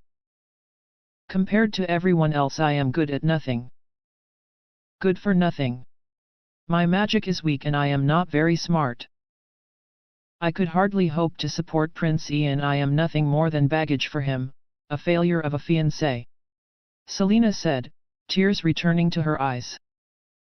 So at the very least, I wanted to be of some use to him, and so I plotted this entire incident. I truly apologize, Lady Katarina. The tears started flowing all over again. Weak magic and not too smart? I couldn't help but feel a sense of camaraderie with Selina. I now understood why she was feeling so guilty all this time, and I could see the reason behind all this happening. Although her methods were somewhat questionable, all Selina wanted to do was be useful to someone she loved. When I thought about it that way, I couldn't help but feel warmly towards her. Of course I plan to take responsibility for all this, once it is over. Responsibility. Yes, I will call off my engagement with Prince Ian, and as a means of atoning for my sins, I will turn myself into the authorities. Selina declared, without a shred of hesitation in her eyes. Call off her engagement and turn herself in? But why? Why? You're just trying to do something for Prince Ian, right? But now you're planning on calling off your engagement with him and turning yourself in? Is that what you really want? Yes, I was the one who started admiring Prince Ian in the first place. And now I have made up my mind. I am resolved. Hey? But aren't you two engaged? The way Selina spoke, it was like her love towards Prince Ian was one-sided. Selina, however, merely continued on sadly. I was born to a duke. When I was young, I spent time with Prince Ian, and due to my age and the fact that I could use magic, I was selected as his fiancé. But as I said before, my magical capability is low and I am not good at my studies. Before long, both my parents and my relatives started suggesting that he should look for a more fitting fiancé. Of course they would think that. The partners of the other princes are all remarkable. They all support each other in some way. I alone am no good. I alone am lacking. I only hold Prince Ian back. Well, back at Clay's Manor, my mother was always saying, Prince George should select another fiancé. My daughter will do nothing but hold him back, and stuff like that. Yes. I now felt closer to Selina than ever. We were so alike in many ways. Selina continued on, all the while having no idea of the thoughts going through my mind. Also Prince Ian himself has nothing but contempt for me, so. She bowed her head dejectedly. Prince Ian hates Selina? Really? I recalled that day at the school festival. Prince Ian, strict and rigid, with the most serious expression, escorting Selina. There was no way I could possibly know much about their relationship from that encounter alone, so. Well, have you ever heard Prince Ian himself say such a thing to you? Hey! Have you ever asked Prince Ian how he truly feels about you? There is no way I could ask him something like that. But then everyone around me always talks about how Prince Ian is tired of me, how he dislikes me and how he already hates me. But Lady Selina, those are the words of other people, right? Have you heard the prince himself say it? Maybe you're just imagining that he hates you. But one must never pay too much attention to what others say. This was especially true for noble society, as advised by my wise adopted brother, Keith.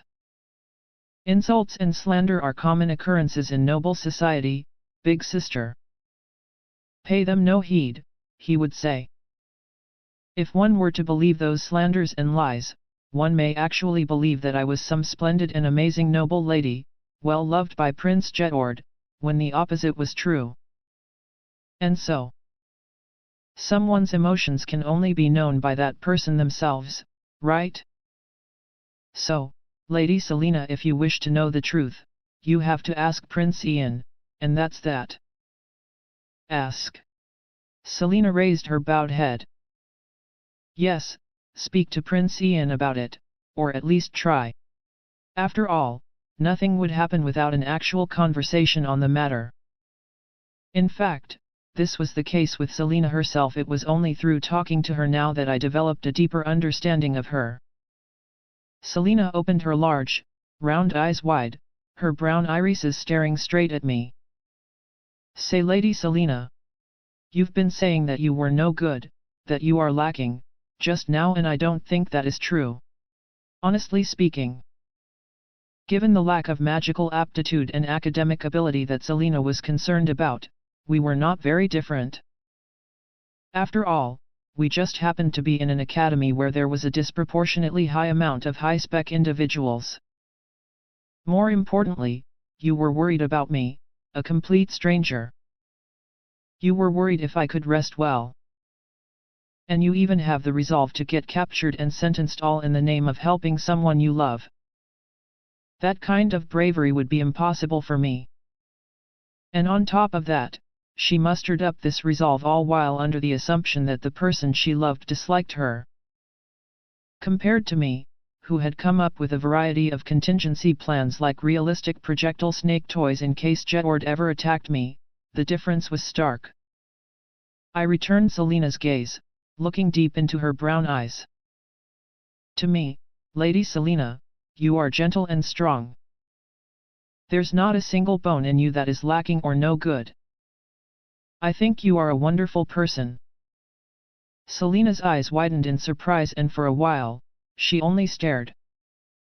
That's the first time anyone has said anything like that to me. I smiled slightly at the stunned Selina. Well then. I'll keep saying it from here on out. As many times as you'd like. So would you like to become friends with me, Lady Selina? Although she was the one who looked worse for wear, all Selina did was worry about me. She was willing to get captured and sentenced, all for the sake of someone she loved. Although she was small in stature and had mannerisms much like that of a small animal, Lady Selina was strong. She was a pure-hearted, strong, noble lady. It was a strange, maybe alarming relationship, given that she was the kidnapper and I was the victim, but in this short span of time, I had come to like the girl known as Selina Berg. More than anything else, my sense of camaraderie with her had increased throughout our conversation. We would definitely get along well. I smiled, extending a hand towards Selina as I did so. To say such words towards one who had kidnapped you in the first place, Lady Katarina, you truly are as the rumors say, Selina said as she stared at my outstretched hand. Rumors? Ah, was this about the sassy and spirited thing? This is the kind of person I am, but I do hope we get along. And with that, Lady Selina took my hand. She returned my gaze now, no longer averting her eyes. Lady Katarina, as you said, I won't be swayed by what others say anymore. I will speak with Prince Ian himself and hear what he has to say. Yes, that's a good start. Yes. Selina's eyes were no longer filled with tears, and her troubled, sickly expression had seemingly lifted. But before that I really need to stop this foolish kidnapping affair and also atone for my sins. If it ever comes down to it, I'll keep it a secret. After all, Selina hadn't done anything terrible to me. If anything, she had provided me with quite the comfortable life. It was like someone going out for a walk and getting a little lost. Selina smiled somewhat bitterly at my words. You really are a gentle person, through and through, however that is simply not acceptable. Sins committed by my hand have to be atoned for appropriately, she said with a calm and dignified expression. Ah, this girl really is a pure and strong person. Despite her cute appearance, the more I looked at her, the more I felt like I would fall for her. Well then, I shall see to it that you are safely delivered back to Prince Jedward this instant. I shall begin making the preparations. Saying so, Selina stood up and headed towards the door. The moment she placed her hand on the handle, however, she collapsed. No, her body had gone completely limp. Lady Selina. Alarmed, I rushed to her side, only to notice then that someone had stepped through the door to the room. I had only taken my eye off you momentarily, and here you are, doing as you please. This is most troubling, Lady Selina, the man said, placing a hand on the fallen Selina as he did so. A ravishing smile lit up his face. Why you? What have you done to Lady Selina? What he'd just said in his tone of voice, it was obvious that this man had done something to Selina. I glared daggers at him. Just letting her sleep for a while. After all, she still does have her role to play. Our role? Yes, of course. That of a scapegoat. This kidnapping, and a multitude of other sins will all be pinned on her. Then I shall have her disappear with Prince Ian. That is her role. And you shall disappear as well, Lady Katarina Clays, with Prince George by your side. The man who spoke was Rufus, Selina's playboy butler. He was smiling with enjoyment and anticipation. The first time I, Selina Berg, met him I was 9 years of age. The boy who I met then was a beautiful person. Beauty the likes of which I had never seen before. All I could do was freeze up, overcome with nervousness.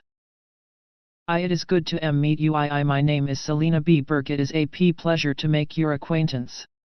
Although I had practiced my greetings so much, that was what I was reduced to in my nervousness. The adults around me started to audibly laugh under their breaths. I could feel my face heating up from the embarrassment. Surely, my face was all red. The very thought of that deepened my humiliation, and I simply looked down at my feet. But then, it is nice to meet you as well, Selina. My name is Ian Stewart. The pleasure is all mine, he said with an expression of utmost seriousness, stretching out his hand. Although the people around me laughed at my fumbled greetings and reddened face, he did not laugh at me. He extended his warm hand towards me. It was then that the young me fell for him just like that. That was my first meeting with Prince Ian. I was born into the family of a duke, was the same age as the prince, and had already started manifesting my magical abilities. That was the reason why I had been chosen as the fiancé of Ian Stewart, the second crown prince of the kingdom. The emotions of the individuals involved hardly came into play in such a marriage. But I met Prince Ian, and I fell in love with him. Ever since then, my budding feelings for him continued to grow. The way he was so serious and focused, the way he was gentle and caring, but not very good at showing it, the more I spent time with him, the more my feelings blossomed. Before I knew it, 10 years had passed since I had been assigned as his fiancé. Now, more than anything, I loved Prince Ian. I loved him very much. Although my love for him grew and grew, I was lacking. My magical aptitude was the reason why I had been chosen as his fiancé in the first place, but my magical capabilities never increased. I worked hard to be able to stand by Prince Ian's side. No matter how hard I tried, however, my magic remained weak. Perhaps then I could simply do well in my studies, I thought, but I did not manage to do too well academically either. Although I was born with magic and was enrolled into the same academy as Prince Ian and many others, I was not chosen as a student council member. The council was admired by the student body, and such a role was considered an honor. Prince Geoffrey, Lady Susanna, and Prince Ian were all selected, too. I was the odd one out. I alone was the underdog. In addition, Prince Geoffrey was always found with Lady Susanna as a pair. They were really close, and yet, this was not the case with Prince Ian and myself. Unless there was something he wanted, he would never meet with me. He would never touch me when he met me, either, unless it was absolutely necessary. Even if we did meet, he would pursue his goals or needs single-mindedly. This did not go unnoticed by those around us. Soon, the rumors started flowing. Prince Ian dislikes his incapable fiancée, they would say. Prince Ian and I graduated from the Academy of Magic. Next to enroll in the academy were his younger twin brothers, Prince Jetord and Prince Alan, along with their respective fiancées. I had heard that both the princes had been chosen as student council members, as was Lady Mary, Prince Alan's fiancée. Although Prince Jetord's fiancée, Lady Katarina, was not chosen for the council, she was well admired by the student body, and even had her own fan group. When word of this got out to noble circles, my parents and relatives all started saying the same thing. Perhaps the prince should look for a more fitting fiancée, they would say. Amidst the dazzling individuals that were these princes and their fiancées, I couldn't help but feel that I alone was incompatible, that I could not measure up to them.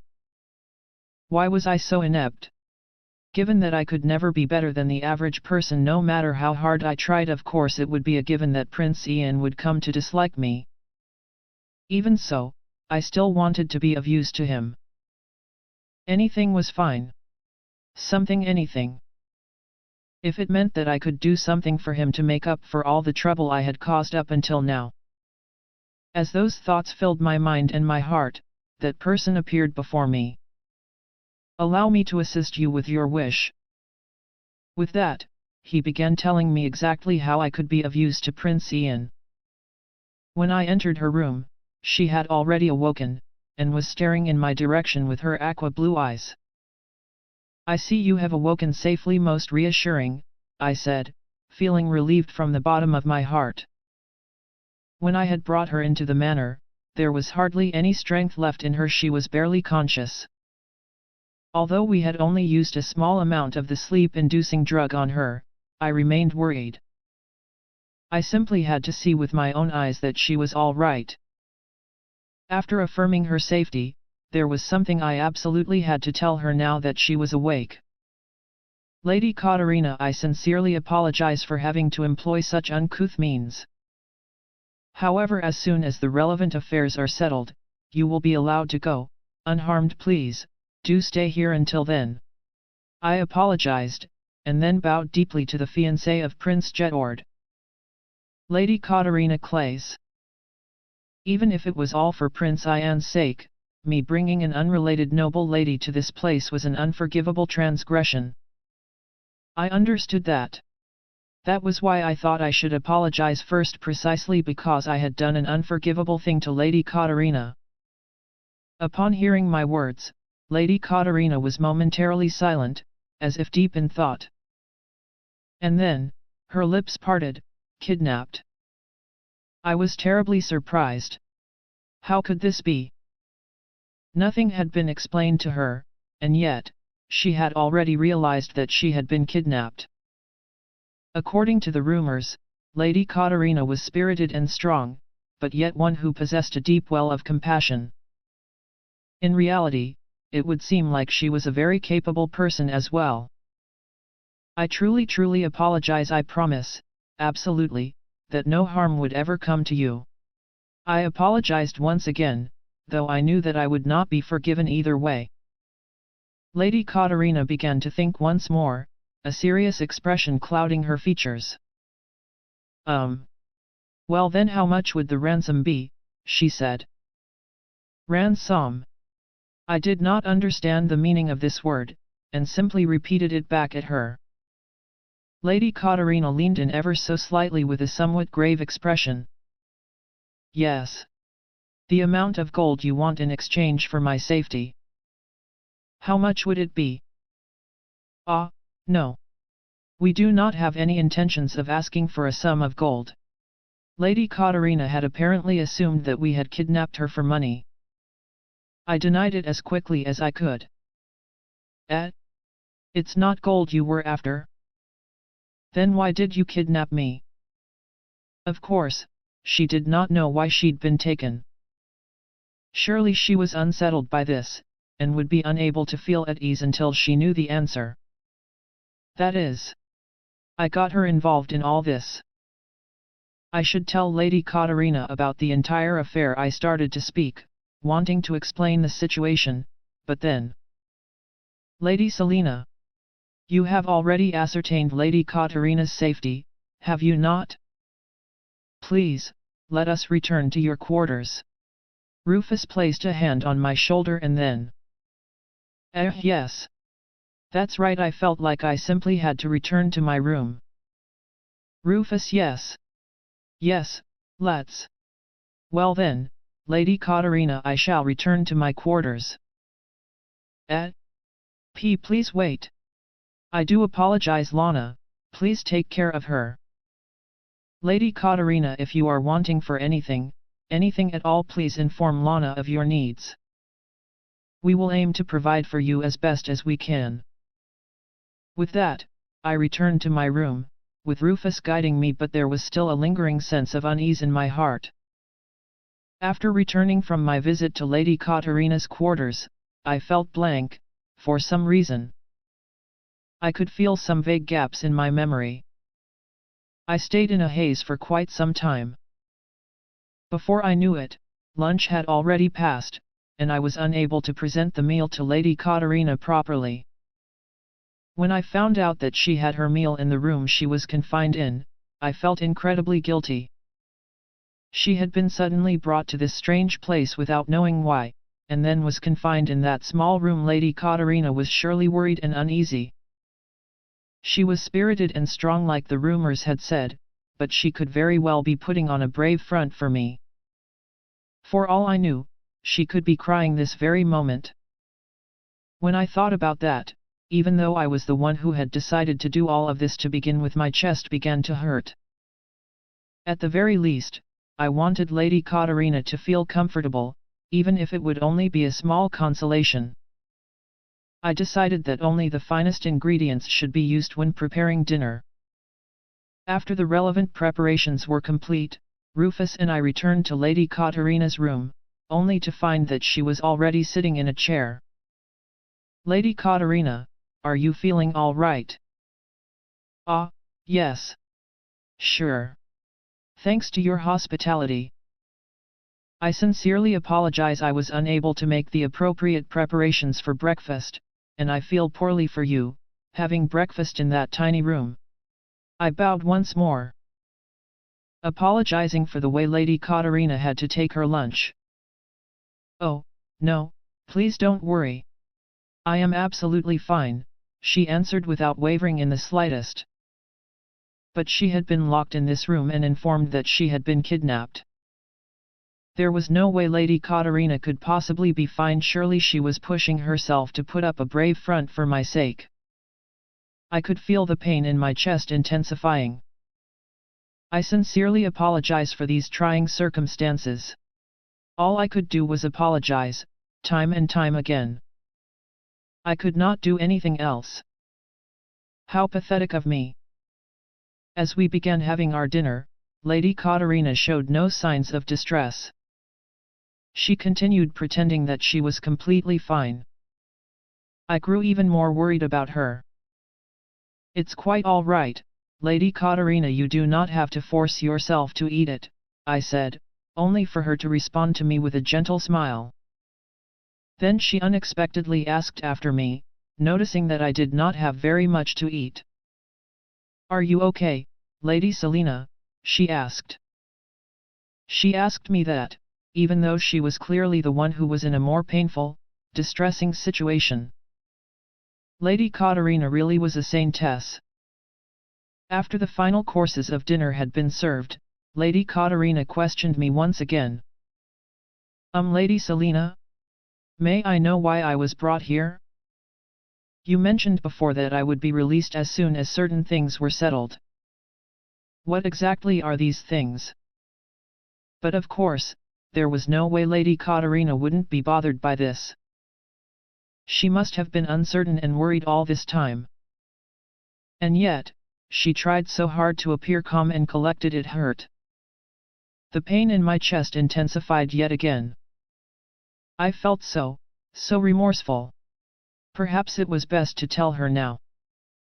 Yes, I suppose you would be most uncomfortable being left in the dark, Lady Katarina. Maybe this has even started to affect your quality of sleep. But then, Rufus interrupted me the moment I started to speak. Lady Selina, you have already finished your meal. Perhaps you should return to your chambers? You must be tired too, Lady Katarina. It would be best for you to get some sleep. He placed a hand on my shoulder. With that, suddenly, the notion that it would be better not to tell Lady Katarina anything filled my mind. Perhaps it is best if I speak nothing of it.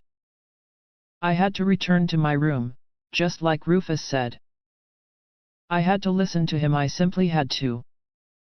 After all, Rufus was a really kind person. He was the one who told me how I could be useful to Prince Ian. I see. Yes. Well then, Lady Katarina, good night. I had to return to my room and rest, but why? My heart felt uneasy once again. Upon returning to my room, I sat down on a chair, and for a while, thought of nothing. Was it just me, or were these incidents occurring more as of late? Before I knew it, night had already fallen. My room was enveloped in darkness. Just when I thought I should move over to my bed and lie down, an image flashed through my mind. Are you okay, Lady Selina? Those aqua blue eyes, Lady Katarina. Why did all my thoughts about Lady Katarina evaporate when I returned to my room? I had done terrible things to her. Kidnap her, lock her up in that room, and yet, she was still kind to me, the girl known to many as a saintess. How could I have forgotten about something like that? I really was no good at all, utterly contemptible. Would Lady Katarina be tossing and turning right about now, unable to fall asleep or get any rest? I had to go to her, and do for her what little I could. That was the very least I could do. In the quiet of night, I crept out of my room as the entire manor slumbered. As I placed one foot in front of another in the darkened halls of the manor, I could feel my head clearing up for reasons unknown to me. When I finally reached Lady Katarina's room, I was greeted by a maid standing by her door. She was a recent hire, taken on in preparation for this kidnapping plan. Now, she was a maid assigned to Lady Katarina Lana. She had a look of utter seriousness about her, as if she had been standing in front of that door, guarding it this whole time. I asked Lana if that was the case, only for her to answer, I just awoke a short while ago. I informed Lana that I would like to meet with Lady Katarina. One moment, my lady, she said, before entering the room. After a short period of time, I heard Lana's muffled voice call out from within, please enter. Selina. Lady Katarina's voice seemed confused, slightly disoriented, perhaps. Yes, I do apologize for visiting you at this hour, Lady Katarina. However, I could not help but be worried that you would be filled with fear, and hence unable to sleep. Lady Katarina rubbed her eyes as I approached her. Surely she had been weeping moments before. What have I done? I made up my mind. I had to speak to Lady Katarina, do what I could to alleviate a small part of her unease. At the dinner table just now, for some reason, I felt this strong feeling, Lady Katarina, that I should not tell you something. But, I still feel that it is important to tell you. That would be the reason I was brought to this place, right? So, as I thought you do know of the reason, Lady Selina. Yes, after all, this entire kidnapping was planned by me. Lady Katarina seemed terribly surprised. I started telling her everything, the truth behind this entire incident. I wanted to kidnap you, Lady Katarina, and use your safety as a bargaining chip. Also that Prince Jedward would abandon his claim to the throne. Jedward? To make him give up on the throne. Yes, so that Prince Ian may take the throne instead. It had all started several months ago. The young man known as Rufus Brode, hailing from a family distantly related to ours, was introduced to us. He performed well in all his tasks. He served me diligently despite the fact that I was largely ignored by my family because of how useless I was. Rufus never once complained about my failings. He would always be supportive and helpful, and had nothing but kind words for me. It was to him, and no other, that I eventually told my thoughts to. Whatever happened, it would be fine so long as I could be useful to Prince Ian. This thought reverberated strongly in my mind. Upon hearing this, Rufus said, "Allow me to assist you with your wish." And then he thought of a plan to force all the rival princes to forsake their claims to the throne so that Prince Ian would be king. When I had first heard about the plan, I was terrified.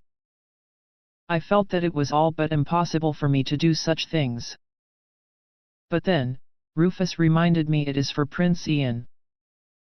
This is the only thing you could possibly do for him. The more I listened to his passionate words, the more convinced I became. After that, Rufus suggested a scheme to entrap and kidnap Lady Katarina. That was the first step we would take. I told Lady Katarina about everything with the exception of Rufus' involvement. Why did I have to leave his name out of the explanation? If I had to say he had done so, so much for me. If I brought him up, he would be implicated in many crimes too, and I felt horrible thinking of it. After hearing my explanation, Lady Katarina was silent for a while, as if deep in thought. And then she said, "Well, even in exchange for my safety, I doubt that Prince Jedward would simply give up his claim to the throne." Her words surprised me. I felt compelled to offer a swift response. "You jest, Lady Katarina. Prince Jedward's love for you is well known throughout the land. He would do anything at all for you, Lady Katarina. After all, Prince Jedward's love for Lady Katarina, and how he spoiled her, was a known fact in the noble circles of society. Honestly, Prince Jedward's expression when he was escorting Lady Katarina at his birthday party was one of true happiness. I am most envious, Lady Katarina, so envious that he loves you so much. Loved by Prince Jedward, praised and admired by so many around her. Lady Katarina. Compared to her, I really am envious of you." The words were escaping my lips before I even knew it. I was no good. Useless. I could not support my prince unlike the other princes' fiancés. The more I thought about that, the more a suffocating sadness enveloped me. I was pathetic. Pitiful. Soon, tears were flowing down my cheeks. "Selena. Are you all right? What's wrong?" With those words, Lady Katarina approached me, placing an arm around me, her hand on my back. "Lady Katarina, to think that you would be worried about someone like me, someone who has done something like this to you. You really are a saintess, just like the rumors say. Compared to you, I am really no good. Of course Prince Ian would hate me for who I am." A saintess, that was what Lady Katarina was called at the academy. She was not tied to any notions of status, treated everyone equally, and was a person overflowing with passion. The fiancée of a prince, and from a noble family. I had thought that the rumors were exaggerated, perhaps, yet although she was the victim of this entire kidnapping, she was showing kindness to me, the perpetrator. Surely it was Lady Katarina herself who wished to shed tears, and yet here she was, gently rubbing my back, all the while without showing a single shred of anger. Lady Katarina was fitting of the name indeed. She really was a wonderful person, a saintess. It was a given that a person as wonderful as she would be dearly loved by Prince Jedward. The gentle motions of her hand on my back slowly allowed me to calm down. I apologize. I lost my composure. I was just a little envious of Prince Jedward and you." "Envious? Yes, the way you and Prince Jedward love and support each other is truly wonderful. It is not just you, but also Prince Geoffrey and Lady Susanna, and Prince Alan and Lady Mary. They all support each other as equals, and I am envious of that." Lady Katarina continued to comfort me. It was like as if a dam broke in me. Large droplets of tears fell as I felt the gentle touch of her hand. Lady Susanna is known as one of the wisest and most talented women in the kingdom. Lady Mary is known as the epitome of an ideal noble lady. Lady Katarina is known as a saintess, accepting and gracious. All of them were talented and capable. They were all worthy of their positions of being fiancés to crown princes. Compared to everyone else, I am good at nothing. Good for nothing. My magic is weak and I am not very smart. I could hardly hope to support Prince Ian. I am nothing more than baggage for him, a failure of a fiancé, so at the very least. I wanted to be of some use to him, and so I plotted this entire incident. I truly apologize, Lady Katarina. All I could do now was apologize. But then of course I plan to take responsibility for all this, once it is over. Responsibility. Yes, I will call off my engagement with Prince Ian, and as a means of atoning for my sins, I will turn myself into the authorities. This had been determined the moment we decided to go ahead with this kidnapping plan. Relinquishing one's claim to the throne was an irreversible process. This was a law, abided by since ancient times. And so if Prince Jedward really did relinquish his claim, reality would not change even if I were to reveal my sins at a later time.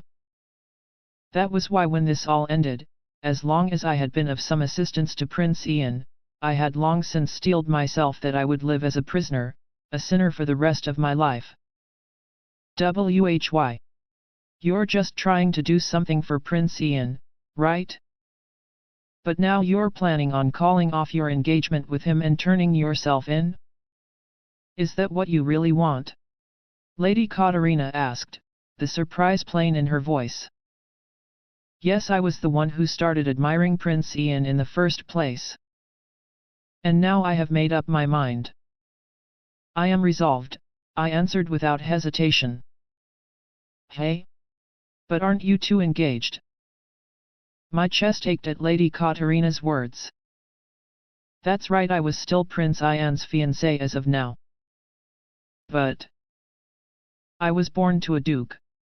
When I was young, I spent time with Prince Ian, and due to my age and the fact that I could use magic, I was selected as his fiancé. But as I said before, my magical capability is low and I am not good at my studies. Before long, both my parents and my relatives started suggesting that he should look for a more fitting fiancé. Of course they would think that the partners of the other princes are all remarkable. They all support each other in some way. I alone am no good. I alone am lacking. I only hold Prince Ian back. I was sure that a more fitting fiancé would be found for Prince Ian soon enough. Also Prince Ian himself has nothing but contempt for me, so I hardly ever saw him. Even when we did see each other, he did not seem very fond of me. That was why everyone said that Prince Ian disliked his fiancée. But of course, unlike the other crown prince's fiancés, he had to contend with me, useless as I was. It was all but impossible for him to like me. Even so, I wanted to be useful to Prince Ian. Even if he hated me, and had nothing but contempt for me, I still loved him. Lady Katarina stared at me for a while before finally starting to speak. Well, have you ever heard Prince Ian himself say such a thing to you? Hey! I was surprised at those words.